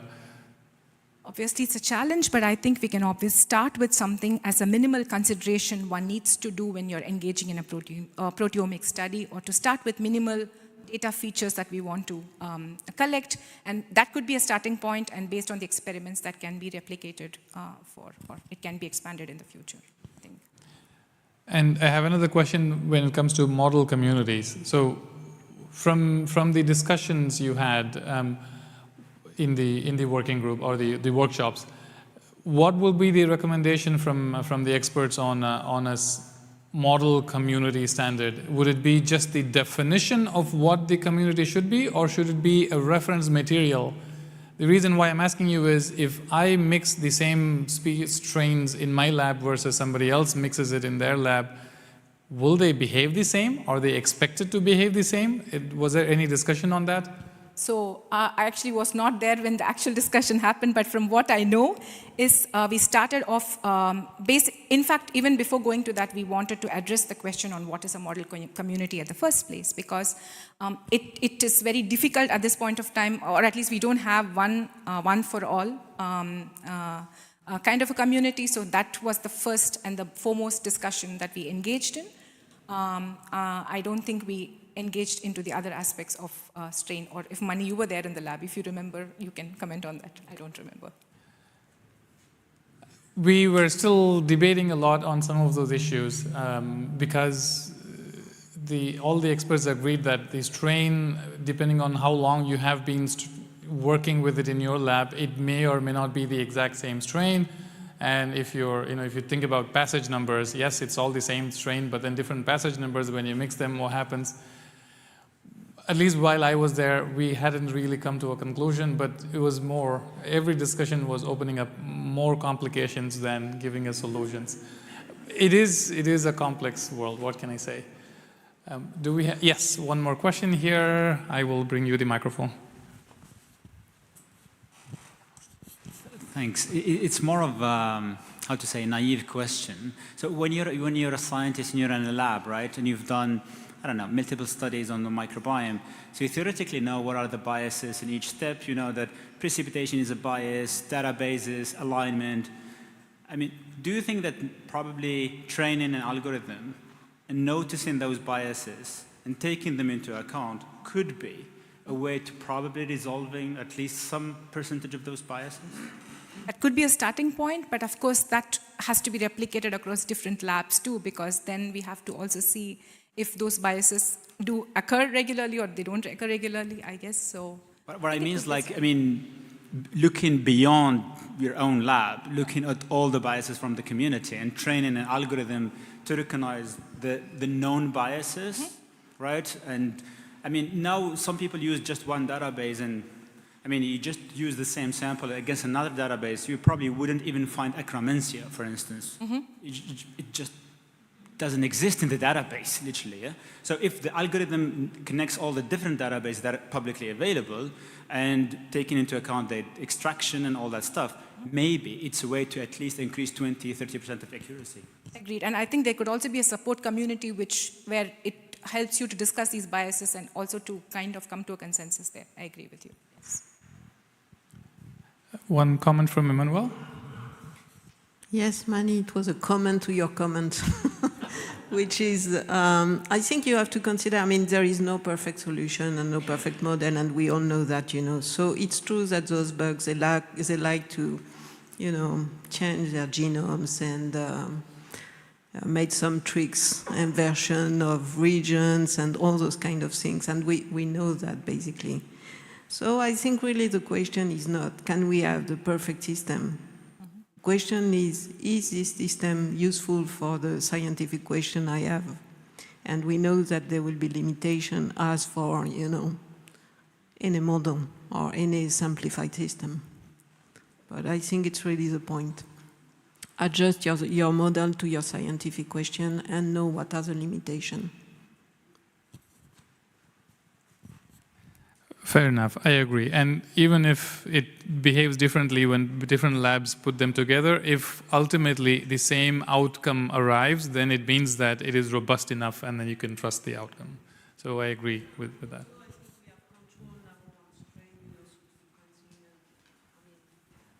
I think we can now control much better the strain and the genome or expression or whatever of functions than before. So I think we can have, I mean, if we really want to answer those kind of questions, we can have procedure just to verify that it's close enough, similar enough. Thank you, Manuel. I don't see any more questions, so I would thank Anandi again for your discussion, and we will.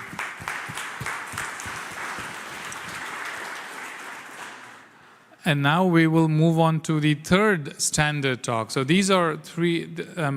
Maybe I should have said this before, but now I will say it. These three talks are representing three different work packages under the standards pillar or standardization pillar in Human Microbiome Action Conference. So that's the reasoning behind putting these three talks together. And the next speaker in that will be Francesco Asnikar, who's coming from University of Trento. He will tell us about standardizing microbiome analysis methods. So you started with clinical metadata standardization. We talked about data standardization. Now it is going to be data analysis method standardization. And Francesco is a postdoc researcher, and he's interested in developing computational tools for microbiome analysis, including, but not only limited to, phylogenetic analysis. So, Francesco. Thank you, Mani. Thank you, Mani. Okay. So maybe on commenting on what Emmanuel was saying in phylogenetics, you say all trees are wrong that we build, but some are useful. So that was just a pairing with that. So as Mani said, I'm postdoc with Nicola Segata in Trento. There is a large group behind, so a lot of things that of the work that has been done for this project about analysis methods and survey is also the result of a real collaborative environment with a lot of people and the chance to discussing with many different people with different backgrounds. And I would like to start with an analysis overview. This is now from a few years back that have been published, but I think is still updated with the process.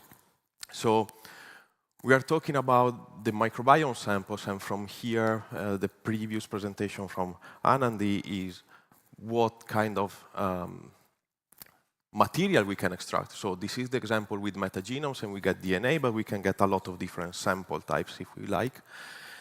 And from Jonel, what we call metadata information, which is very useful. The core part that I highlighted here are two that I would like to focus in terms of analysis, which is sequence levels and profile level. So with sequence level, I'm referring to the blue box in the middle here, where we basically take the raw reads that we sequence from the metagenome, and we start making, and we directly use those reads to make the first sequence level analysis. And these will generate some types of results that we can use downstream in what I'm calling profile level analysis, and where we try to link those profiles or those sequences with the metadata information, or what we also call biomarker today. And to give a bit more focus on that, the sequence level, I think we can broadly define three main analyses: taxonomic, functional, and let's say assembly or contig level. With taxonomic, where we mean that we want to list and represent the species present in a specific sample, potentially with their estimated relative abundances, so their contribution to the community, whether that species is more present than others in the same community. And with functional, it's similarly, but not done at the species level, but instead carried out at the gene level or pathways or potential proteins if we have a notation. And finally, with the assembly or the contig level part, what we can do is that we take our... So here we are having in mind shotgun metagenomics for the human gut, because there are a lot of standardization when we look at amplicon sequencing like 16S, but what is really driving novel discoveries in the field is shotgun metagenomics that give us access to the whole genetic material in a sample, and not just a small portion of few variable regions of a gene. And so with assembly, what I mean here is that we put together these short reads from the sequencing into longer stretches, contings, and potentially through binning, we are able to reconstruct potential genomes representing also often novel species not described in public repositories or databases. So we can imagine these to be producing like a table with a list of species and some numbers, a huge table here with genes and some numbers. Instead, here we are still getting as output, what we can imagine as output, we still get a DNA, so sequence, nucleotide information. And we can use them downstream to the profile level analysis. And those species with the relative abundances, or the genes and functions with their quantification somehow, can be done in what we also mentioned today as biomarker discovery. So we want to link them with the metadata. So we might have a lot of profile from a lot of species, from people that are case and people that are controls, and we want to find those that are discriminating the two. And we can find species present only in one of the two groups and maybe call them biomarkers, or we can train machine learning models there to actually predict the case and control labels. With the genetic material, we can also do something more advanced, so phylogeny and strain level analysis, where we can actually, as it has been mentioned several times also today, what we call a species can be of completely different strains, and we have several examples in the human microbiome, like Eubacterium rectali, Akkermansia, and many other species, Prevotella copri also, that have been shown through metagenomic assembly that there are much more diversity for what we call Prevotella copri or rectali than we actually know. And we can do a lot of association here through phylogenetics and strain level analysis. But one of the points is how we can promote standards in the field. So now this means that we can do a lot of analysis and we can have a lot of different outputs that we can try to link with many metadata. But what we actually think is driving, could be driving best practices or standardization, if we like, is public resources. And here I'm just providing the example with a package. It's available in R, curated metagenomic data. But there are several others that we surveyed. This in particular is just familiar to me, so it's easier for me to present it. We have more than 86 studies with more than 90 cohorts at the moment, with more than 20,000 metagenomes collected, all profiled and processed in the very same way. And through the package, we provide the same, with the same format, the taxonomic, the functional profiles that people can use, for instance, in integrative or meta-analysis. And this is one example, but again, public resources like this that can provide both raw data or uniformly processed data together with well-defined metadata can really drive the best practices in the field. What we did so far, so this project is almost coming to an end, but there will be the MCC after this. So we try to push some of these standardized analysis types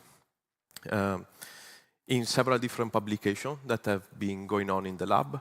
And in particular, I would probably put a bit of the focus on the machine learning review we did so far. So like in this case, when we say taxonomic, functional, or assembly, we are referring to a very broad type of analysis. So taxonomic profiling can be done with many different approaches, and the same approach can be implemented in many different ways. So this reference, this parallel I'm making, is because when we think of machine learning, we need to have clearly in mind what we have as input, what we use in our training of the model, and how we predict, use, or validate the model, and what type of data we use in this model. So the point here is that we are not really providing a recipe to say that when you want to do that analysis, this is the best tool or this is the best approach, because each has pros and cons. But we need to have very clearly in mind what are the pros and cons, and if that is the most suited thing that we can do in our case. To build on this, we did a workshop in September in Heidelberg that had two main parts. The first one was called Results and Validation, and I want to keep it very briefly. The main point that came out here is that there is the importance of having an independent test set for validation. So everyone basically agreed that when we have our results, we need to make sure they are not biased because of the specific cohort we are having or the specific population our cohort is targeting. And it is really important to have a test set that it is not known a priori that we can use for validation. And this, it seems, let's say, very simple putting like this, but then we need to take into account what has been discussed so far. If we are comparing, let's take the simple question of what is a healthy microbiome and how we can assess it. If we take 100 individuals from Italy, we can maybe find common species present in almost all of them. But then how can we validate this? If we take 100 people from France, we might completely find that those species are never present in the other because of geography. So the test set in this case needs to be tailored with the specific, needs to be matched with the specific questions a priori we had when we want to do this validation of the results. And the second point was on meta-analysis, or what we can also sometimes call integrative analysis when we want to put together multi-omics, and the study design, so longitudinally versus cross-sectional study designs. And one key point here, for instance, as a question, because as Mani also mentioned, when we were discussing here, we were basically producing more questions than answers, but it was like, can we consider multi-omics if we only have DNA and metabolites together? Or is enough to have two datasets from two different countries to call that meta-analysis? So there is no consensus on this, but all of them, of course, goes together in saying that we need to integrate, because we know microbiome is diverse across countries, across continents, lifestyle plays a major role, having access to medications or not, and so on, can be very impactful, but if we can put everything together and we have this harmonization of data and metadata, we can try to pull out some signal that are kind of always appearing. So in terms of next steps, I think based on the experience we had with this project, networking, like workshops like we did, are very important to gather experts and establish consensus. The MCC will have a major role there. And as a group, together also with the MBL and Mani's laboratory, we are working on having 2 manuscripts that want to survey these data types and analysis types in the microbiome, as well as a more perspective of what we collected during the workshop. So thanks a lot, and if you have any questions, I'm happy to take.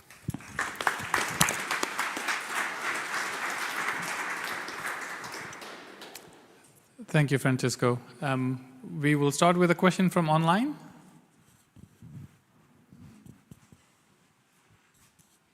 Okay, what coverage is advisable to aim at to be sure that the reads are not randomly gluing 2 together, ending up in rather short contigs?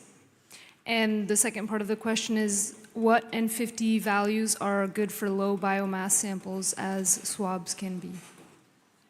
Okay, so the M50 for low biomass, that's a bit... we are putting together a bit of 2 things, right? Assembly and low biomass samples for which it's not difficult to get DNA. I don't think there is a real cutoff there, to be honest. And it also depends on what type of samples. I'm thinking that if, despite being a low biomass, but if it is not as diverse as let's say, the gut microbiome, we might still be able to get DNA out of those few species present to get some assembly. With respect to the first questions, sorry, yeah, because there was a part I didn't really get about the reads. So what coverage is advisable to aim for to make sure that the reads are not glued two together? Okay, well, I can say what we use as coverage. I don't think there is also there a good standard, and I think also depends on the question. So we generally target to have about 50 million reads, which means 7.5 gigabases per samples in a gut microbiome. We know that you can do half of that to get the very similar representation if you're interested in taxonomic composition. But if our aim, for instance, is understanding strain level diversity and, for instance, strain sharing, I'm thinking mother infants or people cohabiting, we are also doing sequencing at 15 gigabases, so twice the depth. That allows us to see basically almost twice the strain sharing among people. So it really depends also on the question, I would say.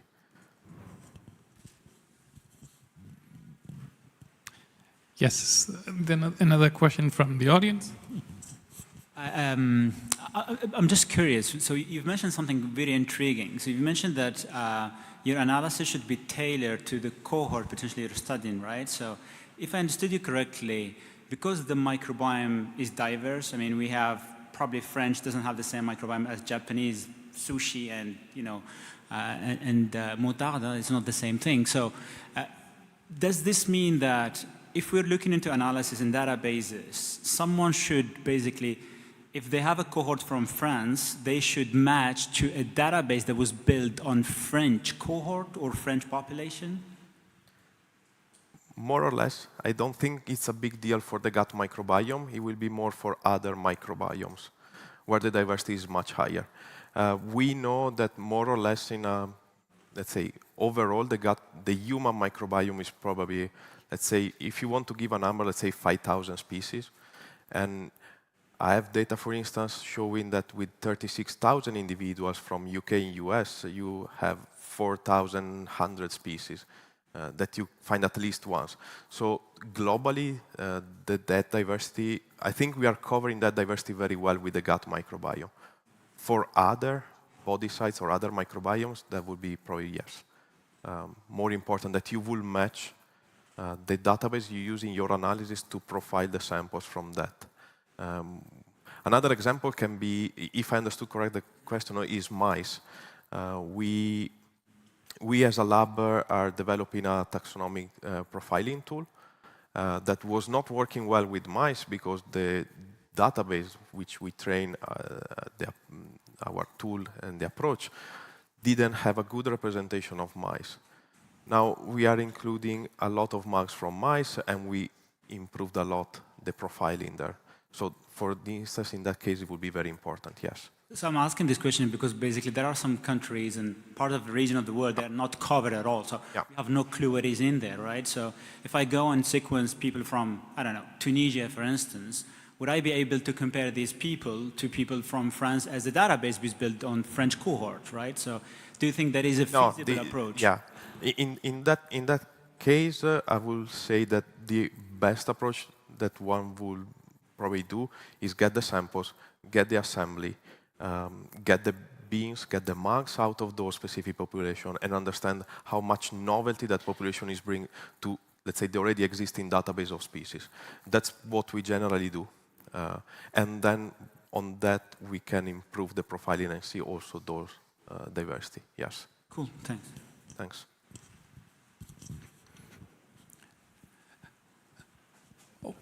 One more.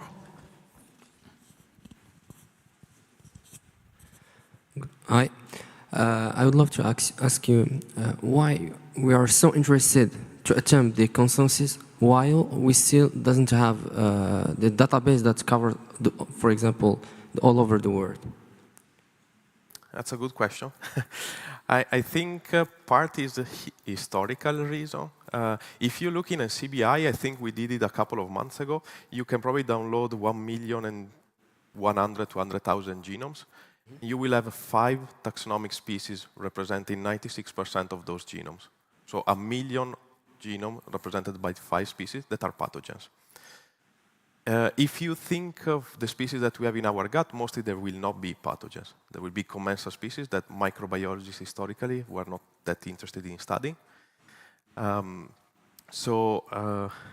lot of diversity, I think, still needs to be discovered from several different environments because of sampling, because of problem in sampling and sequencing. We are not considering here, but depending on the storage condition, shipment, DNA extraction, we might see more species with respect to others. Maybe a lot of gram-negative are much more difficult to extract if you don't do bit beating when you do extraction, or maybe because of your technology. We know, for instance, there are some, I don't remember if it was epidermidis in the skin sample that has a very low GC content, and if you use an Illumina machine, the probes on the flow cell are really sensible to the GC content. So if you have very low GC content, you will have an exponential increase of the coverage of those reads. It will not be evenly sequenced. And that means that it will be much more difficult to assemble those genomes. And then you don't know if you're assembling only, let's say, the 40% of it that has a similar coverage in the upper part, but you are still missing a lot of it. There are a lot of technical things. So I would say we need more samples, probably. Thank you. And a last question from an online participant. So we have a question from Carlo Lucchesi, who asks, what about the data standards for the analysis of studies based on a single patient? And also, can we say that, like we do in human genetics, that control data sets should be matched by genetic population? Yeah, well, that would be interesting. Probably yes.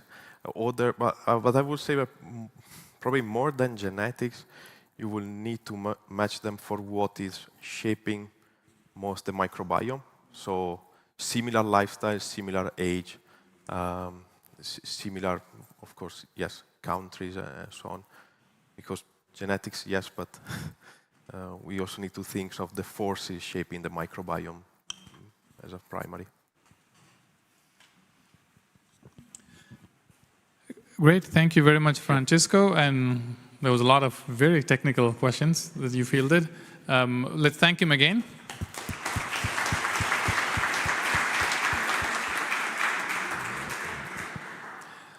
So now that we've dealt with the 3 work packages from the standardization pillar of HMA, we will try to get a bit more generic. Now the next speaker will be Céline Drouard from PRI, and she will talk about navigating the microbial landscape. Céline, please. She's already been introduced, so I would skip the introduction, but please, Céline. Thank you very much. So we will move from technical and standardization points to a far less standardized question with the self-management tools. So just a few words of introduction about microbiome self-management tools. So in the microbiome field, when we are talking about self-management tools, we are referring to kits marketed by different companies directly to the consumer, which claim to offer an analysis of microbiome composition based on the analysis of a specimen collected at home. And thanks to the availability of numerous kits on the market, it is now possible for private citizens to integrate their fecal microbiome analysis in their at-home health practice and health monitoring. And in the context of the Human Microbiome Action Project, we analyze what are the regulatory and the ethical issues associated with self-management tools. So to analyze this issue, we use a methodology in 3 steps. So the first step was a preliminary work to analyze some self-management tools on the market. The second step was an online workshop with 21 participants from 8 different countries.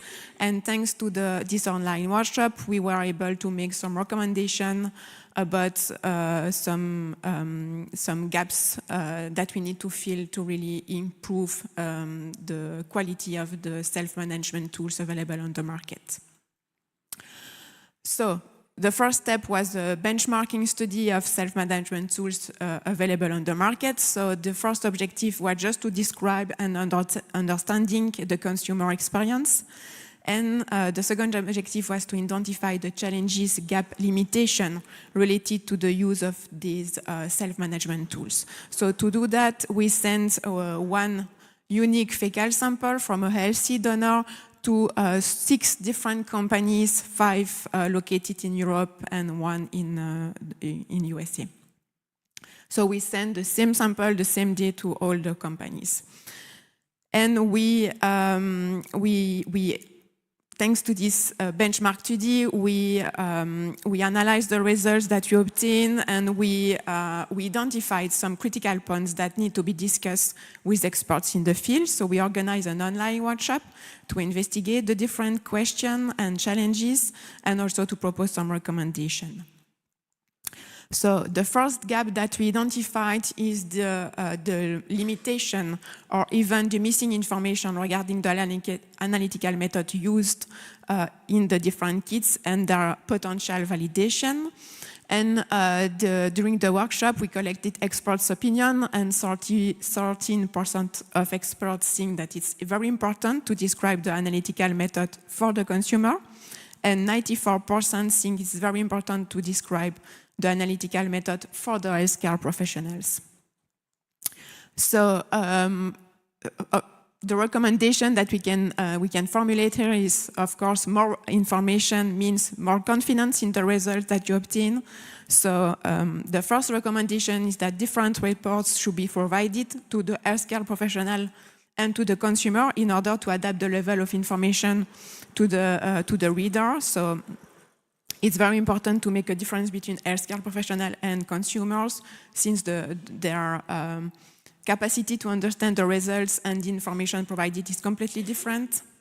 And the second recommendation is about transparency. So it's very important, at least for healthcare professionals, that they receive a complete description of the technology, analytical procedure, version of the software, and so on, to be sure they are able to analyze the data and also make comparison with potential previous analysis. So the Human Microbiome Action can also support to fill this gap with all the presentation you have just seen before about standardizing microbiome analysis method. The second gap that we identified is clearly the fact that with the same samples analyzed in different kits, we obtain very different and conflicting results. So just to illustrate the point, I took here the result that we obtained for diversity, with some, as you can see, good level, excellent, small dysbiosis, normal. We don't know exactly what means normal, but and even you can see from good level to unfavorable, so it's very difficult to make a conclusion with this kind of analysis. Based on the online workshop, the experts share their concern about the impact of the lack of reliability of these tools and think that the lack of standard is the main driver for such difference in the results that we obtain. So for sure, the recommendations, I think, are clear. We need to standardize all the steps in microbiome analysis pipeline, and the experts agree on the critical points. On these critical points, since the discrepancies in the result could impact the credibility for the whole microbiome community, and have also an impact on the health of the consumer.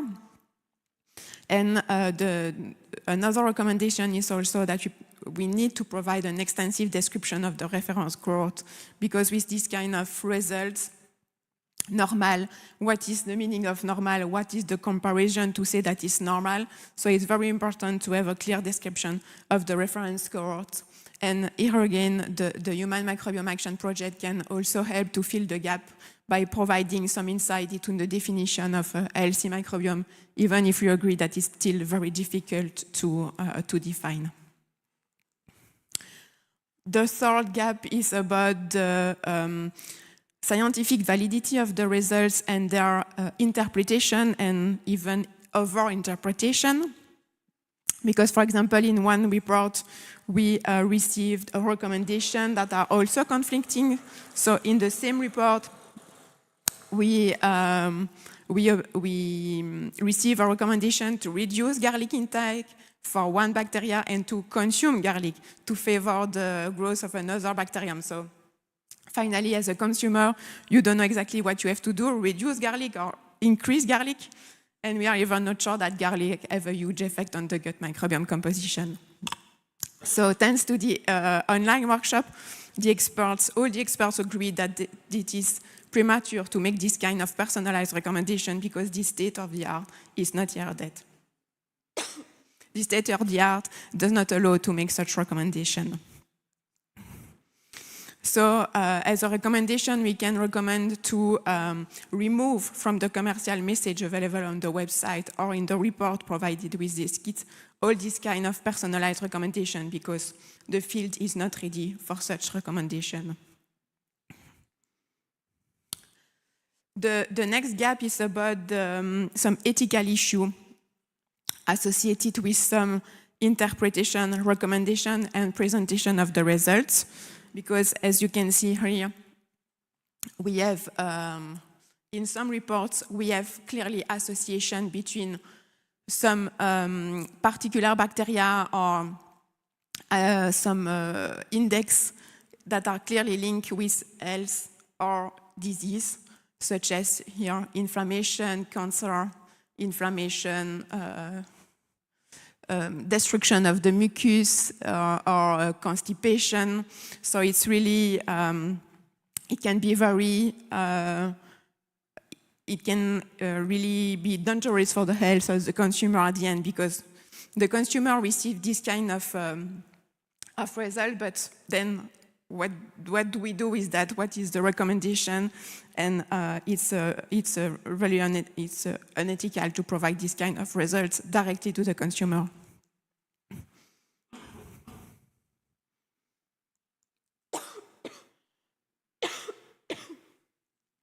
So it is really dangerous for the consumer to read the list of risk to develop certain disease according to the microbiome composition analysis. And so the recommendation is to remove all the potential association between microbiome composition and disease because the field is not yet there. It's premature to make this link. And even if we want to provide this kind of information, it should be only mentioned in the report for the healthcare professional and not to the report for the consumer. And here again, here again, the human microbiome action can help to fill the gap with the, all the work presented by Dirk regarding the establishing causal relationship between microbiome composition, possible confounders, and disease. I'm sorry, I will take some water because I will take.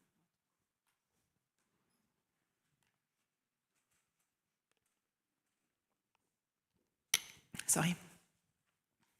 So then the next gap is the lack of protection or the potential misuse of personal data. So we know that now the protection of personal data is a key concern in Europe. Sorry, and some practices are not fair in these kits. So, for example, we lack some clarity about data reuse, data transfer, retention time for samples and data. The privacy policy was not always provided with the kit. Sometimes it's very difficult to find it on the company website. And so the recommendation is to just provide the data protection policy with the kit directly to the consumer in order to increase the transparency. And here we have a pending question. So, sorry. We have a pending question, so I would be happy to have your opinion on it or to discuss it with you.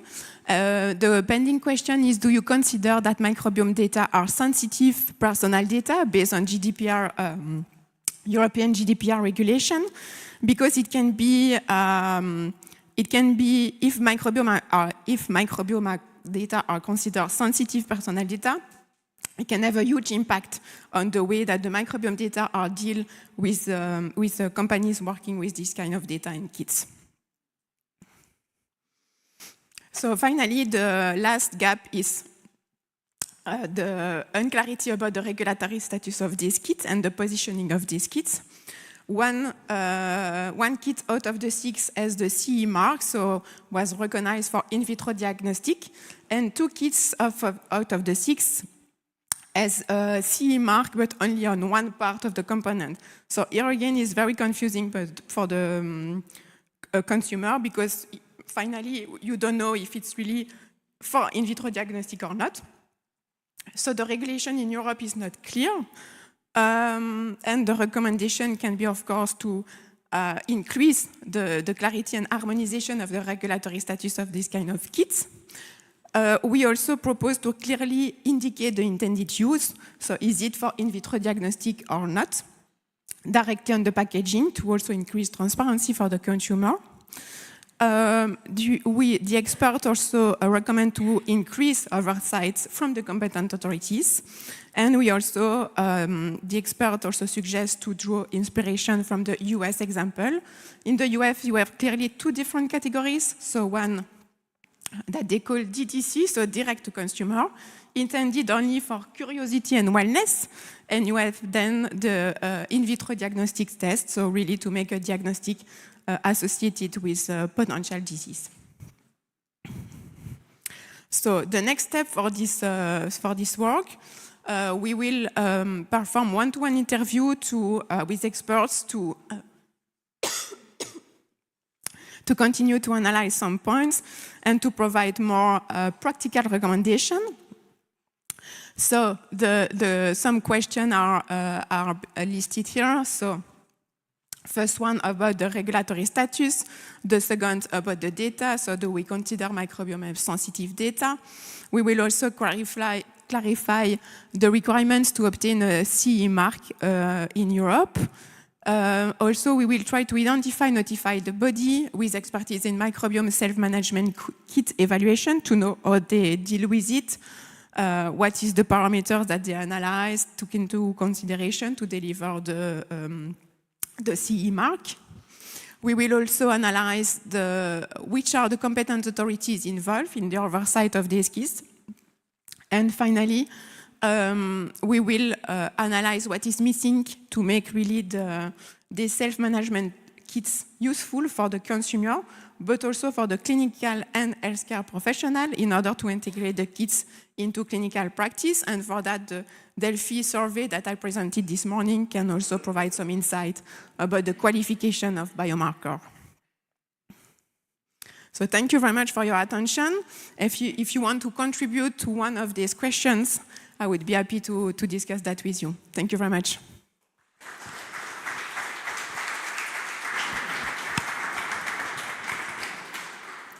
Thank you, Celine.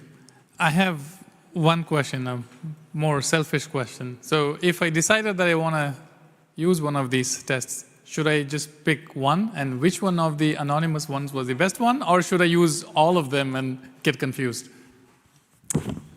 I think that anyway you will get confused. Because even in one report you can have completely conflicting recommendations, especially.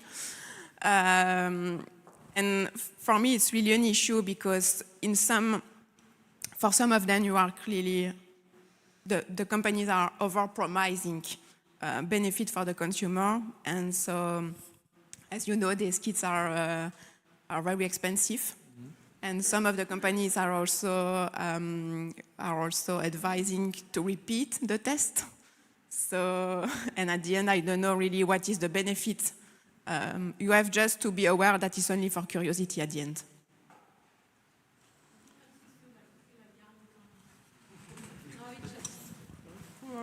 Joke. I was saying.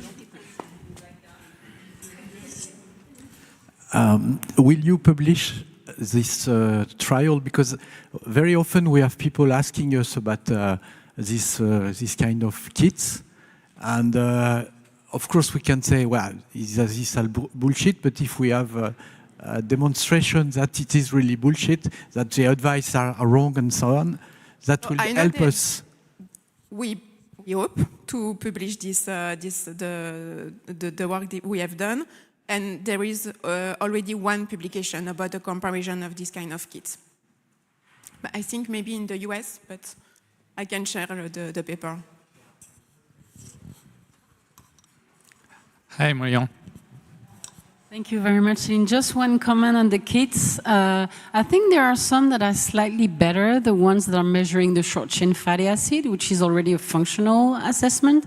So if you see somebody who has whatever in terms of the species, but if there's a consistency between, let's say, low Faecalibacterium prosnitzi or Roseburia, and also low butyrate and low acetate and propionate, then that gives you a sense of, yeah, something is a little off, and there's probably inflammation and things like that, especially if they're scalp protecting. So I wouldn't throw all of them.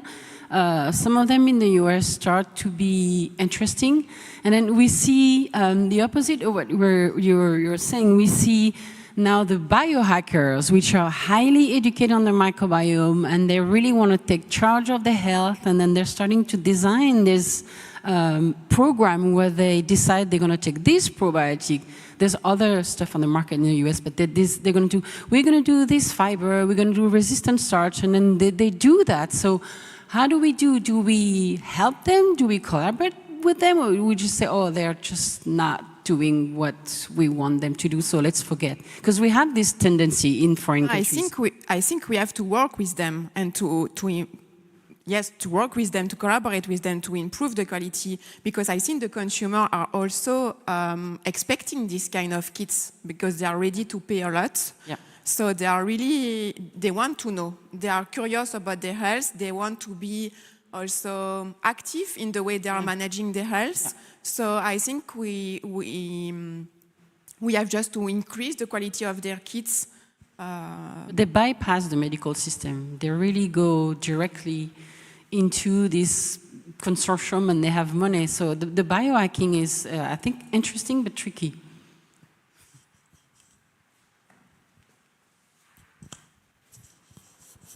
Thanks for a very interesting presentation and intriguing results. All these kits, right? So we're talking about. Have you looked at the raw data? Is still worth something? Okay, we got it. Interpretation is complicated. Everybody interpreted it in its own way. But is the raw data is pullable? Can we use it? The raw data? From kits. But we, as a consumer, you don't have access to the raw data. Well, that's what I think the nerve of the game is, because still, you know, some money has been pulled into that, right? So we did sequence it. We actually probably have the right data, but the analysis and what we heard is probably not at the right level. So just in terms of, you know, maybe recommendations or way of moving forward, yeah, as Marion was saying, not necessarily throw everything. I think there is a lot of value still in the work that you are, you know, pinpointed and the companies are doing, but they're probably, you know, and that's probably also emphasizes standardization, and there may be alliances with the TIC industry because they know how to do that. But yeah, I agree. It's actually very disturbing that, you know, 6 results can give you very conflicting indications. But I fully agree that we clearly there is good results also. We have, as I answered to Marion, I think we have to collaborate with them and to work with them to improve the quality and also to work on the report, because here we have clearly an issue because some reports are directly provided to the consumer, so maybe some reports are more for the healthcare professional, and then the healthcare professional can really read the report with the patient to be sure that the interpretation is correct. So I think it's, in addition of the standardization, we have also some points regarding communication and so on. I just want to hop on the discussion. I think it's very important to dissociate any direct-to-consumer information, you know, dissociate direct-to-consumer versus the medical sector. And I think there's perspective for really delivering information useful for the medical sector. And for me, direct-to-consumer aspects will be simply for curiosity, and it should not go much beyond than that. And with your question specifically, I think that up to now, small companies delivering information on the microbiome considered data as an asset. And I think that if we do provide tons and tons and tons of microbiomes freely available, open science, then this will disappear somehow because they will never have the numbers that the academia will be providing. So I'm quite optimistic that this will no longer be the case. But it's true that we've been trying to obtain data, you know, from people who pay for their assessment, and usually you never get it. So we published last year, and we showed that if you have the results from several companies or several laboratories, you get this heterogeneity in the results. But still, if you can collect the raw data and reanalyze with one pipeline, then in many cases you will bring things together. So it makes sense to ask this question. Really, it's important. I just wanted to comment on your first point, the difference between direct-to-consumer and kits or results that are dedicated for healthcare professional. We receive also numerous doctors just mentioning that they are seeing patients coming to their consultation with this kind of report and asking to the doctor what should they do with the results. But it's also difficult for doctors to say to the patient/consumer that finally the results that they obtain are not maybe accurate for diagnostic and so on. So it's also like difficult for the healthcare professional to deal with this kind of kits. Thank you. I want to comment on this great work, and I agree with all of the things that were said. So we can help the companies improve, we can learn from the data, we can write policy recommendations, we can write scientific publications. What do we do with the consumer now? Let's take off our microbiome research hats and get in the sneakers of the consumer that can now spend money on these kits, that can now even spend money on kits to test microbiome of their dogs or pets. How do we communicate? So did you, as a human microbiome action, think about how do we really communicate with consumers now not to lose this impulse and their trust and their interest in the microbiome? Because obviously the time is not right. Did you think about that? is part of this project. I think Hubsward will speak about citizens in just after me. So I think yes, it's important to take that into account, and it's the work led by Hub.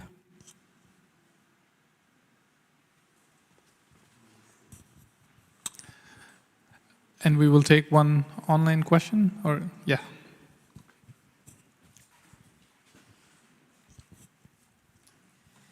Okay, so do you have an idea of how many companies, microbiota analysis company exists in Europe? And also how did you determine which companies to send the samples to? I have no idea about the number, I don't know. And we just select some, so we selected one in US and the other in Europe, just to have an idea. And then we select different companies, one with the CE mark, the other with no CE mark.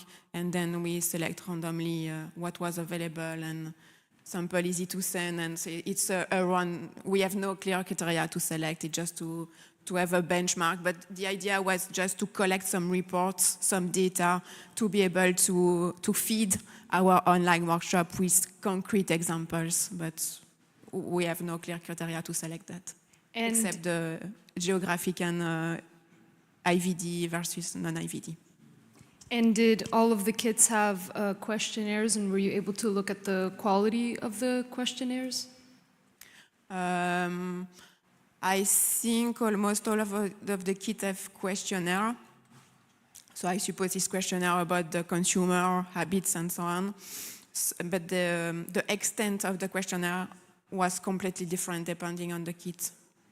And then one last question is asking if the report is publicly available. Not publicly. It's only for it's directly sent to the consumer and or healthcare professional. No, it's not, no.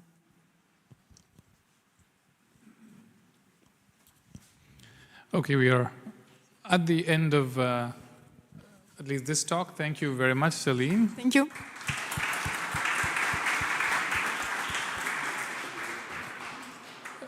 Before we move to the next speaker, we have a question from Joël, which is addressed to one of our earlier speakers, Jonelle. Yeah, I have this question. We've been discussing quite a lot on the importance of nutrition and its impact on the microbiome. And obviously, this is one type of metadata that can be collected. So I wanted you to give us a vision of where we are, where we stand at the moment. Very often we have cases where we just collect a few questions, very minimal data, and in some other cases we have a full food frequency record where it's 3 days complete assessment. So what's the status? Yeah, so what we are trying to do now is to homogenize the data, and depending very much on the clinical trial or the cohort or the disease that we are investigating, we need one or the other data type. So what we try to do is the general data, as I said, as I showed before, some general lab values and some overall idea of having BMI, of having the more or less the alcohol consumption and so on, some key data where are all over the cohorts. And then if you go into the specific disease, we try to standardize, to give a recommendation for the standardization for each specific area. And indeed, since we cannot address everything, we focus only on 3 areas, which was one is neuroscience, autism, the other one is liver disease, and the other one, of course, is gastrointestinal disorders. So these were the 3 main areas that we try to standardize.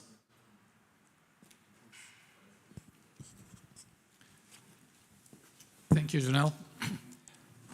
The next speaker in this session is Hub Zwart. He's from Erasmus University, Rotterdam. And Hub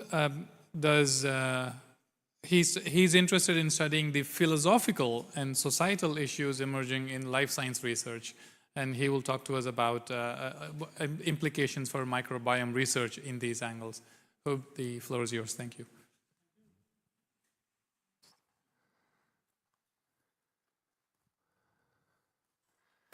So from autonomy to symbiosis, thank you for the introduction, and thanks for giving me the floor.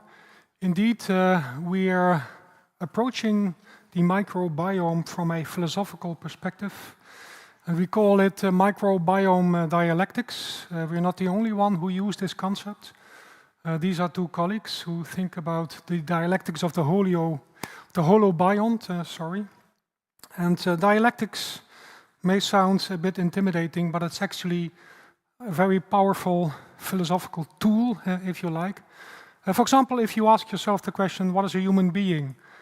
Historically, usually human beings initially see themselves as part of nature. We are embedded. Think about, let's say, indigenous or traditional worldviews. That's the first moment. And dialectics will say, this is the first moment of 3 moments. There will be a second moment when this idea, this concept of unity, of holism, this holistic view, is negated, disrupted.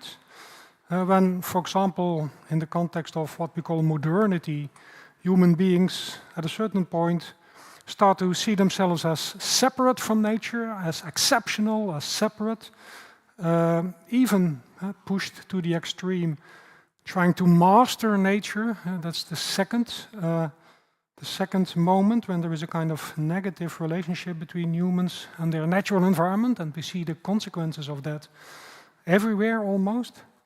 But dialectics is basically optimistic, because the third moment, the famous negation of the negation, is actually positive, because it will lead to a rediscovery of connectedness, of embeddedness, rehabilitation, if you like, and that's where the holobiont concept becomes important.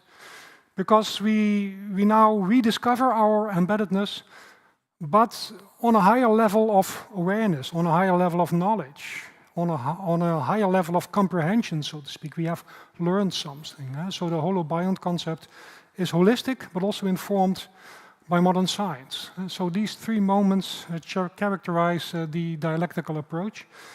And, well, you can also apply it, if you like, to the relationship between philosophy and science. For example, microbiome research.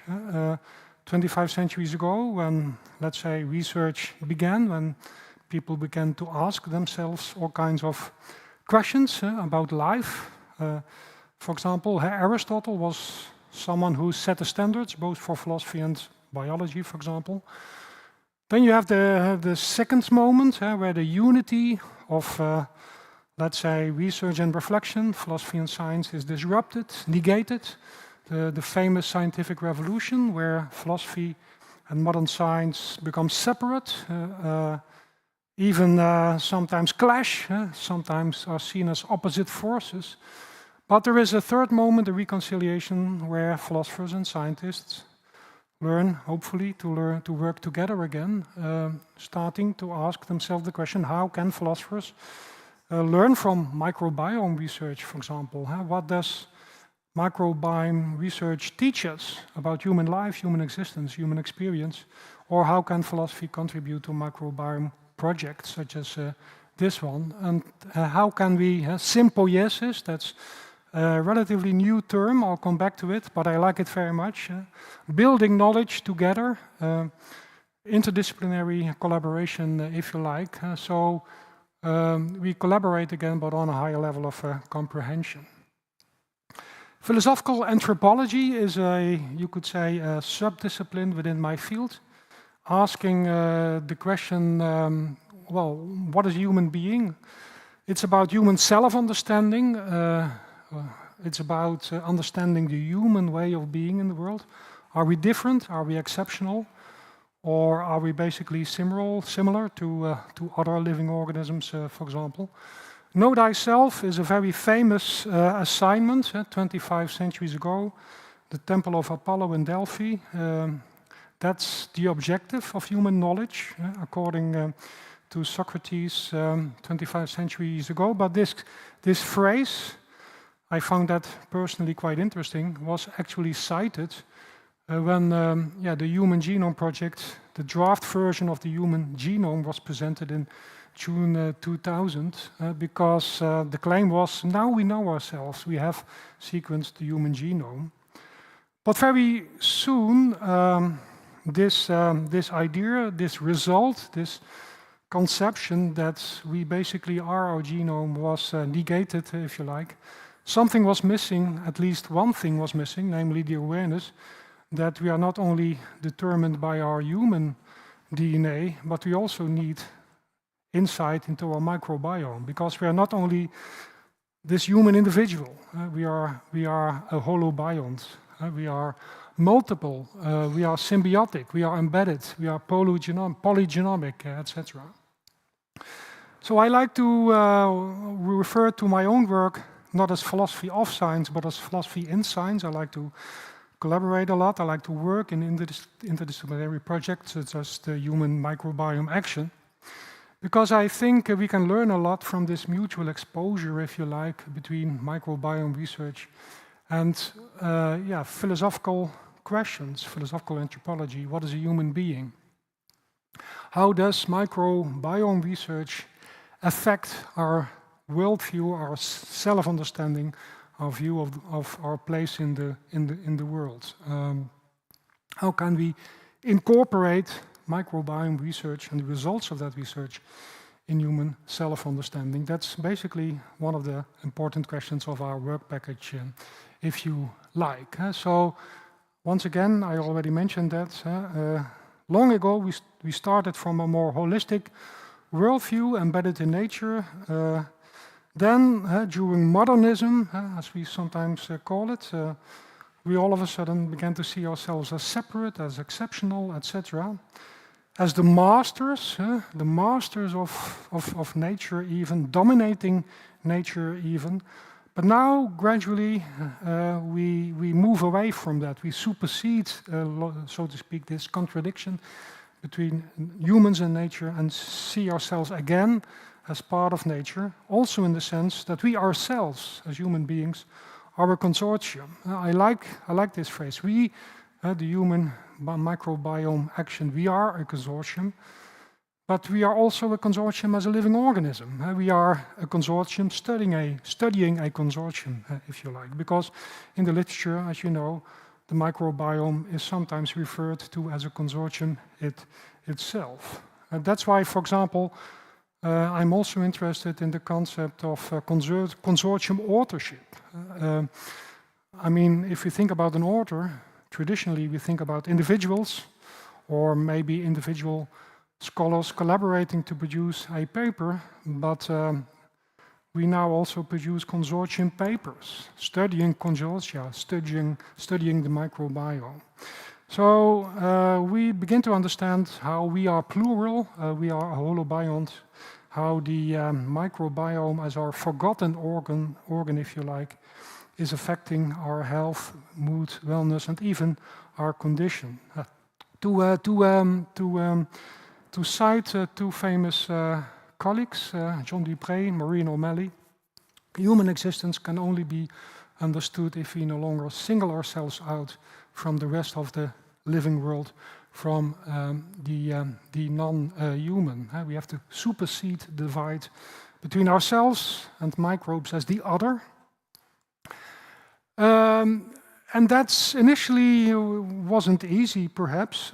Sigmund Freud once used a famous, interesting term, the narcissistic offense, claiming that all major scientific breakthroughs challenge our narcissistic self-understanding. I already mentioned that. We human beings tend to see ourselves as special, as exceptional, as separate, etc. And science, but it also goes for the microbiome research endeavor, I think, challenges this narcissistic self-view. Freud already gives a few examples. We're not the masters of the universe, the heliocentric worldview. We are not in the middle, we are not in the center. We're not the masters of creation, Darwin. And we are not even, and that's the phrase Freud literally uses, we're not even the masters in our own house. And the microbiome challenges our sense of self-mastery and agency. So we have to incorporate the microbiome in our interpretation, our understanding of ourselves. We are living together. What I liked, for example, about the discussion this morning was this reference to the concept of health, how difficult it is to define the healthy biome. And in that context, Paul Ross and Dirk Haller talked about causality. It would be great to some extent if causality in microbiome management would be, let's say, straightforward. If you would know the biomarkers, the buttons we could push, the biomarkers we could influence with food supplements, etc., to improve, foster, strengthen the health of a microbiome. But it's not that straightforward. Complexity is often used as a term instead of linear causality. And that means that in microbiome research, we become aware of the fact that we're not, as Freud called it, the masters in our own house. We can't control our microbiome. Rather, we would prefer to use concepts such as microbiome care or stewardship. Yes, you can take responsibility. Yes, you can get the microbiome you deserve. I think that was a quote from Paul Ross. Yes, we can take responsibility for our microbiome via lifestyle, via food, via exercise, etc. But it's caring rather than controlling. It's stewardship rather than mastery of your microbiome. In the 1880s, scientists, people more in general, became aware of the role of microbes, especially as pathogens. So a negative relationship, you could say, something we have to see as a threat. So we have to immunize the development of vaccines, etc. A similar development, by the way, at the same time in philosophy, in Nietzsche, who characterized certain authors as vectors of pathogens, of cultural epidemics. So this was still within this concept of human beings as separate from nature, humans vis-a-vis nature, humans versus nature, versus microbes, microbes as pathogens. And I think we are now moving towards a completely new worldview and a completely new self-understanding as human beings. For example, Lynn Margulis, who unfortunately recently died, a very important biologist, but also someone who as an author is very relevant for philosophical anthropology. Because in her work she explains how human beings, human life is part of the web of life, how we are embedded in nature, in Gaia, if you like. And she actually coined the holobiont concept, emphasizing interdependence and the multiplicity of life. The web of life is a phrase she often uses in her work. And once again, this also has ethical implications. It means that in our responsibility for our health, for our microbiome, we move from mastery to stewardship, caring for your microbiome in a responsive and responsible manner.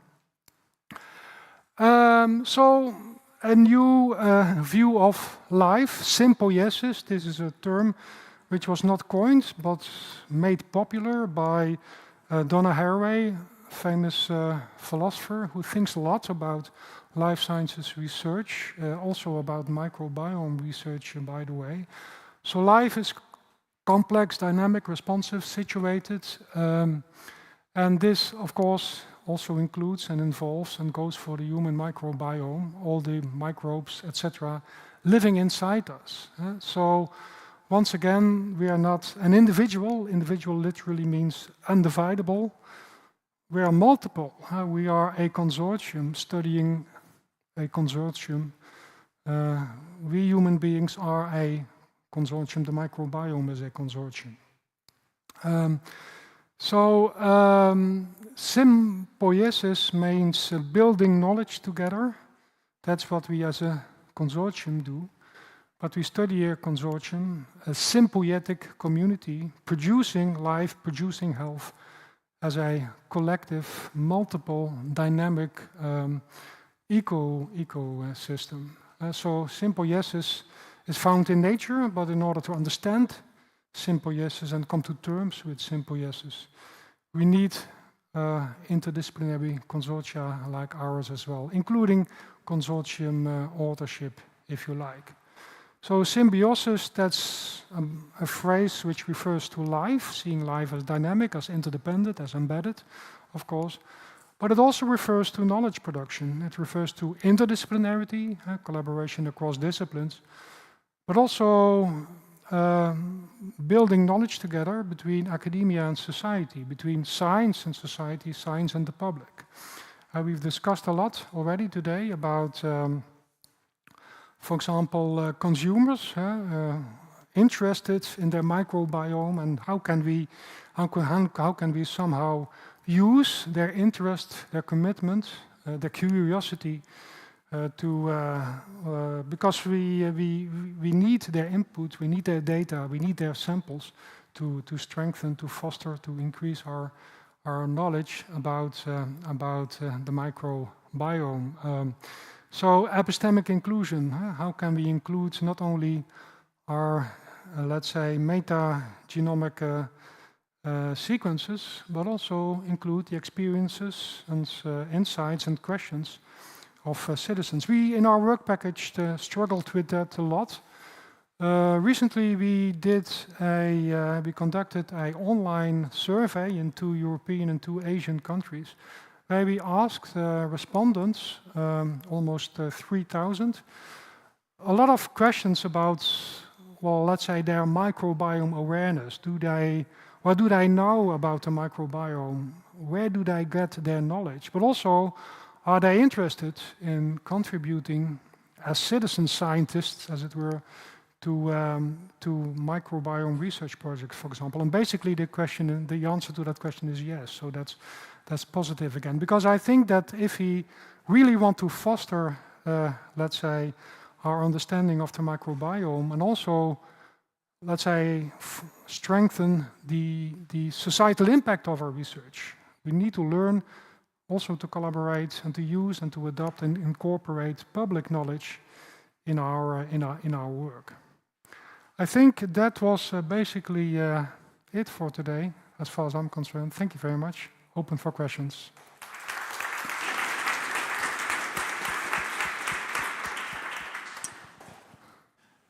Thank you very much, Job. Sorry? There's one question? Oh, there's time for only one question. We are almost out of time. Oh, apologies. I thought we had more time. Oh, okay. Yes. Well, if you don't have any questions yet, you can still continue to form them in your mind, because we are now transitioning into a panel discussion where Job was also going to participate. But before that, I wanna introduce all the other panel members.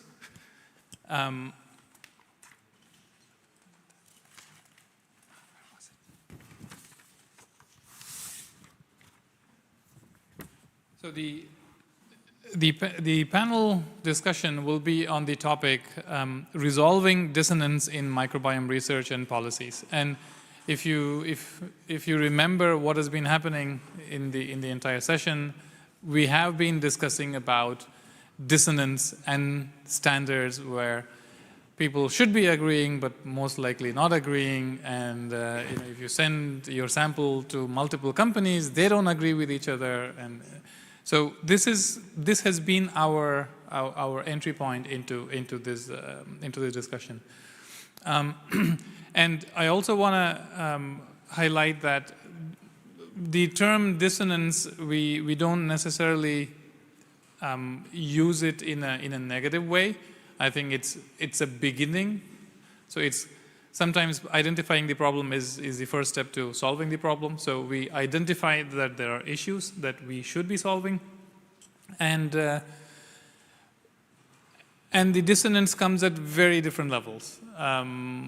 This entire session is called trillion voices, and we used the microbiome's voices in that statement. But here we also have different voices from the entire world there are many problems in the microbiome research field. One of them is different populations are not represented well enough, and there's a huge bias. Francesco was talking about how even the different microbes are not represented well. 95% of all the genomes that are in GenBank is coming from 5 species. So there is so much disagreement, dissonance, lack of standards. Given all this, we want to pick on the brains of a few of our experts that we had access to. Hoopswat you just listened to. And after that, we also have Stefan van der Spiegel, who's a medical doctor, and he's also trained in business administration, and he's been a consultant at McKinsey and in healthcare and biotech. And he also has led the European Commission initiatives on market access, pricing, and reimbursement of pharmaceuticals. So he will be able to tell us opinions of his opinions, or maybe even the Commission's opinions on many of the topics that we are discussing. We want to welcome you, Stefan. The next member of the panel is Marcus Claesen. For the microbiome researchers, you will all be familiar with him based on all his work he has been doing sitting in Cork. He's an associate professor in bioinformatics. He studies the role of microbiome in health and disease, specifically IBD. And he's also been chairing the ML for microbiome cost action, ML standing for machine learning. So he's interested in applying machine learning to microbiome science. And welcome, Marcus, to the panel. And the last member of the panel is William Fusco. He's an MD with a clinical interest in gut microbiota and its modulation, and specifically looking at fecal microbiota transplantation and other future potential therapeutics. So this is our expert panel. The way we are going to do this is we will go with some specific questions that I kind of have in mind already. And when they are answering these questions, please formulate your own questions yourself. Those who are online, you can use the online platform as well. And we will, after each round where we focus on one topic, we will also look at the questions from online. In the beginning, I want to set the scene for the panel and also the discussions. And my first question will be to William.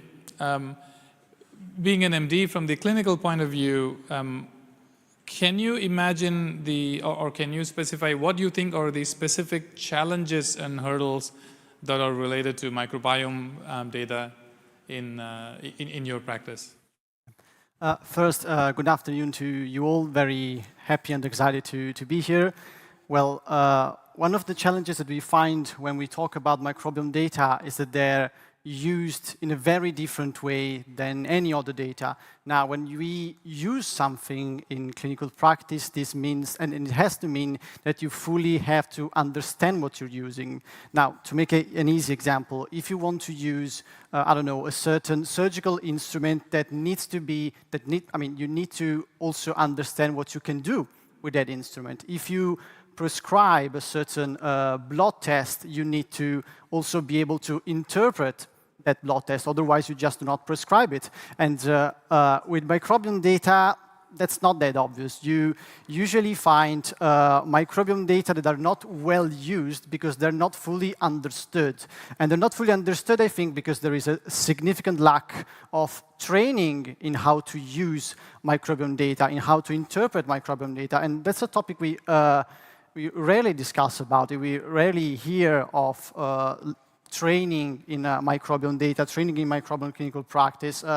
Now, to make an example, how often do we see people that come to their physician with a microbiome test and his physician is not able to interpret that test?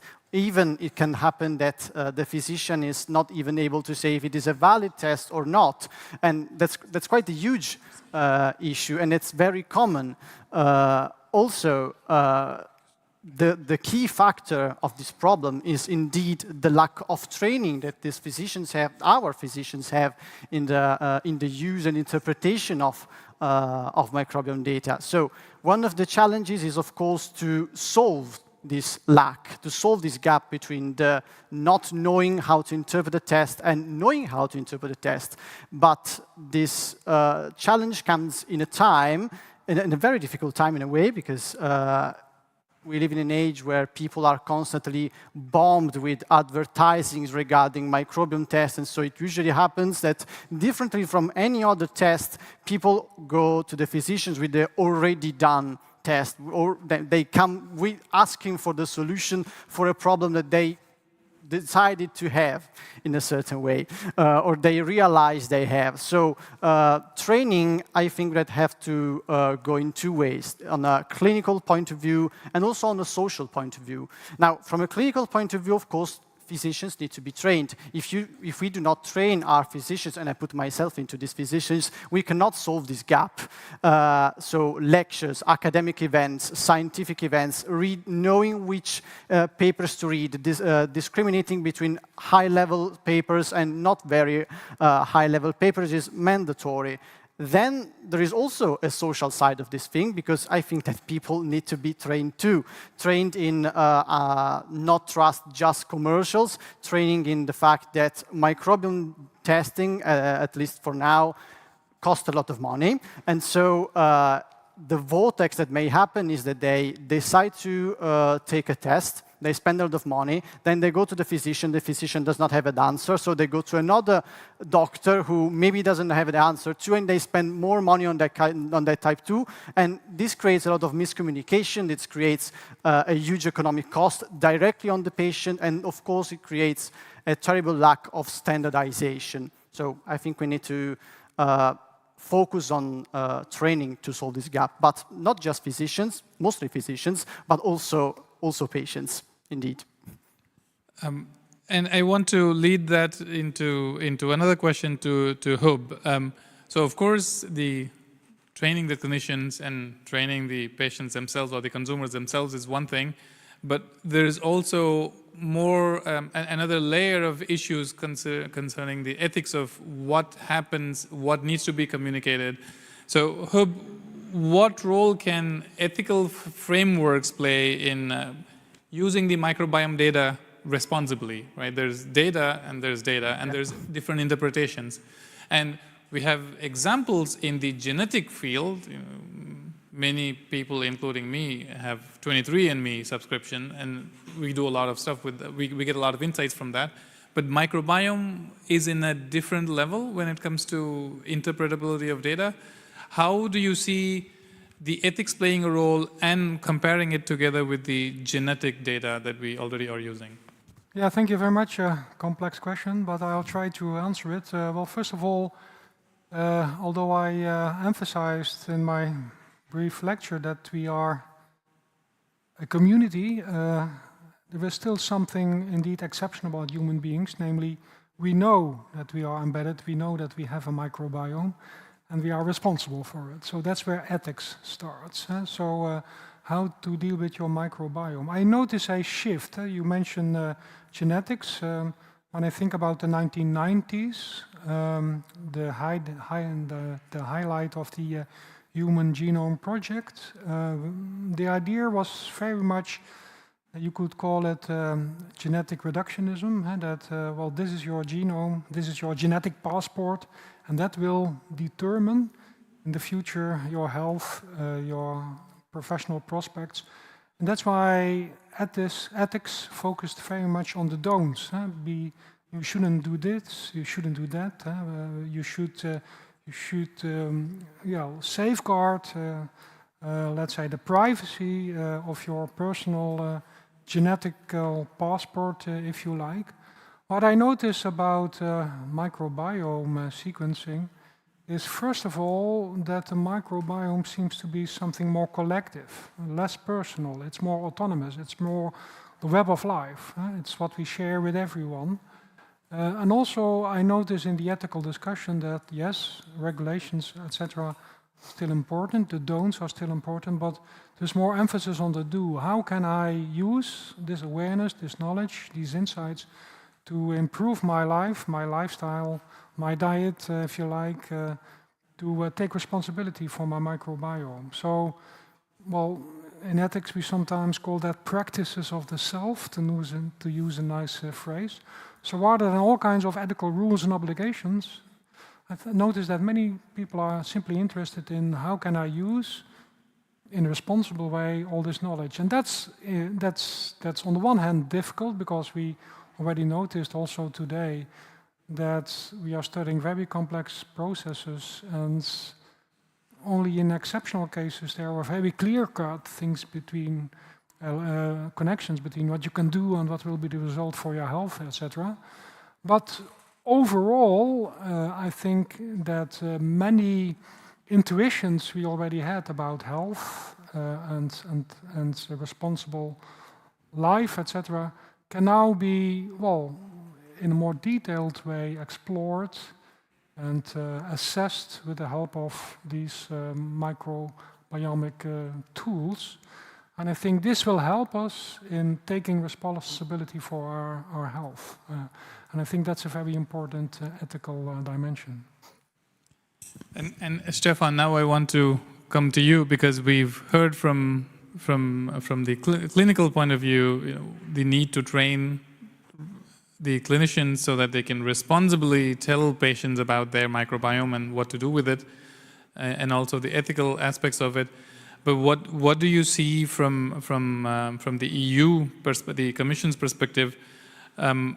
What is going on in terms of the regulatory aspects of the microbiome, and not only microbiome as we do research and whether the data that goes into the public domain from the EU-funded research, but also things like what we heard about the commercial kits available, where it doesn't look like there's really any strong regulation, and it's practically Wild West. So where are we going with regulation on microbiome, both from the academic and as well as the consumer angles?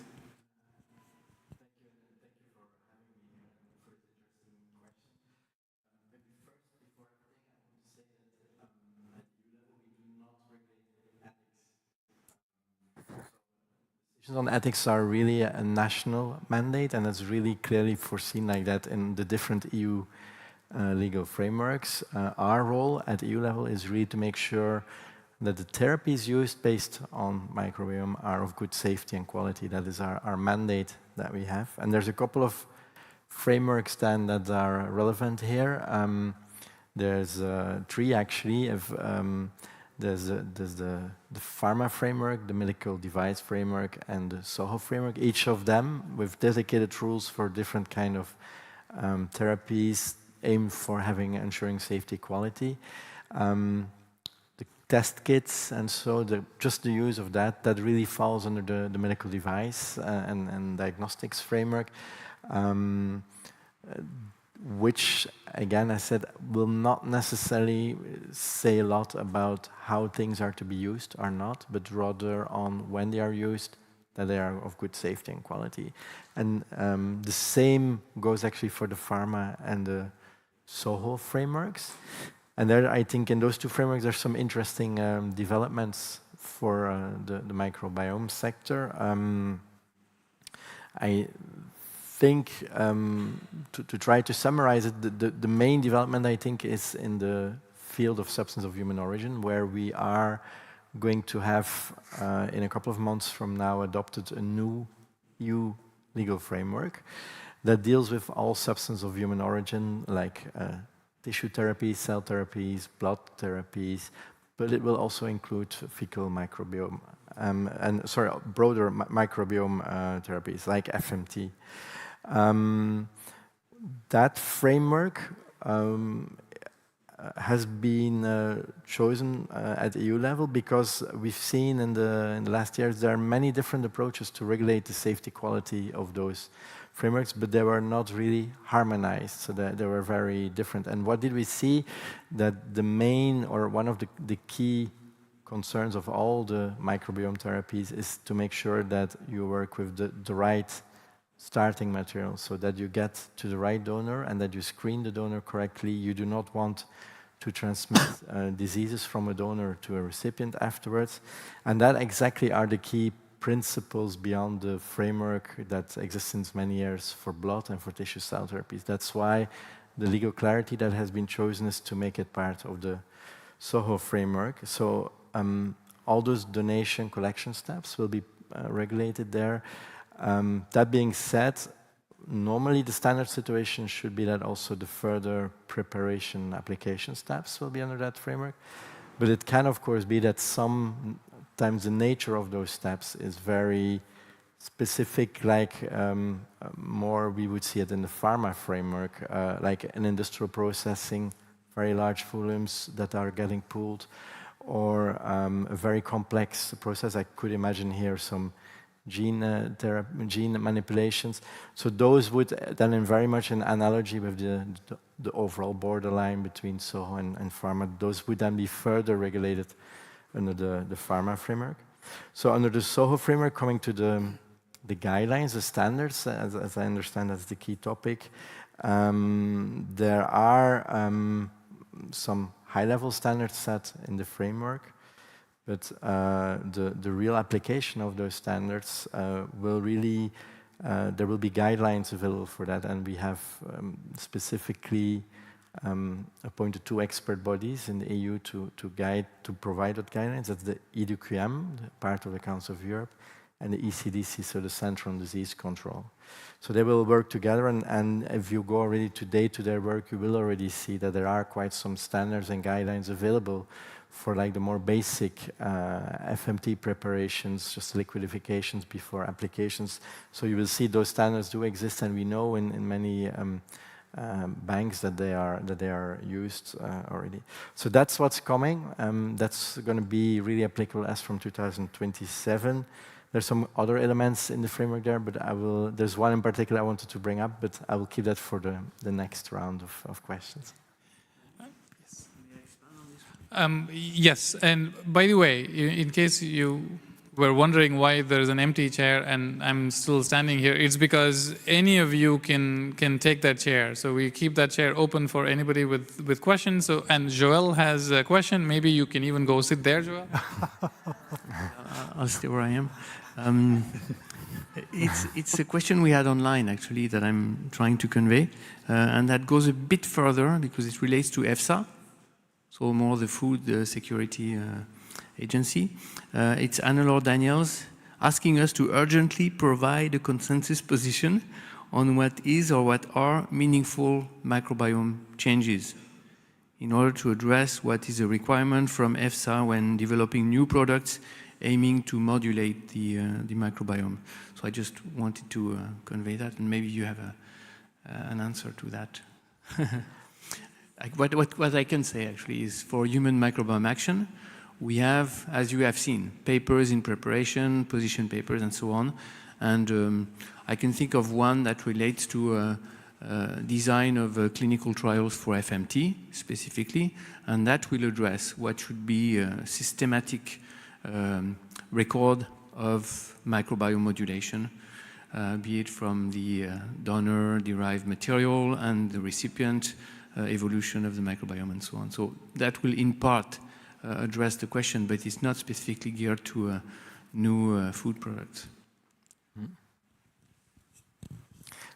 I'm a bit less knowledgeable on that, but in say, substance of human origin should not end up in food, and that is a kind of a general principle.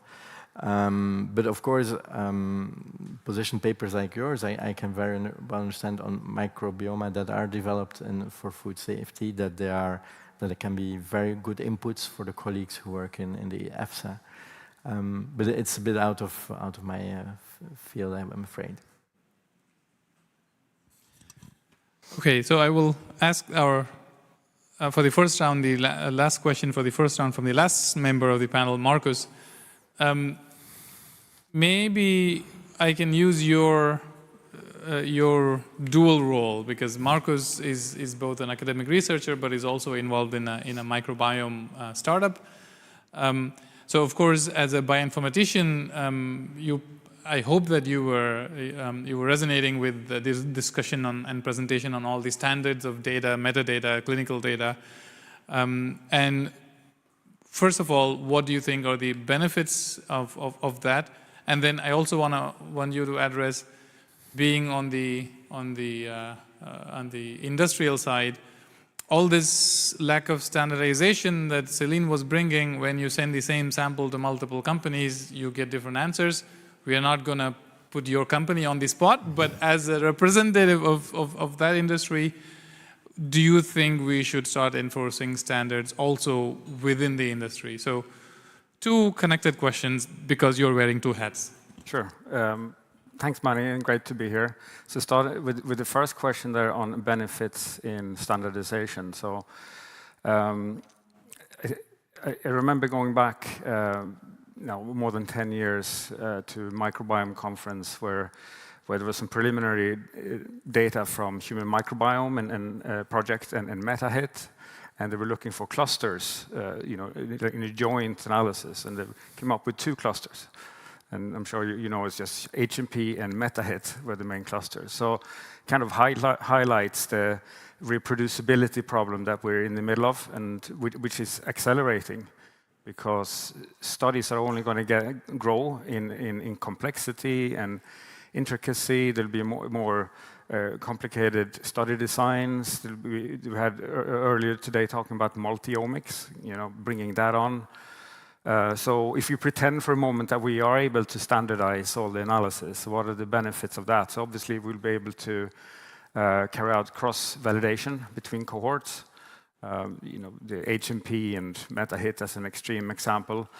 So that's and also to decouple the methodological confounders with the confounders that you get from just having different geography and different diets and so on. So that would be worth a lot. And last but not least on that is that you constantly have new methods being software being developed and things coming on. And I suppose that will always continue. But if there were fewer but more reliable packages or standards, we could focus more intellectual effort on the research questions and to interpret the enormous amounts of data coming from the studies, rather than having to always try to optimize and compare and throw in the next tool that comes along. So I suppose those would be benefits if it was possible to do all this standardization.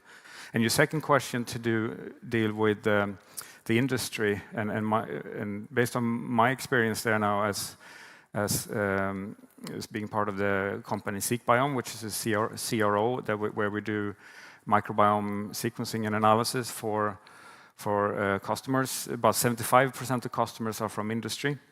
And this actually has not been any pull from them at all to have any more standardization than from academic clients, in our experience. And what I was a bit positively surprised by seeing is that they are, I say they now as industry clients, are more interested in publishing than when I first thought. I thought it would be mainly academia that was interesting, but no, they want to publish too, which makes sense. And that kind of, just the methods and the approach falls under this quite loose peer review quality control. But then, of course, there are other clients who are more sensitive to this. When you, for instance, pharma, especially if they do clinical studies, and also health sector, if they do human testing, they want particular set of accreditation, ISOs 9001, 17025, CLIA, GCP, all these things. But even in exactly what they need and what combination those is also a bit unclear. But so it depends a bit what type of industry you're working with.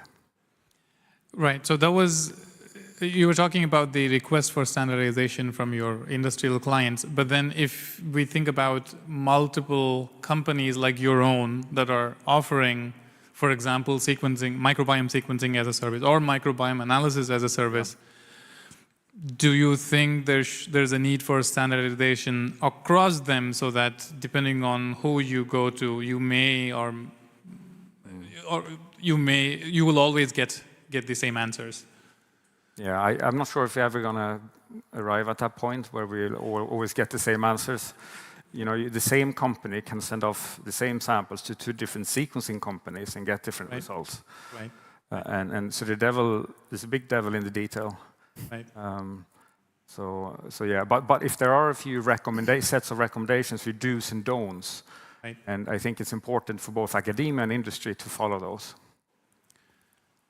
And on that note, any other question from anybody else? Anybody else who wants to take the single seat waiting for you? Okay.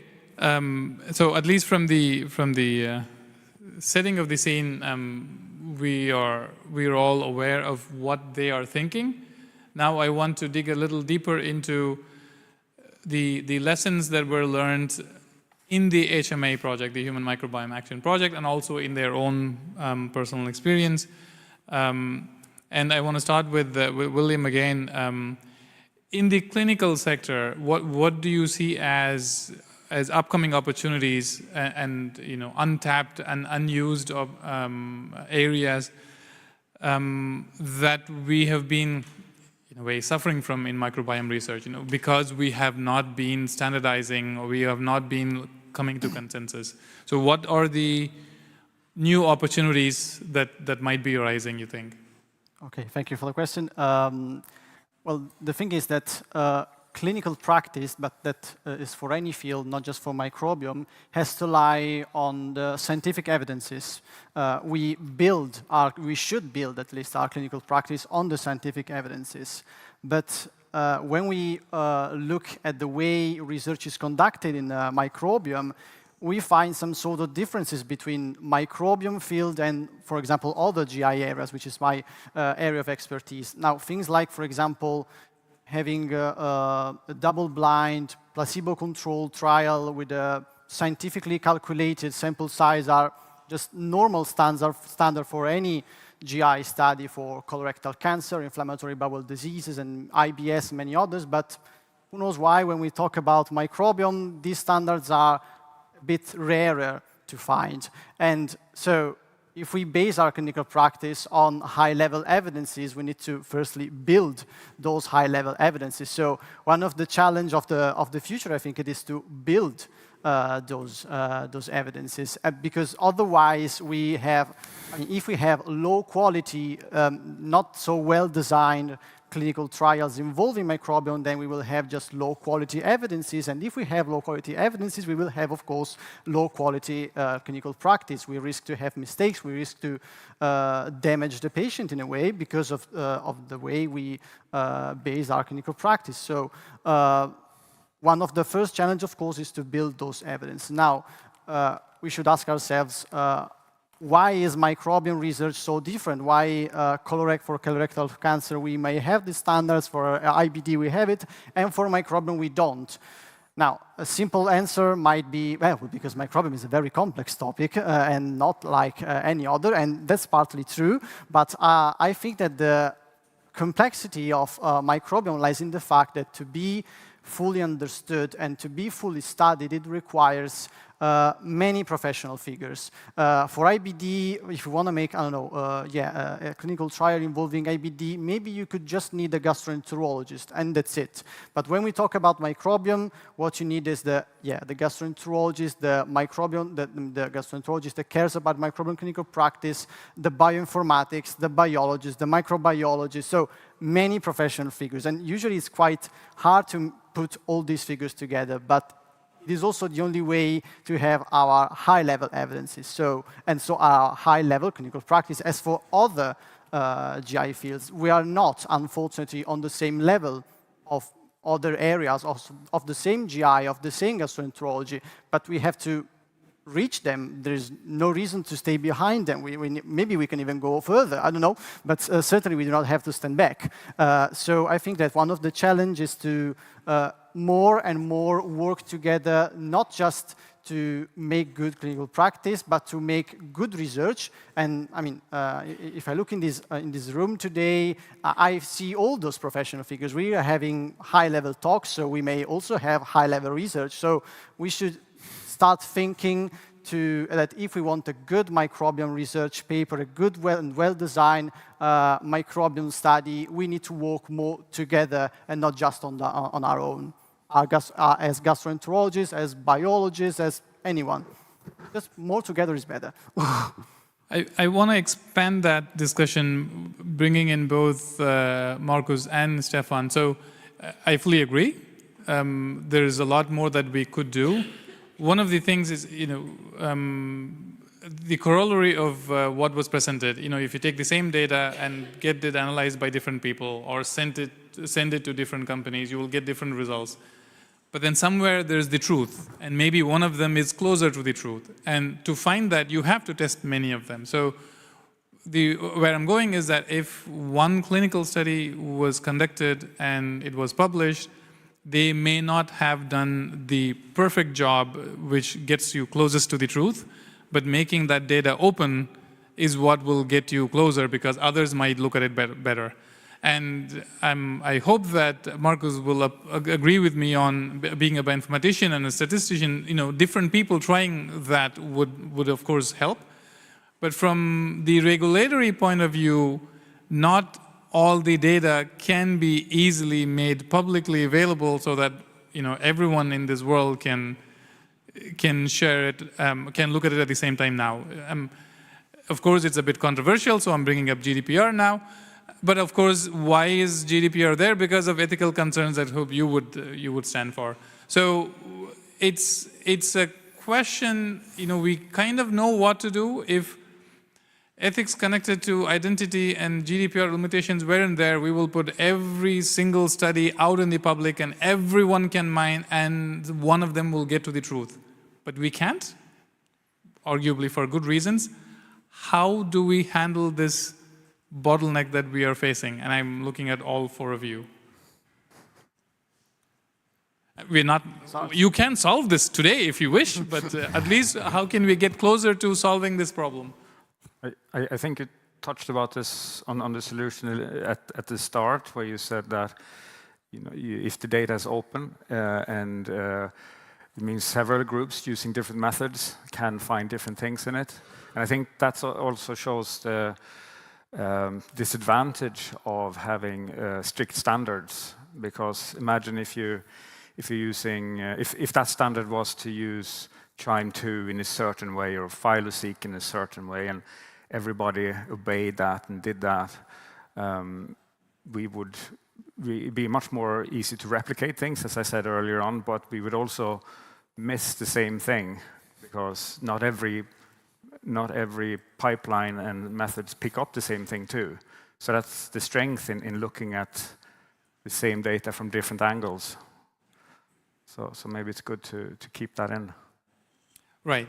And how do we enable that? Because as of today, if I publish a clinical study, you will definitely not get all the data that you would like. And there's a reason why, but we need to also follow regulations which kind of prevent us from it. So any more thoughts on how we can get closer to that ideal scenario? I don't have the answer, of course, but there is one thing I would like to stress, namely that, well, a lot of ethical discussions and discussions about regulation focus still on the individual perspective. But for me, microbiome research, it's not about me. It's not about what do I need in terms of food supplement or will use or exploit my data. I think microbiome research, I see it much more as a commons. And what struck me this morning was, I wasn't aware of that much, that besides, let's say, extinction of species, there is also a loss of microbiome diversity. which is odd. Think about the high-quality lunch we had today. We seem to live in a relatively affluent environment, and still there is loss of microbiome diversity. How can that happen? I think that's a very important question, and for that we need samples, we need knowledge, we need databases. Of course, there has to be regulation and standardization, but it's not to safeguard my personal interests, but to safeguard the quality of the research. But we need this research to get an overall picture, and I think we should move away from the individual, from the focus on individual rights and concerns towards what do we need as a society. This knowledge is important to address the challenges of human health. Now I will look at you, Stefan. So I fully agree with you. Of course, protecting the individual is important, but when there's benefit for the society that is being hindered by one of these, then how do we address that? So how do you strike the balance, and what is possible from the EU to help us? I think a lot of the discussion I hear here makes me think back of discussions I see in other professional societies and other groups of medicine. We work regularly with the stem cell transplant community. We work regularly with the IVF therapy and embryologist professionals. So those doctors have actually very similar concerns and needs than you. So how do they make sure that their knowledge is to the good of everybody, that the data can be shared and that everybody can build on that? And I think in there's really an important role for those societies themselves. If you go and see how they are organized, they bring professionals together, they have common journals where they publish and let each other review their findings. They discuss about it, and then one picks up on another, and like that progress is made in smaller incremental steps. And that's also a little bit, because you will ask me then, I guess, how do we, as regulators, what does it mean? But I think that's also how we've conceived the SOHO framework, the new regulation. In terms of innovation, there is a new approach that is going to be introduced, which is a two-step approach. A first step will be a benefit-risk assessment. And if that assessment finds that the risk is high, then you will be asked for significant number of clinical data to come back with, very similar than clinical trials in the pharma framework. But if that level of risk is lower, and there can be grades of that, it can become very low and almost negligible, then the levels of clinical evidence that need to be collected before you can get authorized will also go down. And that is especially done because we see a lot of small tweak changes all the time that are incremental and bring incremental progress. Like you can change just a medium to store a certain tissue cell, and that might already have a small impact, but not really a big risk. So, but you want to understand that. So then you do not need to have all necessarily very extensive and complicated clinical trials. You can do probably with other levels of evidence before you can, in order to get an authorization. So that is an approach that has been developed with the authorities of the transplant transfusion community on the other hand, one hand, but also with those professional societies. And it now is going to be embedded in the new SOHO regulation. So what I hear here is that it might be very useful for some of the questions that you're putting forward.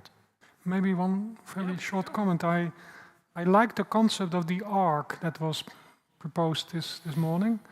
I think good regulations, quality care, that's part of this arc. If you want to build this arc, this huge collection of, let's say, microbiome data, then yeah, quality care and regulations is part of that infrastructure, I would say. Yeah? I don't see, let's say, rules and regulations as inhibiting research, but rather as facilitating and supporting building such a structure, such an arc. I want to switch gears a little bit. We are almost running out of time, I've been reminded. So I will ask Marcus one of my favorite questions, and then we will slowly wrap up. So Marcus, you've been trying to apply machine learning on microbiome data, and you led this cost study where you brought in a lot of stakeholders and looked at it.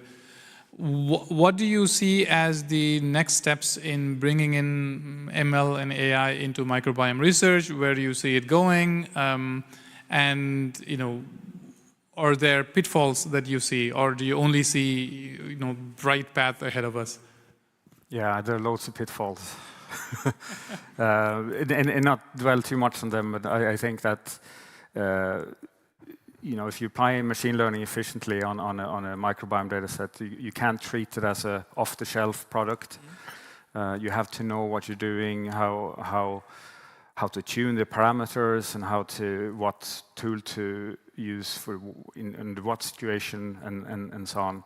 And the other one is data leakage, which is a big problem too, where you have where you train a model, but where some of the training information is seeping through to the testing, so that you artificially get much better performance. So there are a few examples where this has happened unintentionally, of course, and I think you talked about that previously. But last year was a famous example where you had a previous microbiome paper that discovered biomarkers in blood and tumors from that would be predictive of cancer. But that study in itself had brought together different types of data, and in doing that process, going back to the raw reads, the actual descriptions of the reads had information on whether they were cancer or non-cancer, and that was leaked into testing, which then were really inflated and got great numbers. So that was one of the things pointed out. And another example I tend to use is also in terms of metadata. So, for instance, if you look into hypertension, you try to find microbiome profiles that is classifying hypertension, and you include metadata as an drug usage, and that's done previously, and including usage of hypertension drugs. So if you have that in the model, patients who have used hypertension drugs will be classified as having hypertension. So a lot of these things can seep through. But I just want to finish as well on saying something that would be important in terms of language. I think there's a disconnect between bioinformaticians, machine learning experts, and clinicians, and because ultimately we want to translate findings into the clinic in the context of human microbiome. So, but in a typical end discussion in a microbiome paper is, this biomarker or this high AUC value means that we can use it for diagnostic purposes, and it stops there. But what does that mean? What, from a clinician's point of view, when can you say that you can use something like this in a clinical setting? And from the clinician's point of view, how do they interpret an AUC? What does that mean? And is that being validated? And what needs to happen in the next step? And going back to William's point earlier, I think there's a lot of understanding needs to be, knowledge transfer going on between different fields. We are running out of time, so if, based on what you have been discussing, from each other's points, do you have any final words that you want to make, any of you? Okay, I weigh in. I want to take a concept that Yusval said before, which is a concept that I really liked, which is the one of symbiosis. I really liked it, actually. And I do think that gut microbiota and microbiome per se works because microbes make things together. And, of course, it connects with the things I said before. And I do think that if we keep symbiosis, if we keep doing things together, and I talk it involving many professional figures, both on research, both on clinical practice, both also on transmitting the knowledge, but doing things all together, not just only biologists, only gastroenterologists, only all the medical doctor, etc., we will reach higher standards that we have today. That's something I really liked. Okay, now we are coming to the close of this discussion, and I've successfully managed to keep that chair empty. I don't know if I should be proud or disappointed, but nevertheless, I want to thank the panel again on behalf of all of you, and very nice discussion with all of you. Thank you, gentlemen.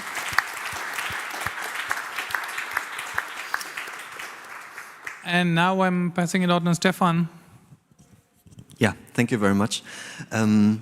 Thanks to all of you. It's been a pleasure listening to you. I think especially this key point of interdisciplinarity, as you just said it, William, is what we can take out of this.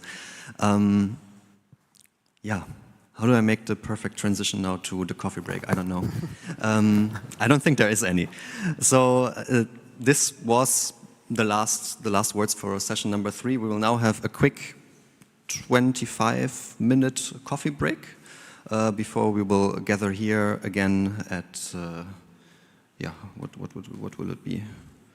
Well, in 25 minutes we will gather here again, and and yeah, you can go again to the break room, enjoy a coffee. Also make use of the social media booth, and we'll see you later.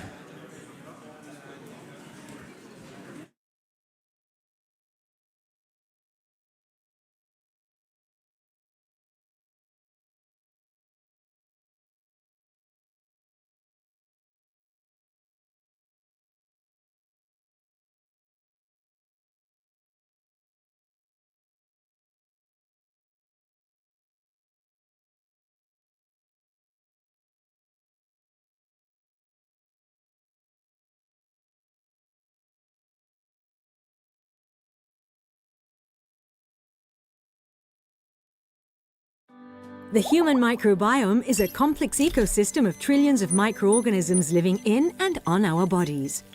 A mysterious puzzle that still poses many unanswered questions. Due to a lack of knowledge and regulation, we have not yet harnessed the full potential of microbiome science, using this to benefit people's health by either preventing diseases or finding new cures.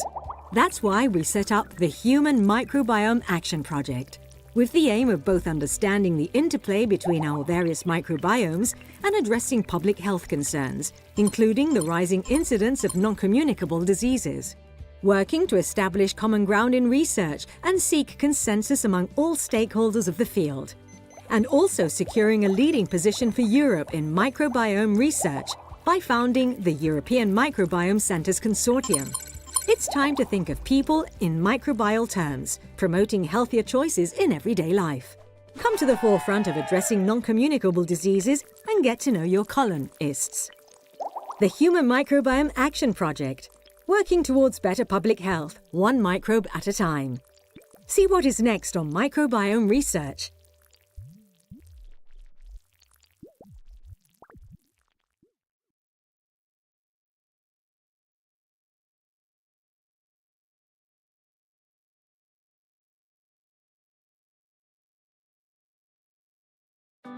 The human microbiome is a complex ecosystem of trillions of microorganisms living in and on our bodies.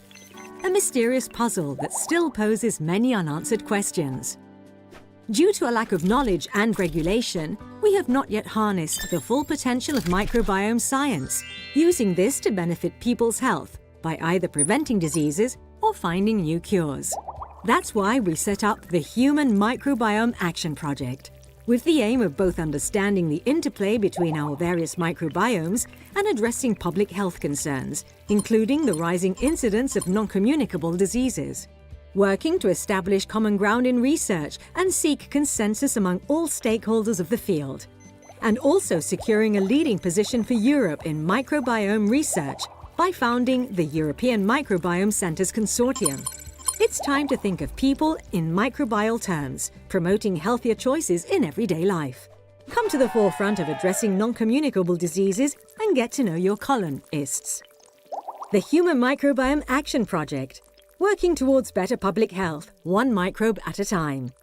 See what is next on microbiome research.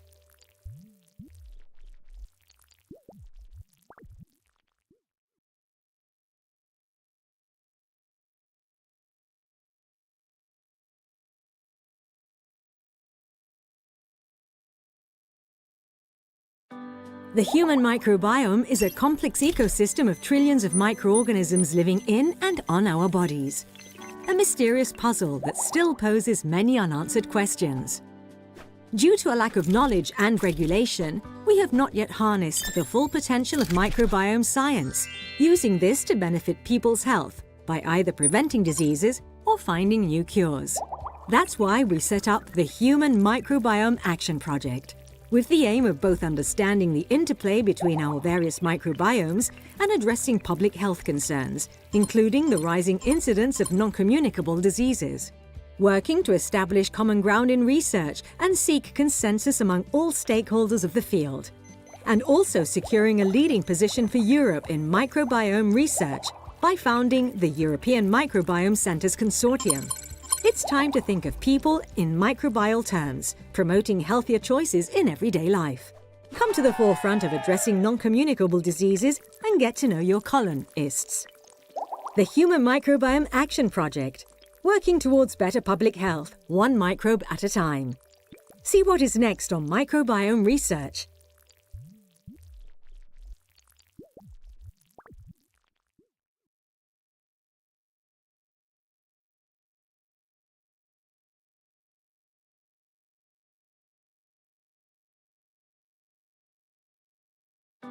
The human microbiome is a complex ecosystem of trillions of microorganisms living in and on our bodies. A mysterious puzzle that still poses many unanswered questions. Due to a lack of knowledge and regulation, we have not yet harnessed the full potential of microbiome science, using this to benefit people's health by either preventing diseases or finding new cures. That's why we set up the Human Microbiome Action Project, with the aim of both understanding the interplay between our various microbiomes and addressing public health concerns, including the rising incidence of non-communicable diseases. Working to establish common ground in research and seek consensus among all stakeholders of the field. And also securing a leading position for Europe in microbiome research by founding the European Microbiome Centres Consortium. It's time to think of people in microbial terms, promoting healthier choices in everyday life. Come to the forefront of addressing non-communicable diseases and get to know your colonists. The Human Microbiome Action Project, working towards better public health, one microbe at a time. See what is next on microbiome research.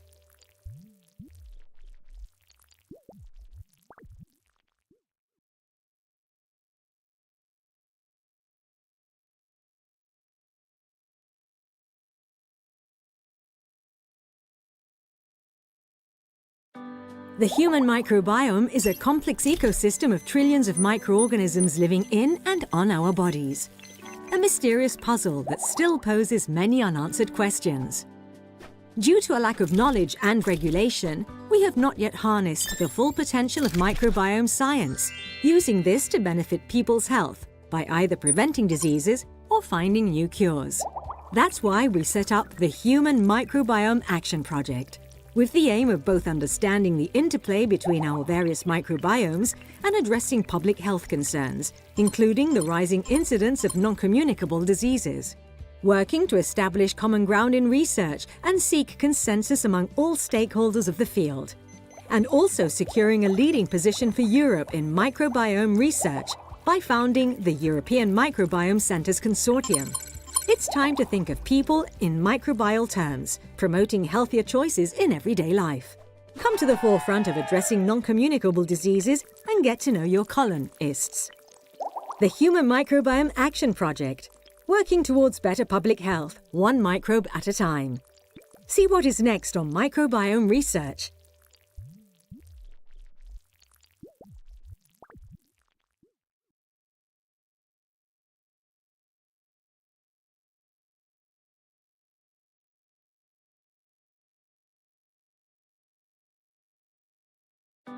The human microbiome is a complex ecosystem of trillions of microorganisms living in and on our bodies. A mysterious puzzle that still poses many unanswered questions. Due to a lack of knowledge and regulation, we have not yet harnessed the full potential of microbiome science, using this to benefit people's health by either preventing diseases or finding new cures. That's why we set up the Human Microbiome Action Project, with the aim of both understanding the interplay between our various microbiomes and addressing public health concerns, including the rising incidence of non-communicable diseases. Working to establish common ground in research and seek consensus among all stakeholders of the field. And also securing a leading position for Europe in microbiome research by founding the European Microbiome Centres Consortium. It's time to think of people in microbial terms, promoting healthier choices in everyday life. Come to the forefront of addressing non-communicable diseases and get to know your colonists. The Human Microbiome Action Project, working towards better public health, one microbe at a time. See what is next on microbiome research.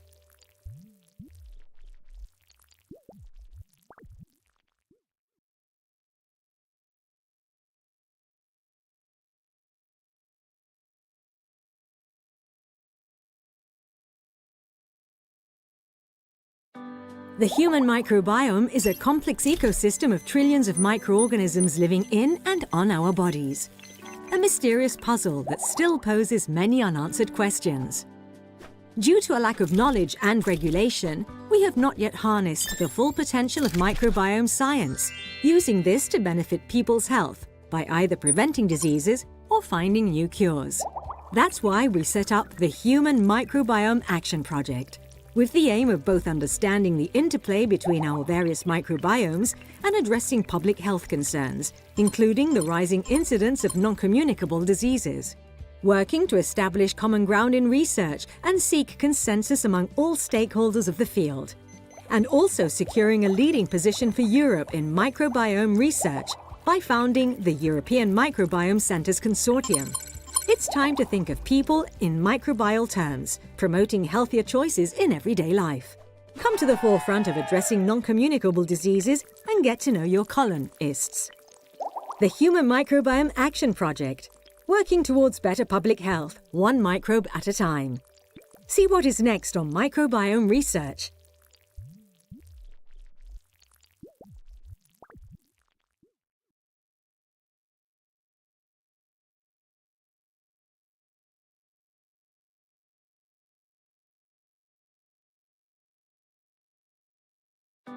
The human microbiome is a complex ecosystem of trillions of microorganisms living in and on our bodies. A mysterious puzzle that still poses many unanswered questions.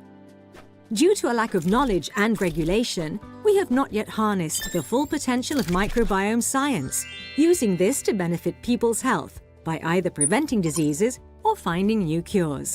That's why we set up the Human Microbiome Action Project, with the aim of both understanding the interplay between our various microbiomes and addressing public health concerns, including the rising incidence of non-communicable diseases.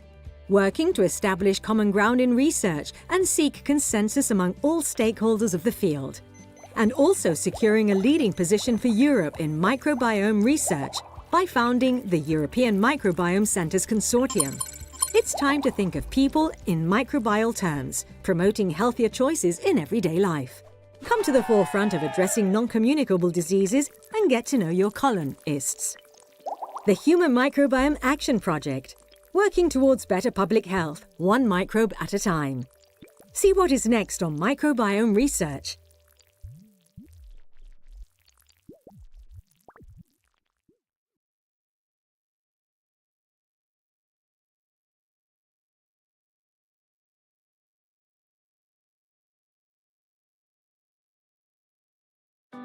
The human microbiome is a complex ecosystem of trillions of microorganisms living in and on our bodies. A mysterious puzzle that still poses many unanswered questions. Due to a lack of knowledge and regulation, we have not yet harnessed the full potential of microbiome science, using this to benefit people's health by either preventing diseases or finding new cures. That's why we set up the Human Microbiome Action Project, with the aim of both understanding the interplay between our various microbiomes and addressing public health concerns, including the rising incidence of non-communicable diseases. Working to establish common ground in research and seek consensus among all stakeholders of the field. And also securing a leading position for Europe in microbiome research by founding the European Microbiome Centres Consortium. It's time to think of people in microbial terms, promoting healthier choices in everyday life. Come to the forefront of addressing non-communicable diseases and get to know your colonists. The Human Microbiome Action Project, working towards better public health, one microbe at a time. See what is next on microbiome research.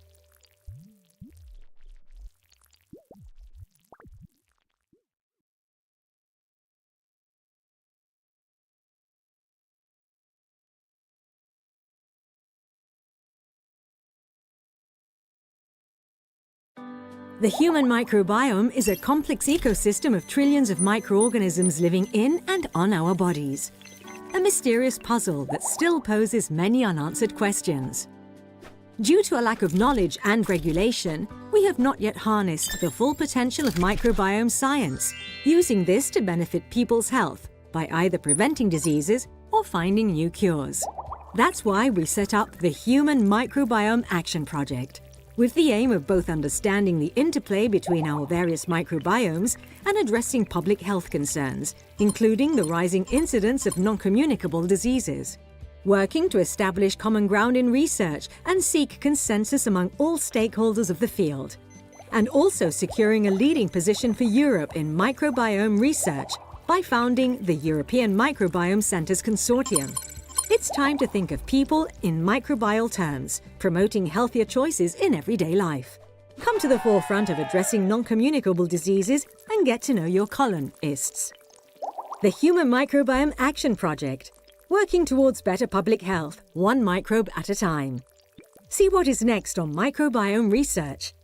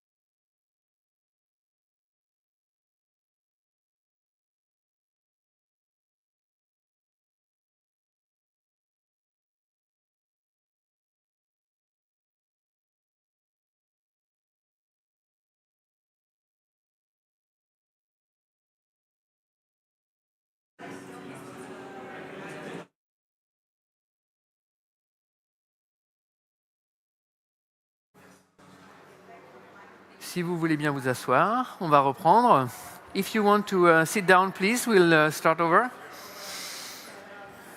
I don't know how to say it in Belgium or in Flemish or, or Spanish. Okay, thank you very much.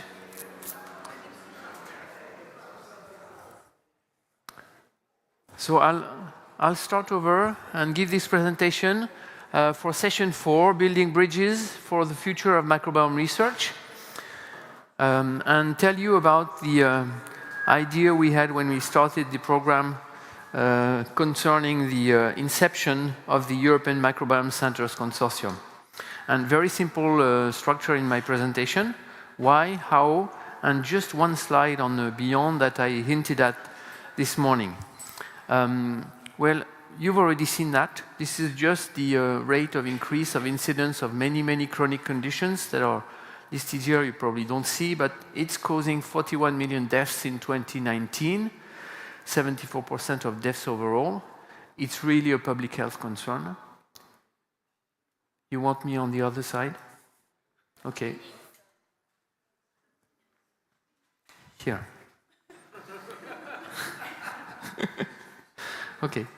And we have a situation where we suspect that changes in lifestyle that occurred after the end of the Second World War, basically, so for the past 70 years, are at stake when it comes to alteration of the microbiome. So we have alteration of the microbiome, and then beyond alteration of host microbes, symbiosis, and that can lead to onset or aggravation or maintenance of chronic conditions. Yet, what we do see is a fantastic increase in our ability to manage, to run clinical trials. On the left here, this is, you don't see the figure, but it's 1,300 trials in Europe in 2019, so it's already massive. Some phase 1, 2, 3, and 4. And we do see emergence of also fairly large cohort studies across Europe, but also in the world, basically, which are illustrated here. Several thousands of individuals, and very often now being characterized by shotgun microbiome sequencing. And we have, obviously, the Million Microbiome of Humans project, gathering samples from all over the world also, and aiming for 1,000. And I just have the logo of Le French Gut, our project in France, where we aim for 100,000 samples. And so what we set forward as an objective for human microbiome action, even before we started, as Paul was saying when we met in Roissy-Charles de Gaulle Airport, actually preparing for that, we wanted to maximize the impact of microbiome research and innovation in Europe and worldwide, ensuring coherence and harmony in the way microbiome research is and will be performed in the future. And so that entailed bringing together leading European and international players, developing international synergies, and providing instruments to support a robust usage of knowledge. So we've gone a little bit along those goals, basically, as you can testify from what you have seen today. There's still a long ways to go. And we thought initially of ways to have some sustainability. Basically, network activities like CSA starts and ends, and then you wonder what will happen after. So what we had in mind to promote sustainability of our actions were, for one thing, build a human microbiome action stakeholder advisory board. I know many of you, as I said this morning, belong to our SAB, but it's still open today. Basically, the idea was to have this opportunity to gather together with this structure and to allow us to keep you informed of what's going on, of what we are doing, what we aim to do.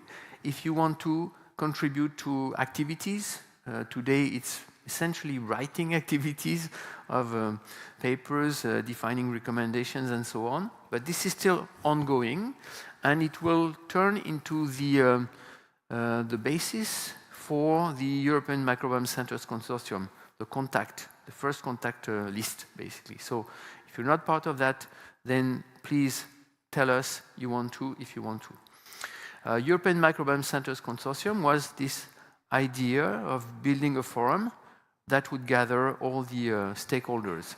And I will explain what we had in mind. And then I will just say a word on the World Microbiome Partnership, which is another initiative. And before I start, I wanted to put that up. Basically, the vision we can have today is that we have everything we need, or almost, for the clinician to prescribe the usual blood-urine analysis, and at the same time, stool characterization or stool testing, with its natural interface, which is the medical biology lab, probably some support at the start, at least, for data analysis, in order to basically document microbiome status, symbiosis status, throughout the process of clinical management. And well, this is the virtuous circle I was mentioning this morning. We have everything, but we still need quite a bit of work. We have the standards, obviously we have large numbers at least coming, but we will need to document evidence-based clinical benefits. We will need regulatory paths all the way to, why not, reimbursement of the prescription, and education of patients and training of microbiome clinicians. As Philippe Marteau was saying this morning, sometimes the patient knows more.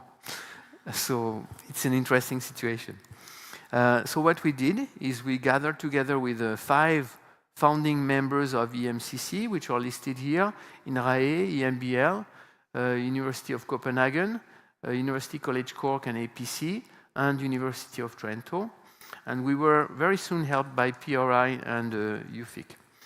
And well, what we set for ourselves in terms of missions is listed here. We want to first secure sustainability of the European CSA human microbiome action and also microbiome support that was focused on food systems, their outcomes, their impact. To shape the research and innovation community, and this is just something we have started to do in a way, to promote and harmonize the development of standards, their validation for microbiome research and its application. And we think here of the potential of translation in industrial settings to ensure that scientific requirements and consensus in the field are acknowledged by the regulator. So we do have contacts with the regulatory settings, especially with Céline and the PRI who are associated with me for this talk. We want to contribute to the evolution of regulatory frameworks, so same mindset or mind frame, to stimulate innovation and translation of new discoveries, and to contribute to raising awareness and education of the general public for the one hand, but also healthcare professionals on the other hand. And so what we have done over the past few months, a semester or so, is define criteria and outline topics for work groups. So that's what I will present now. Membership criteria, the main message is inclusive. We want everyone basically dealing somehow with the microbiome to potentially apply to be a member of the EMCC. So it has to be stakeholders who deal with the microbiome field, contribute to basic or translational research and innovation. But it can be communication bodies, it can be patient associations, as well as people managing ethics or regulatory considerations. We want EMCC members to be willing to contribute to EMCC's missions, which I just listed before, and also to share a charter of ethics on information sharing, on publication policy, on education and advocacy. And so within the EMCC work group that we have defined, I am showing 6 here. This is the 6 we came up with so far.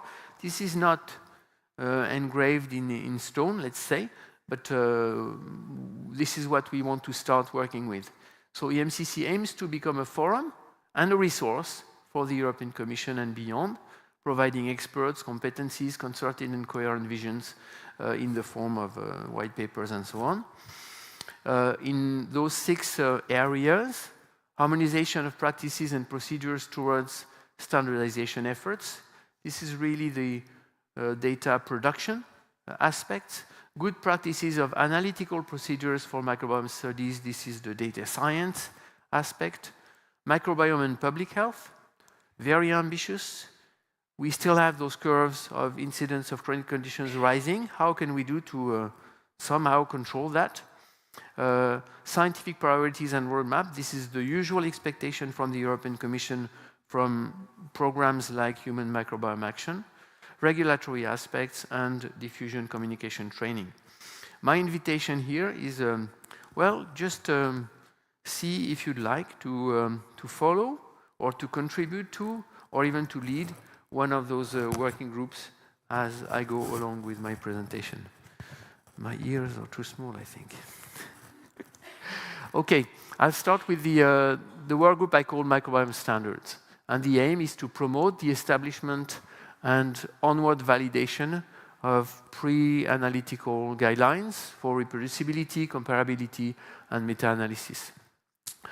Probably I shouldn't go through all this, but we want, for example, to work on the establishment of a repository of procedures that can be really diffused and shared and picked up by anyone.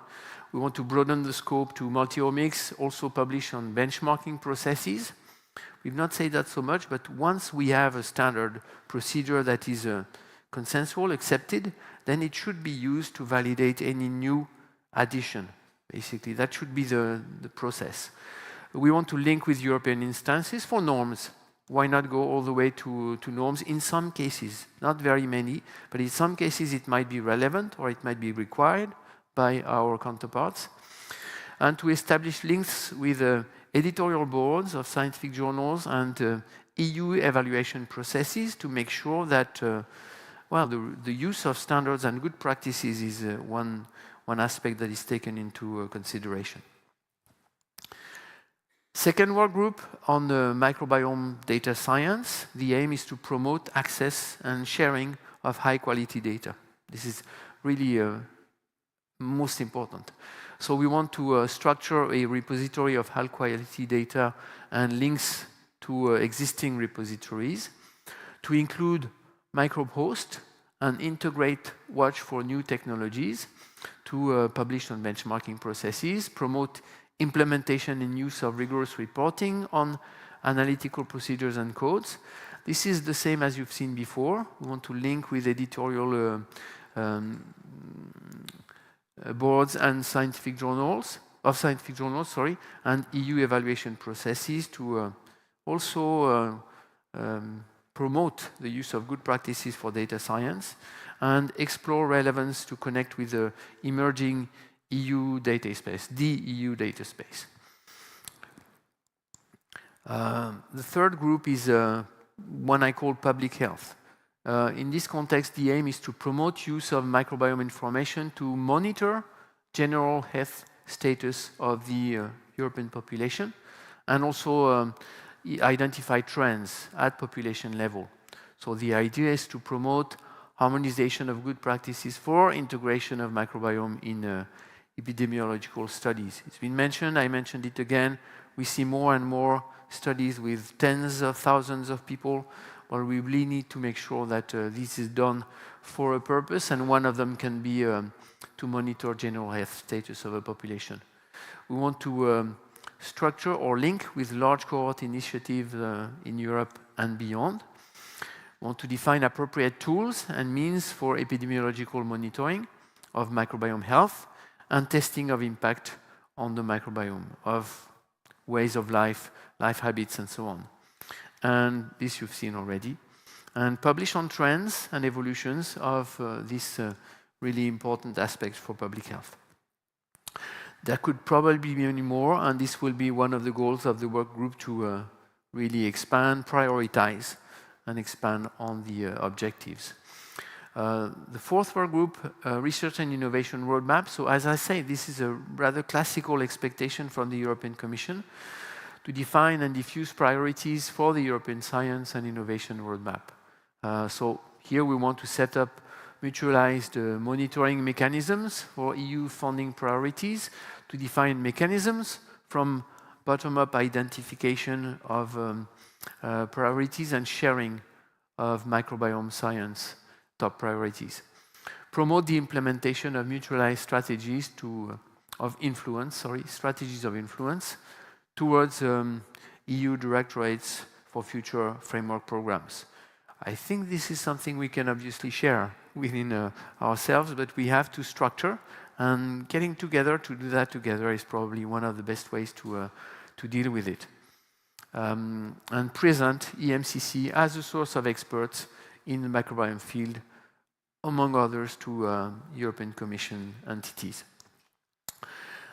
In terms of a regulatory aspect, we want to set up a microbiome dedicated surveillance network. We are advancing towards a position paper on that, and so you will hear and read more about that in the near future. But this is work we do around the coordination of PRI. We want to gain sustained visibility with instances and agencies in member states and at the European level, to provide support on regulatory frameworks to stakeholders in academia, but also clinical settings and industry, which already PRI is doing quite well, and to provide support to regulatory bodies, on the other hand, for the establishment of new regulations in the form of experts, workshop reports, and position papers. And then finally, the workgroup communications aims to promote diffusion communication training for all actors, including citizens. So the idea here is to link up with specialized communication initiatives and communication bodies, like what UFIC is doing, and Gut Microbiota for Health as well, to promote communication on microbiome initiatives, discoveries, and innovations, to gain sustained visibility with instances and agencies in member states and EU level, and to promote citizens' involvement in EMCC activities. So we've barely started to do that at the level of human microbiome action. We have contacted, HubSpot was saying that there's been a survey involving a few thousands individuals worldwide. So this is something that needs to be done a bit more, and to explore potential to contribute to continuous education of healthcare professionals especially. And just to conclude, beyond structuration at the European level, we are exploring the possibility to launch the World Microbiome Partnership. So it's more towards advocacy and influence, and it aims to get together the One Health structures, human health, animal, plant health, soil health, I should say, environmental health in general. Even we think of planetary health as a basis for the World Microbiome Partnership. What we have done so far, it's an association that has been registered. There's an interim executive committee. There's the publication in revision. So you will have more on that through the publication. We are defining working group topics and working with a steering committee of 50 colleagues representing all geographies of the world, and preparing the Congress agenda for a meeting in December this year, so you can mark the dates, 11th through 13th of December, where we will be launching the World Microbiome Partnership for the mandate of the next 2 years. So stay informed and engage. Tell us if you want to join the SAB and become a contributor of EMCC initiative. Simply let us know. Thank you very much for your attention.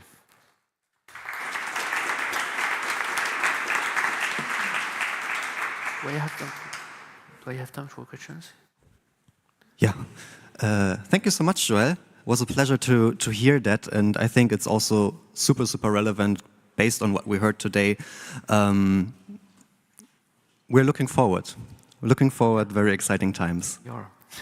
Okay, we will make a very smooth transition now to the last session of today.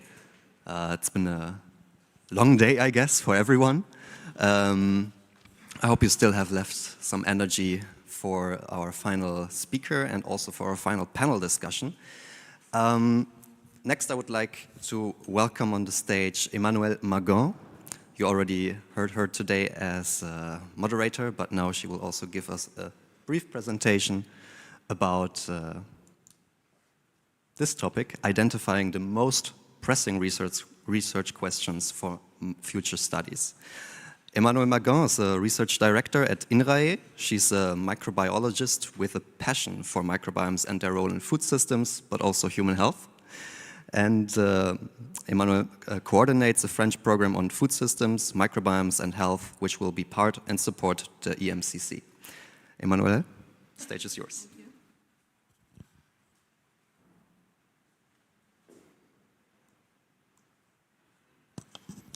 Hello again. So I didn't choose a title, which is a bit ambitious, but still, I'm trying to do the job. Okay. So I guess that if we are all here today, it's because we are interested in this microbiome host symbiosis, which is so important for our health. And with all the services that microbiome are providing to our body, from endocrino-metabolic modulation through the potentiation of dairy ingredient, strengthening mucosa, so neurovegetative regulators, through tissue renewal, mucin production, immunoinflammation regulator, and local signaling, which can become systemic signaling, for example, in the gut-brain axis. And we know that all those activities are important for our health. And we also know, as Joel just shown, that I guess we are all preoccupied by this increasing of non-communicable disease over time, and since 70 years or so. We know that this is somehow linked to industrialization and urbanization, and there is nice example in China, for example, when you see that with industrialization and urbanization, those type of diseases are really increasing.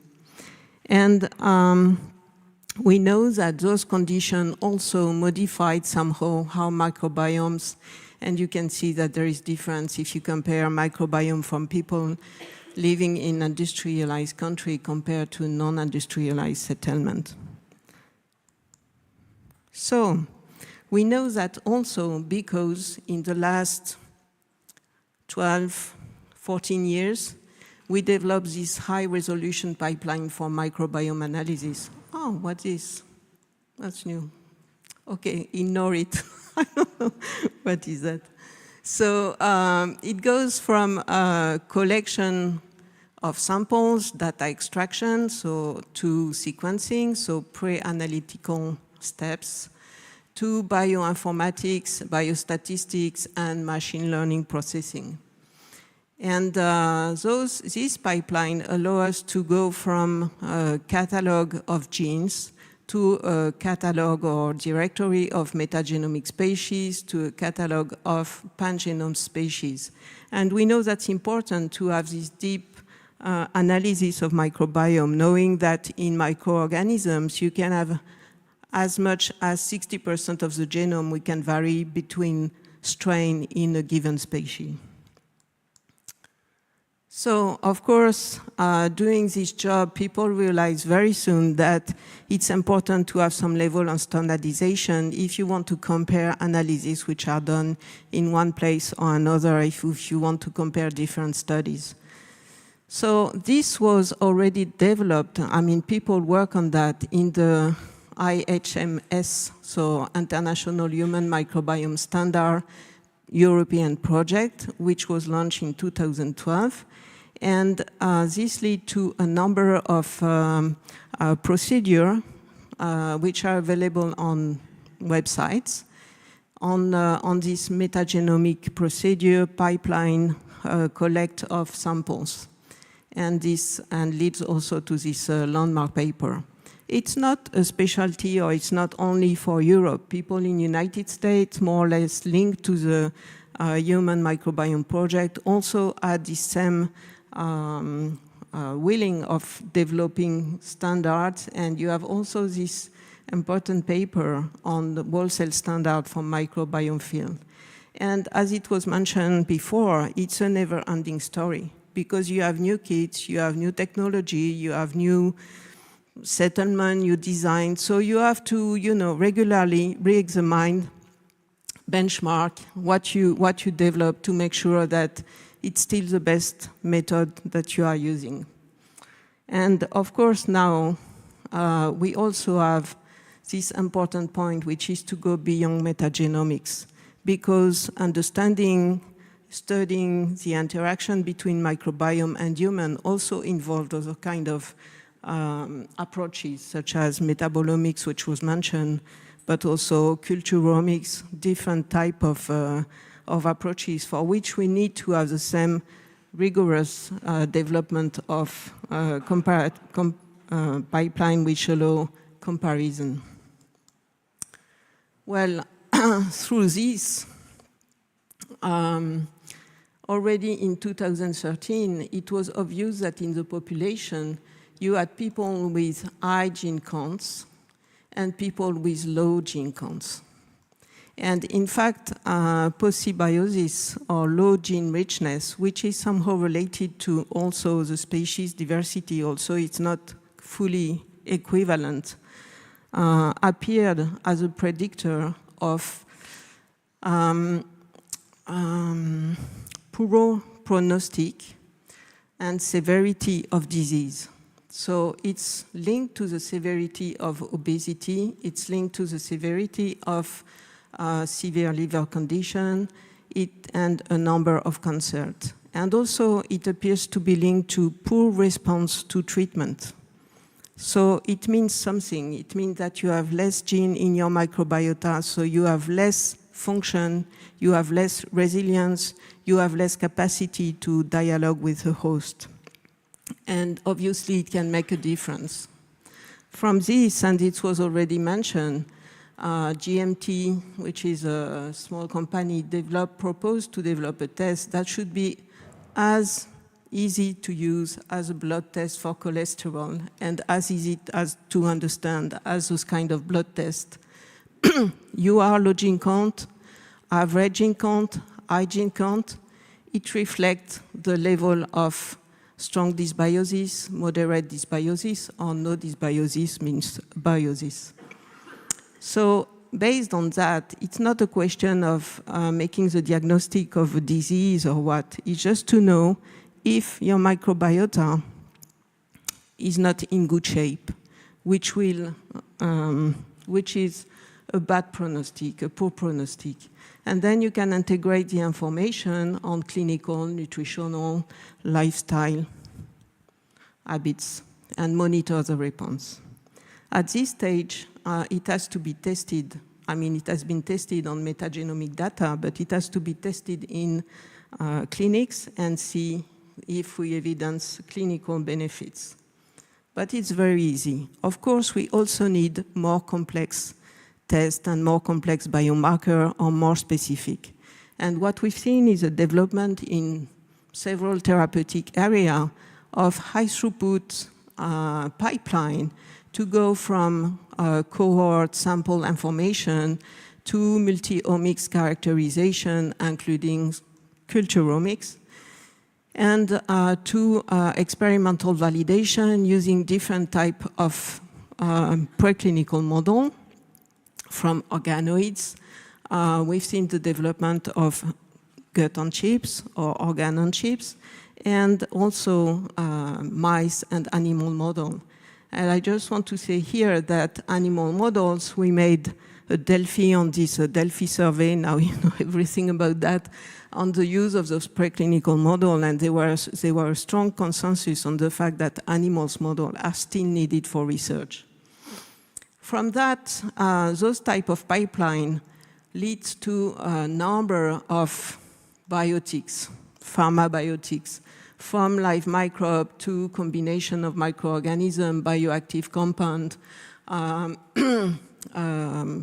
prebiotics that can support the growth of specific species, and more targeted intervention.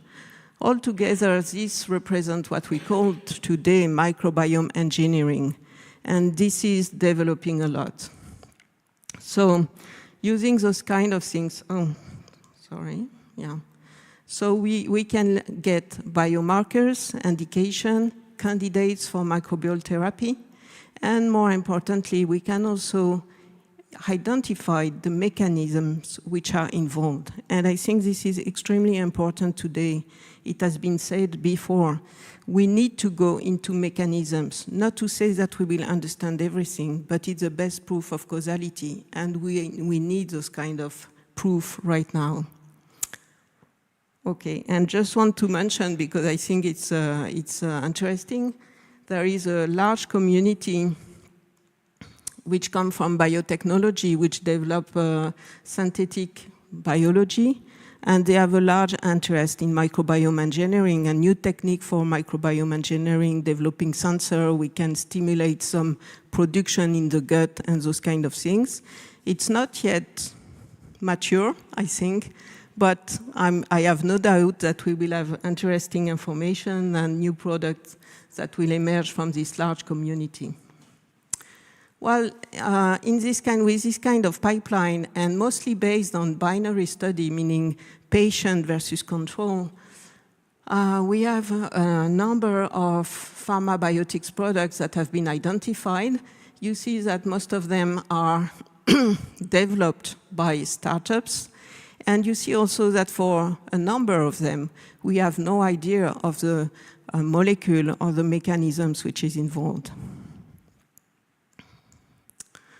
Well, beyond those kind of intervention, we can go for something that was discussed already today also, which is fecal microbiota transfer, which is much more important, as the idea is to really reset a functional host microbiome symbiosis. So to reset antimicrobial barrier, immunohomeostasis, poised systemic communication.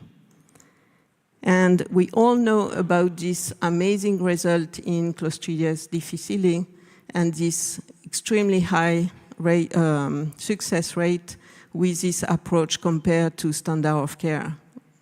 So this led to two market authorization for two products last year. And of course, it's a success story. But FMT is also used in a number of other disease conditions. And in that case, we have to say that it's not as successful in most of the case, except, and it was mentioned for graft versus host disease, it's not the same level of success with FMTs. So it just means that we have to understand better what's going on. And I just want to mention this recent paper with Gianluca Ianniro and Nicola Segata, who analyzed what happened in a number of, I think it was 22 FMT trials, taking 3 types of samples. And what they found is that recipients with higher donor strain engraftment were more likely to experience clinical success after FMT. And they identified also the relevance of microbial abundance, prevalence, taxonomy to infer post-FMT species presence in the recipient. So not to say that we have the answer today, but to say that we still have to do research, and when we do research, we get interesting results. So it's not only a question of therapy, it's also a question of prevention. And of course, large studies were already performed to try to identify the factors which are the most impactful on the microbiome. So we have hints, and I just want to mention briefly one of them. First of all, we have hints, but we only explain 20% of the variance, which is not a lot.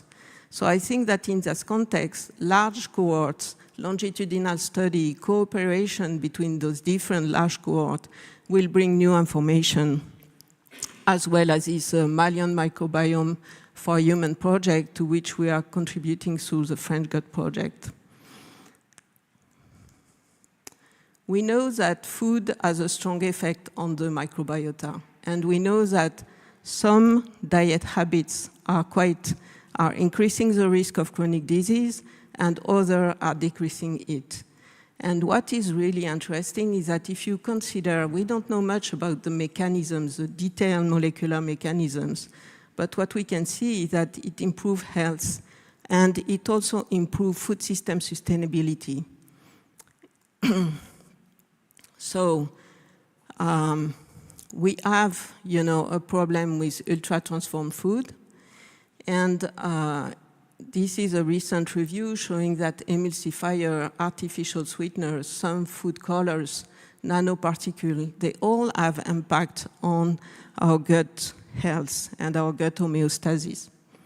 And however, in classical supermarket in Europe, 50% of the product are ultra-transformed products.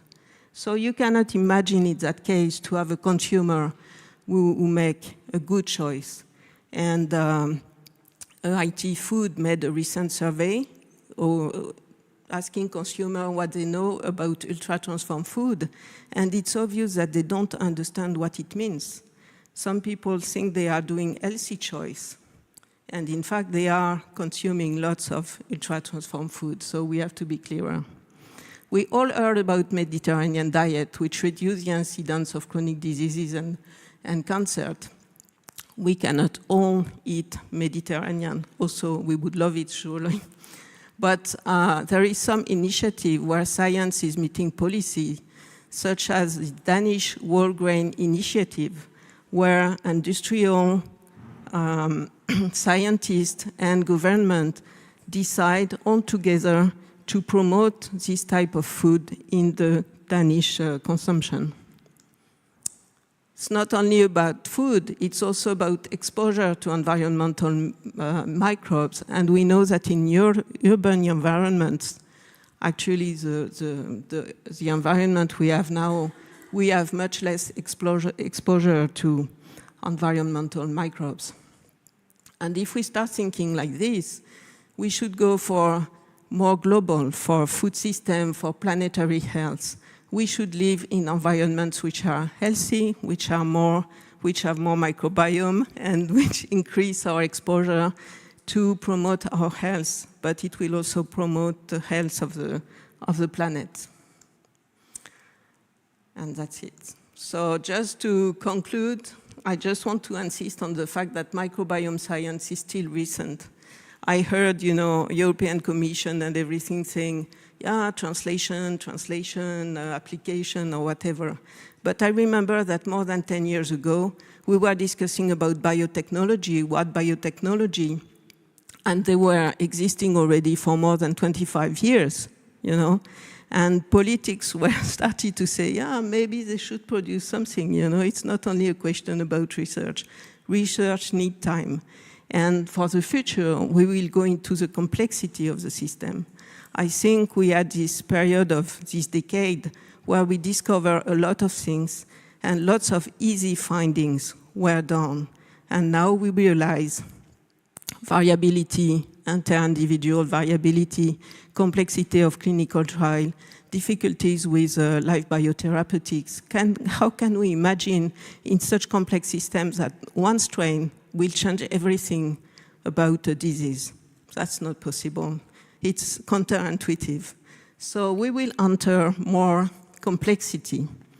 And scientific expectation that we can have is to get multi-omic analysis as a standard and to better integrate microbiome and host data, taking into account variability and specificity of individual. More mechanistic studies in link with causality, new type of preclinical model, such as organ-on-chip, but we still need animal model before testing in human. Biomarkers to go from discovery, from this number of candidates, to validation and use in clinics, and it's not easy, and a number of them will not succeed. And for that, with that, we can expect to go for the development of more personalized medicine and nutrition or precision. I don't know, I don't like either, none of the words. And we have to really consider prevention, because maybe it's the easiest thing to do, to already consider how we are living and to link what we know with public policy and communication with consumer, involve citizens in science, generate information which are science-based and communicate on that. And altogether, what is nice is that we will not only to contribute to our health, but also to the planetary health. Thank you. Sorry, that was too long.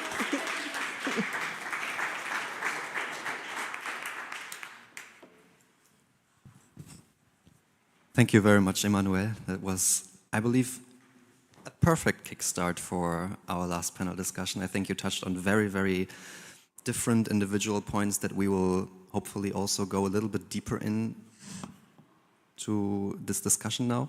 I will just, before introducing the panelists,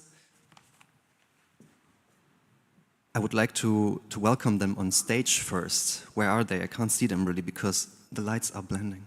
Ah, okay. People are rising. People are coming towards me. Beautiful. Feel free to take a seat. And thanks for joining me on stage and also joining us as a consortium. I'll quickly introduce you one by one. So, first of all, we have Tanja Kostic over there from the Austrian Institute of Technology. Tanja's current research focuses on food systems, microbiomes, and she was and still is involved in numerous EU-funded projects amongst Master, Domino, Food Safer, and also microbiome support. She has also an extensive experience in research collaboration with the industry. Next, we have Federica Caraturo. She is an expert in public health and environmental epidemiology. Her main activities are based on the application of the One Health approach on the interpretation of microbiome-based studies.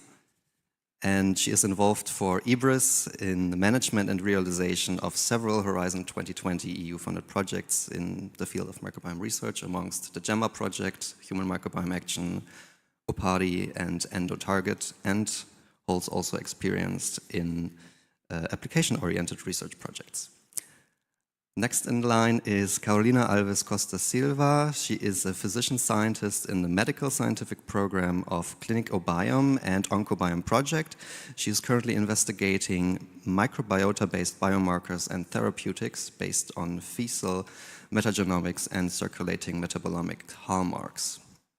And then, last but not least, the next Stefan on the stage, Stefan Caillou. He is a research director at INRAE, and his work is focusing on the genomics of foodborne bacteria and on the role of microbial diversity in food microbial ecology. Recently, he started investigating the role of fermented foods on the human gut microbiome by coordinating the EU-funded project Domino. Thank you so much for joining me. Now, I'll just take the liberty to get rid of the empty chair for now, but in case someone of the audience wants to say something, contribute to this discussion, of course, feel free to raise your hand. I think I'll be able to see that for sure. And before we go into some questions from the audience, I think I would like to get a little bit more knowledge about your expertise and also touch on certain things that Emmanuel just mentioned before. I would like to actually start with Tanja over there on the other side of the panel. Emmanuel mentioned the importance of food systems and the One Health concept. Could you explain a little bit how do you see the role of the microbiome in the food system and also in the environmental microbiota and its impact on human health? Thanks for Emmanuel for giving such a nice introduction. I think for us it was really great, this definition that European Commission gave some time ago, that it said that the food system is the way how we produce food and how it affects our health and well-being and the health of the environment. And we know that the microbiomes are part of that. What we also now realized is, and I heard a lot today about how complex this system is also in the context of human health, but the complexity is all out there. Complexity is in the soil, complexities in the plant that then becomes food through fermentation or other processes. What we have also started to learn in the last years is not only how complex the systems are, but also how interconnected the systems are. And how we are not only, it's not only about the diet that we eat and, you know, composition of this nice Mediterranean diet that we would all crave to eat, but it's also about the microbiota, and there is also the first evidence that the microbiota from the food has ability to establish some members in our gut. We are also becoming evidence that like environmental microbiota affects and establishes in our system. So yes, it's complex, it's interconnected, and the big trouble, or until now, or not trouble, but let's say, and again back to Emmanuel, we are really young science still. Until now, we did a lot of research in silos. So there was a human microbiome and health there. There was this agricultural microbiome and food improvement there. There was food production there. And we are now getting this realization and first evidence that we are interconnected. And we need to start considering this in science. Because when we in our group develop, I would say, a biofertilizer that will affect in any form a microbiome of the plant that will affect then what happens in the fermentation, and then we are here at the food, we cannot continue working in silos. So we really need to take this concept of food system and also translate it into really this coherent research. And the first projects are emerging, and I'm really happy to see that happening. Okay, thank you very much. And thank you also for this call on breaking silos, including interdisciplinarity in the field and connecting people. That's in the end. I'm actually thinking to use this moment because it's perfect for a little bit of self-advertisement, at least for the people here in person. You also saw a little orange flyer on the seats of yours, which is connected to the Sustainable Food System Network, which is a network that was initiated actually to exactly do this, to break silos, to connect people from various expertises and backgrounds. So in case you're interested also to connect with other people, I think this is also a great resource and a great way to do this. Now, coming back to what you mentioned and the impact on food, on the environment on food, and in the end to food on health, and I would like to direct this question to you, Stefan. Yeah. Emmanuel mentioned already the impact of food on human health through the microbiome. Could you expand a little bit on this, and also, due to the connection with the Domino project, explain a little bit the importance of fermented foods in this sector? Yeah, thank you very much. So just to start, maybe to explain a few words about the Domino projects and what we are going to do. So one of the focus was to assess the impact of fermented food consumption and diet on the healthy gut microbiome, or the one from people who are having diseases. And it's a very complex question because the diet is very complex. So if you want to look at the effect of a diet on the gut microbiome, then you have facing a lot of variability. It depends very much on the frequency of the diet, how standard and stable is the diet on time, and how long you would keep the diet. And already, if you want to answer that, you have facing a lot of problems for clinical trials. So one of the issues I think is very important for the future research is to think how to standardize the clinical trials, and I would say the nutritional interventions, to really connect the biomarkers of the gut microbiome to the health effect of fermented food. So the fermented food can act in several ways because it carries microbes that can interact with the gut microbiome, but it also carry a lot of metabolites that are directly active on the gut microbiome. And one of the main questions is, how long do we have to follow the diet to see an effect?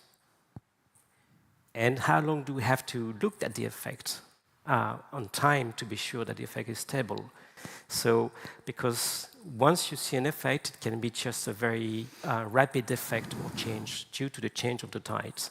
But you have to be sure for the biomarkers, for instance, to keep in time. So one of the choices we made in the Domino project, for instance, after discussing with a lot of nutritionists, is to keep with a very, very long diet of 6 months to see whether the biomarkers are stable on time or not, or whether actually it's changing again. So I think that's one of the main issues in clinical trials for diet in the future, is to use those type of analysis and bring some kind of standardized issues for protocols.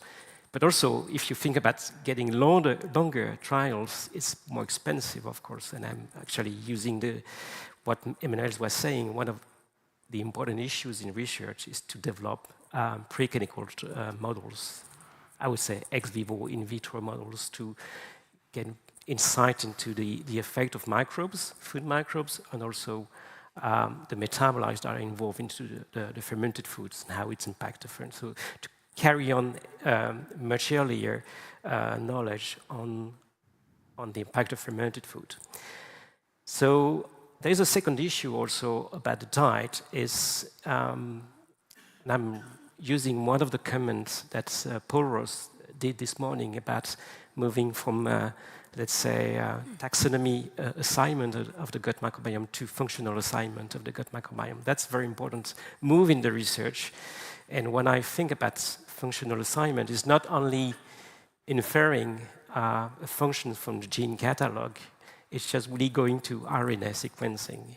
That's very important for me. So I'm coming from the food microbiome science, and we already perform now for a while RNA sequencing from complex communities, and it's very, very, very surprising what you see.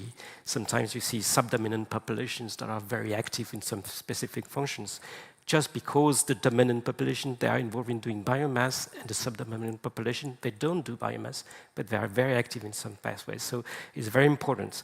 And to go in this way for gut microbiome, linked it with the diet.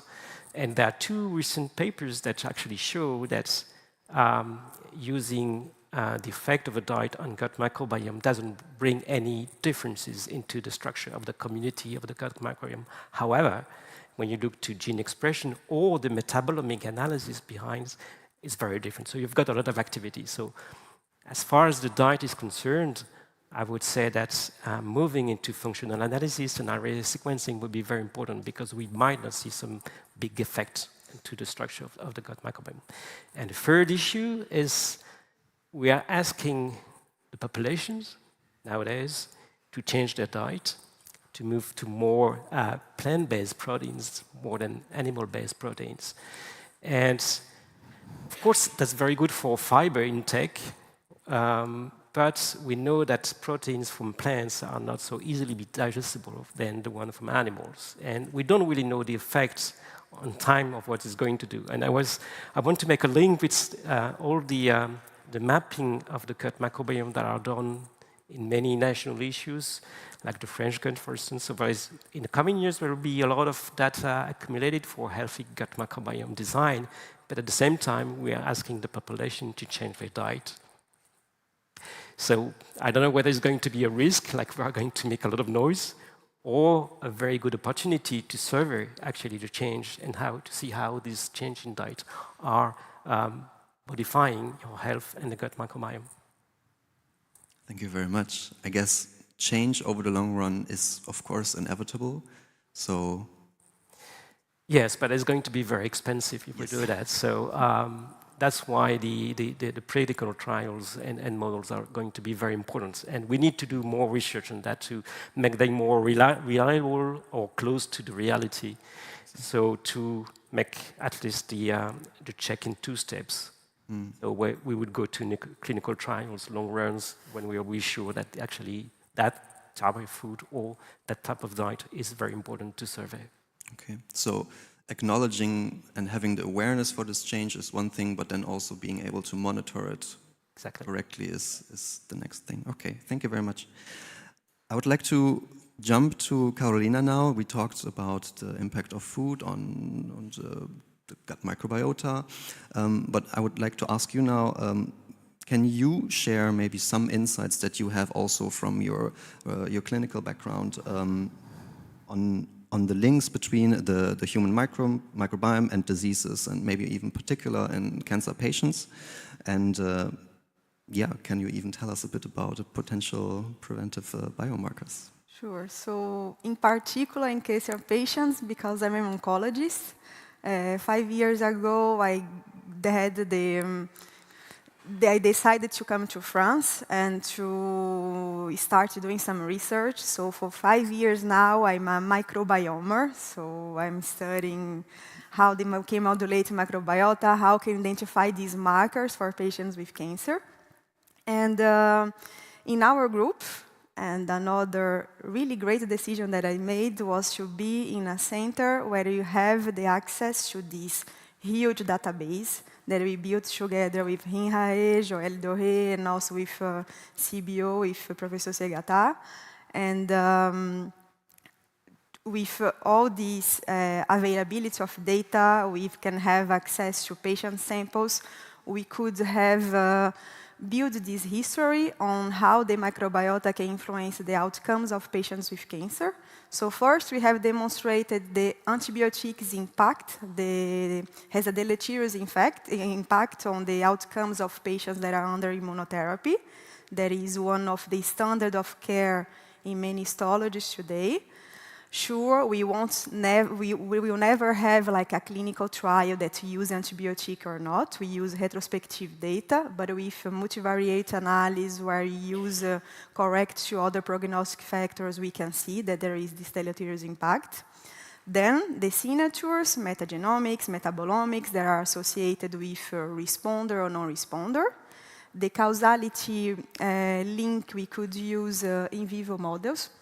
So either use FMT from patients that are responder or non-responder, or either some bacteria that we selected from our signatures. We could see that it could improve the immune response and also the responses to the immunotherapy in vivo models. And now that is the most exciting part that I joined on this, is that we have these pilot studies. So not only studies showing that plant-based diet, Mediterranean diet improve not only quality of life, but the prognosis of the patients. But now we have these pilot studies using microbiota-centered interventions. So nice data with FMT, with some probiotics that show that we can improve the prognosis of our patients, the response rates, modulate the microbiota.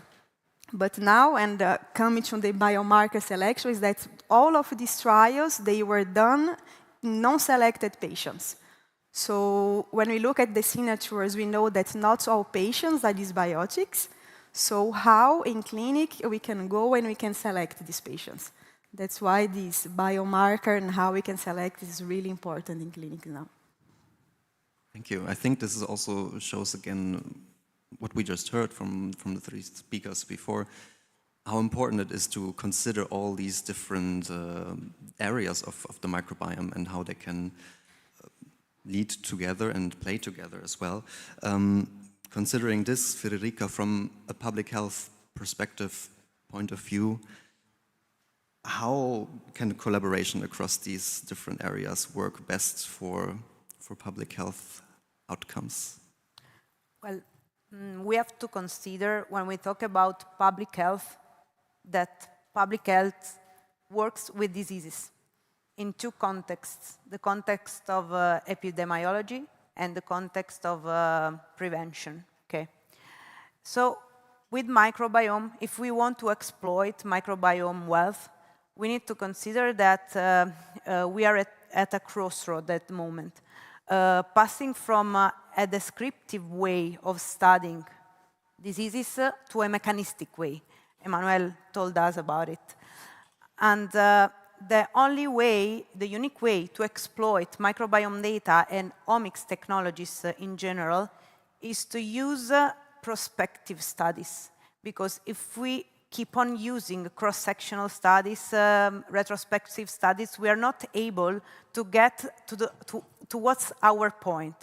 So I can use prospective studies to select a cohort, identify at-risk individuals that may develop or not a pathology. And I start on studying with them. And also connecting to what Paul said, the difficulty in establishing healthy microbiome or normal microbiome, we need to consider that if I am able to follow this cohort of at-risk individuals, at a certain point, I will get disease or not disease. So my control should start to be the at-risk individual which who did not develop the disease. So this is the first control.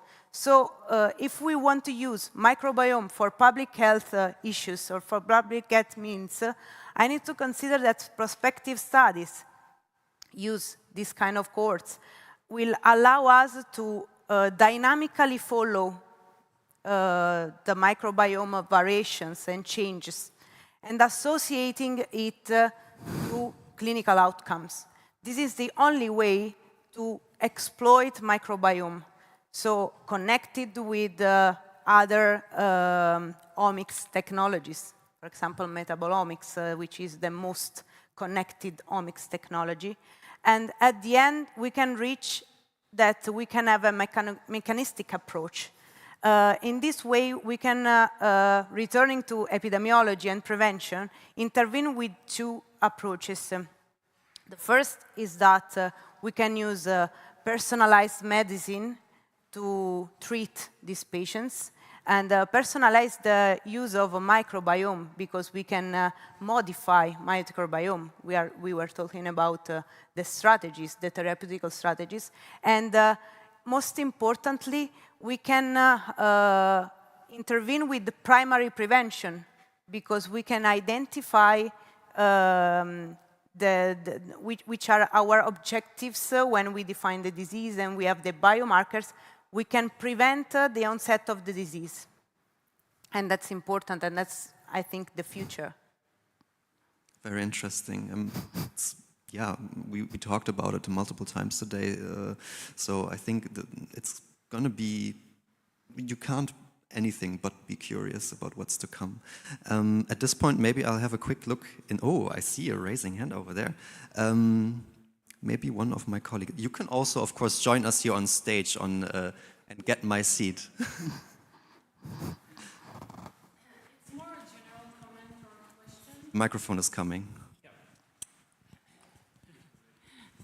Thank you so much. I just have a more general question about what we talked this afternoon and how the microbiome research could be more inclusive, because who can afford this diet? Who is willing to participate in those studies? So we're lacking a lot of people who cannot afford these 5 fruits and vegetables a day. So they're eating the crappy food that Emmanuel was talking about. So how can the European Union help being more inclusive so we don't put these people out? They cannot afford to eat well, and they might not be included. They are not included in this microbiome study so far. Thank you for the question. Yes, it's really a problem. For example, we have some partners in the United States that they do these clinical trials on diet intervention. And during the period that they are giving the diet and the patients receive it from the hospital, everything goes okay. So they are compliant. You see the microbiota that is richer. You can see the metabolomics that shift. The moment we stop giving it by the hospital, everything changes again. So I come from Brazil. In Brazil, it's easier to have access to fruits, vegetables. So yes, you have some citizens activists that show that you can eat well and not that expensive. I know that Europe, United States is another scenario, especially during winter. Well, Europe is better than United States for the welfare. So, but I'm just questioning at the European level. Is there any specific work package related to that? Inclusivity.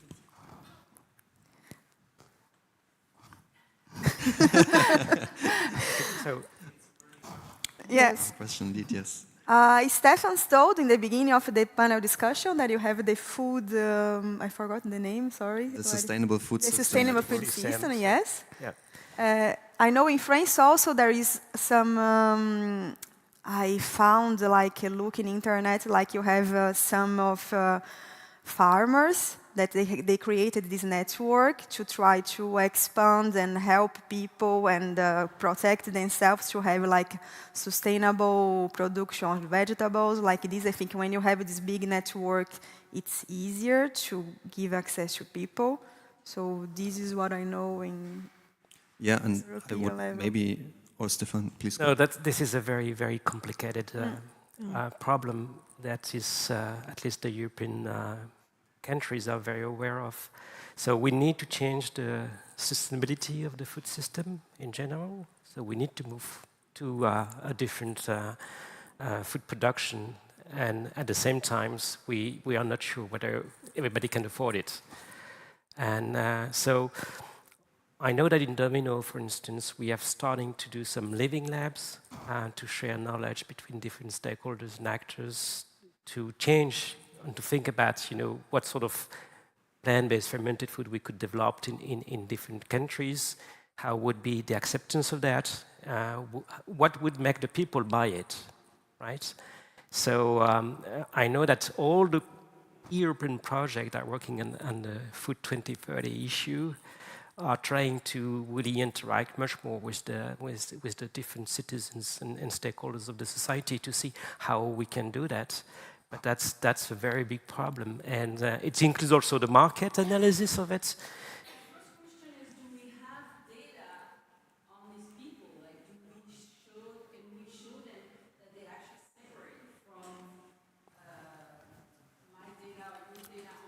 Yes. Maybe Hub would answer that better than I do. You want to comment? Yeah, I do have one suggestion. At our university, Erasmus Medical Center, there is a very famous cohort study, so very longitudinal, following, well, quite large samples of people, measuring many things. And maybe, well, there are more cohort studies like that, and maybe we could join forces and make microbiome research and diet research more explicitly part of those already ongoing cohort studies, because they focus very much on why. That's basically their question. Huh? So in different communities in Rotterdam, life expectancies are completely, they're quite different. Huh? It's more than a decade. Huh? And maybe we could explore whether these cohort studies and microbiome research studies could join forces more explicitly.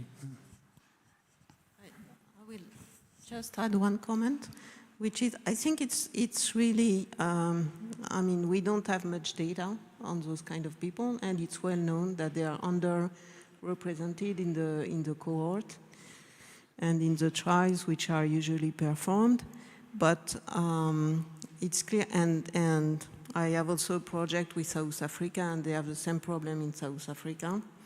And I know that there are an African initiative to promote traditional African food, which are cheaper than ultra-transformed food, but for young people doesn't have the same appealing, so they prefer to have a burger than the traditional food that was usually cooked by their grandmother. So you have, again, it's a question also of behavior and representation of what means your food consumption. And it's also a problem in France. And in this French program that I'm coordinating, we are also working with people in social science who are working a lot on how to take into account those low-income people and how to have better policy where people can make their own food choice, but trying to push them to have healthier food choice. And, so far, usually, they were given food and they had no choice. They were receiving food because they are low income, so we want to support them. And it's not so efficient. So now there is really lots of thinking on how to, I don't know, distribute value, money, but incentive and form them, and having those people fully respected in their choice, but also more informed. Yeah. Thank you so much for the contribution. I would also just like to add to what Stefan mentioned, the concept of living labs, I think is a very, very good approach to also include people more in the development of certain aspects in research or beyond.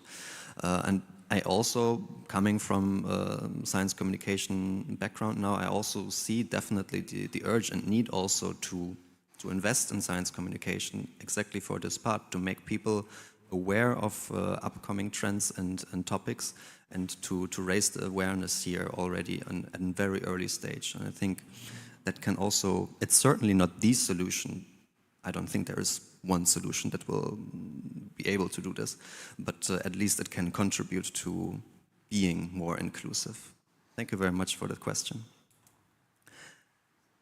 Talking about issues or challenges on how to translate microbiome research into practice, I'll just openly ask the panel, is there anything else that you would like to raise at this point specifically? Tanya, please go. So I think that with the lessons learned in the past 10 to 15 years, we are also going to need to start rethinking how we are doing research and how the research is funded. Because we are doing essentially research in a way how it's being funded. That's the reality of being a researcher.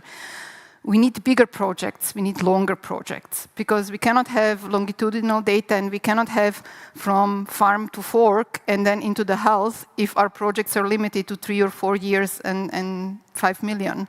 That's unrealistic. And to really connect these dots and close these black boxes where we assume that there are linkages, where we have some indications from the sequencing data that there are linkages, we will need to restructure the way how research in these food systems, health, microbiome universe is done. And also connecting to what was just discussed, and the question I also asked a little bit before, we need to rethink our communication, not only to the citizens, not only to the policymakers, but this was also in one of this discussion before, amongst us. You know, how does a microbiologist or a food scientist or a clinician or a public health expert talk to a bioinformatician, and how do we all then end up at sort of a same level of knowledge and contribute to the same goals? I think this is where I hope the next sort of evolution will happen, that the way how we do research can change a little bit. Yeah, I agree. Like this breaking the silos again, I'm coming back to this point basically, through networks, through exchanges like we have them here right now. I think that's very important. Maybe Stefan, you can already add a little bit from the point of a project coordinator on challenges in fostering these interdisciplinary... Breaking silos, Dirk Hadrich mentioned that early this morning also as a very important part of the next research. So he was mentioning about gut microbiome research and diet and nutrition, but can move forward. I mean, it could be more food microbiome research, and then food sustainability research, and then social science. And when we bring all that together in 3 or 4 years, it takes about 1 year to get the people to work together and know each other. So these big projects are very difficult to set up, you know, to start the onset of the research, and that's why probably also longer time would be necessary just to make the scientists talking to each other. And so it's starting, so it's getting common now in project, but it's still very hard to connect, to understand each other's, and very glad that we have different disciplines today also to talk about that, because that's the future, definitely. But it's very difficult. It's very difficult. So 10 years ago, we had a lot of trouble to discuss with bioinformaticians if we were from microbiologists. Now it's moving more smoothly. But now we need to include more and more different disciplines to tackle these very, very big problems and complex problems, and then it takes time, a lot of time and energy. Time and energy. I can imagine that is on a project perspective, of course, one... It is changing the way we do the science also in some disciplines, because it's very interesting to see, okay, now this is not the way to go because we are going to the wall, and that's very important. Yeah, definitely. And based on that, because we were talking about interdisciplinary exchange, and maybe that's something that Carolina and Federica can answer complementary. How is this in a clinical setting? I imagine it's not easier. Actually, we've started the panel discussion at lunch today with Tanya, and I think now that we are launched the clinical trials and we have exactly this problem. For example, if you want to think about an endpoint of your clinical trial that is relevant, for example, for us in oncology, I want to see the tumor that reduces, I want to see gains overall survival. When I use this kind of endpoint and I discuss with the biostatistician or with the bioinformatician, they say, oh, I need a lot of patients. And center financial help, the health doesn't help.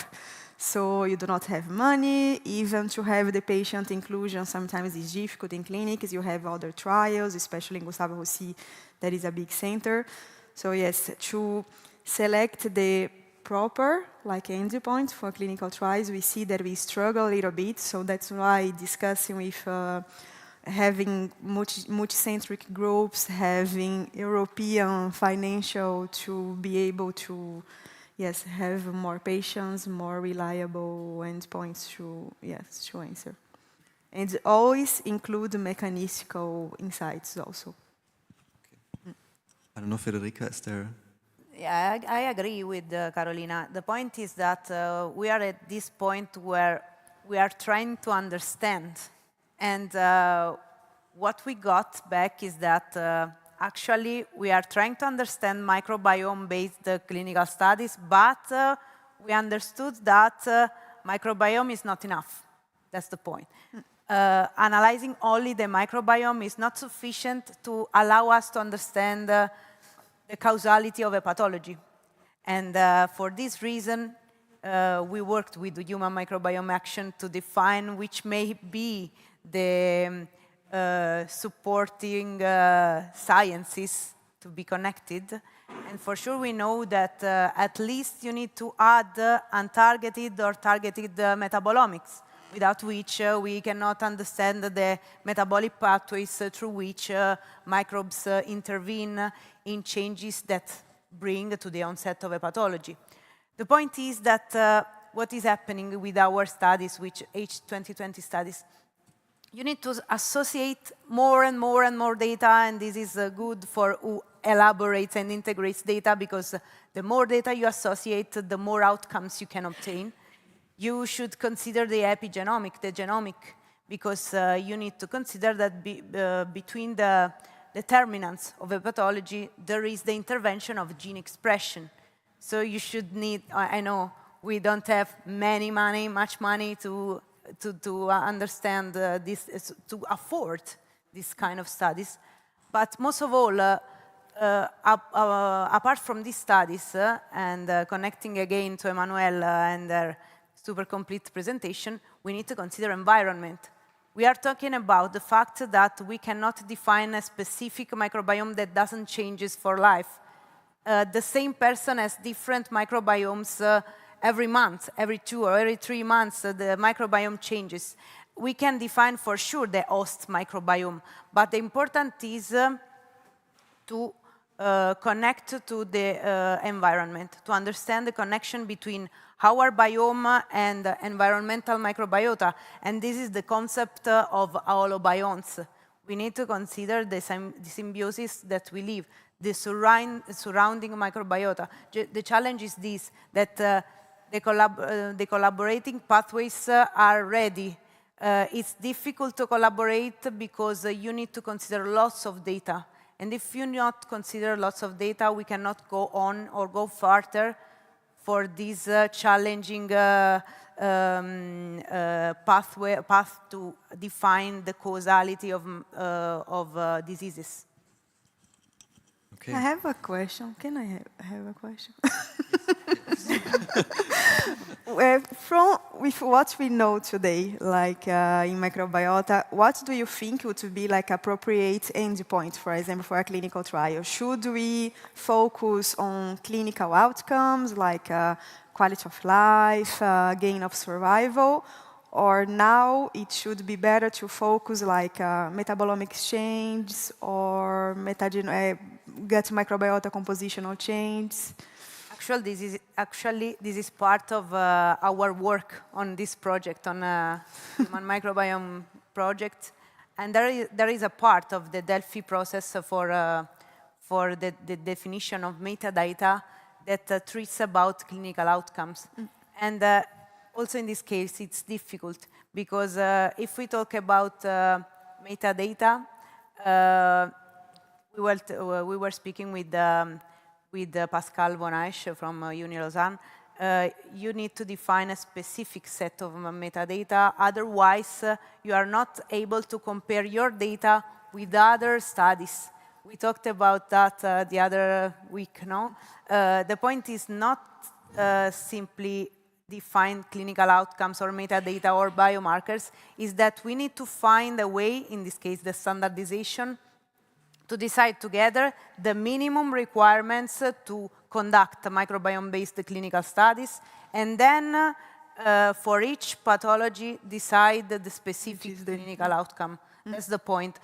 That's the objectives towards we go. We go to through the definement of these basic metadata, basic biomarkers, basic clinical outcomes, and then we can talk about the specific pathology. That's the challenge. That's the point. Fantastic.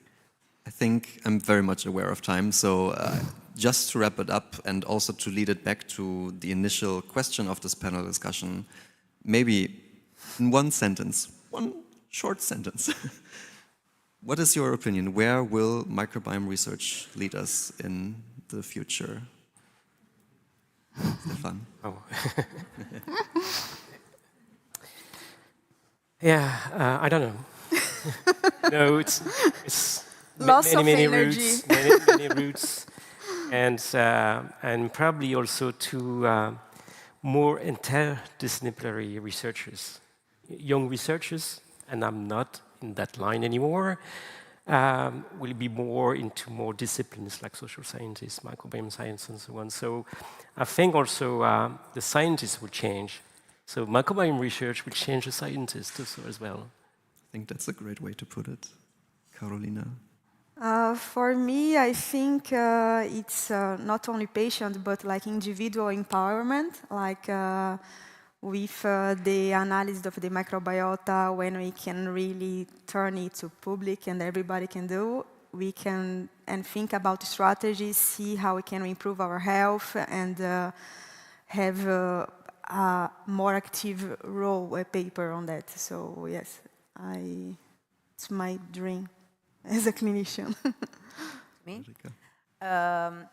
We need to consider one thing, that 10 years ago, we didn't have machine learning and AI tools. Now we have this huge instrument that may allow us addressing these tools, not letting them work without our brains, to facilitate and fasten our understanding of diseases.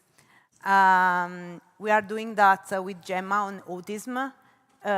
We constructing ASD models. We, for example, understand that a specific biomarker may be tryptophan, just to take an example, because the shortage, the leakage of tryptophan connected to microbiome, gene expression, and so on, may be a biomarker. This we understood with AI models instructed with our data that we used. So the future, in my opinion, is the possibility to associate data quicker with AI tools. Okay, thank you. And Tanya? So I'm quite sure that the microbiome research will lead us to a lot of new and unexpected adventures in the next year, because I think we are still in baby shoes, sort of. What I really hope is that what two CSAs now started, the microbiome support and the human microbiome action, to take on the systemic approach, to take on board this interdisciplinarity, to take on board this multi-actor and citizenship and also international dimension. And I also hope that these sustainability plans that we have now sort of put in place and started to pave the way that will bring us to a big community that will do these adventures together, hopefully then towards this big, big concept of One Health for all of us. Okay, thank you very much. I think that's beautiful to wrap it up. Thanks to the panelists for giving your input to this session. And this is basically the end of this conference. I would just like to invite Joël Doré as the coordinator just for like maybe 2 last sentences for you. And yeah, they are invited to freedom, exactly.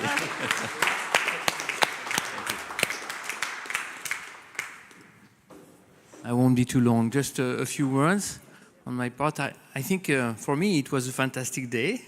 I hope it was the same for you, or for many of you. I believe we did illustrate how we were able within human microbiome action to experience and practice symbiosis within our activities. We gathered a large number of contributors also, which made the discussions very lively as we just experienced. As a CSA, meaning a consultation and support action, network activity, the outputs of human microbiome action are those of networking activities. So they take the form of reports, of papers, recommendations, publications. A few out, many, many more to come this year, actually.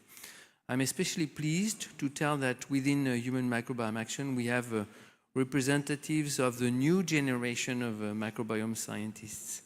I just want to throw a few names. I'm sure I'll forget many, but Federica, Carolina, we just saw, Anandi, Arjun, Francesco, Rafaela, Kathy, Angus, Roberto, and also Stéphane, Deborah, and José, and many more.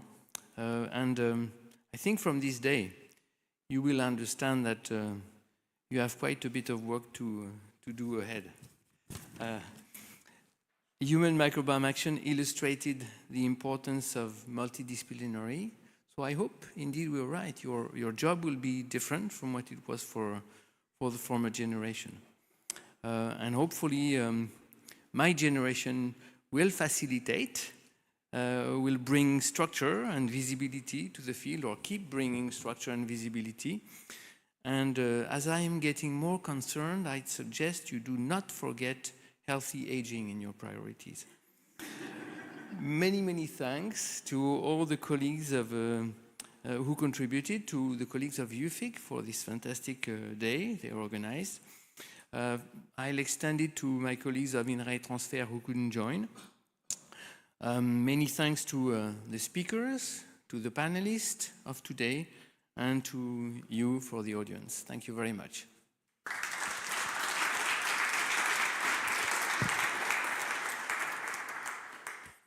Have a wonderful trip back home for those who go, and for the colleagues who stay until tomorrow.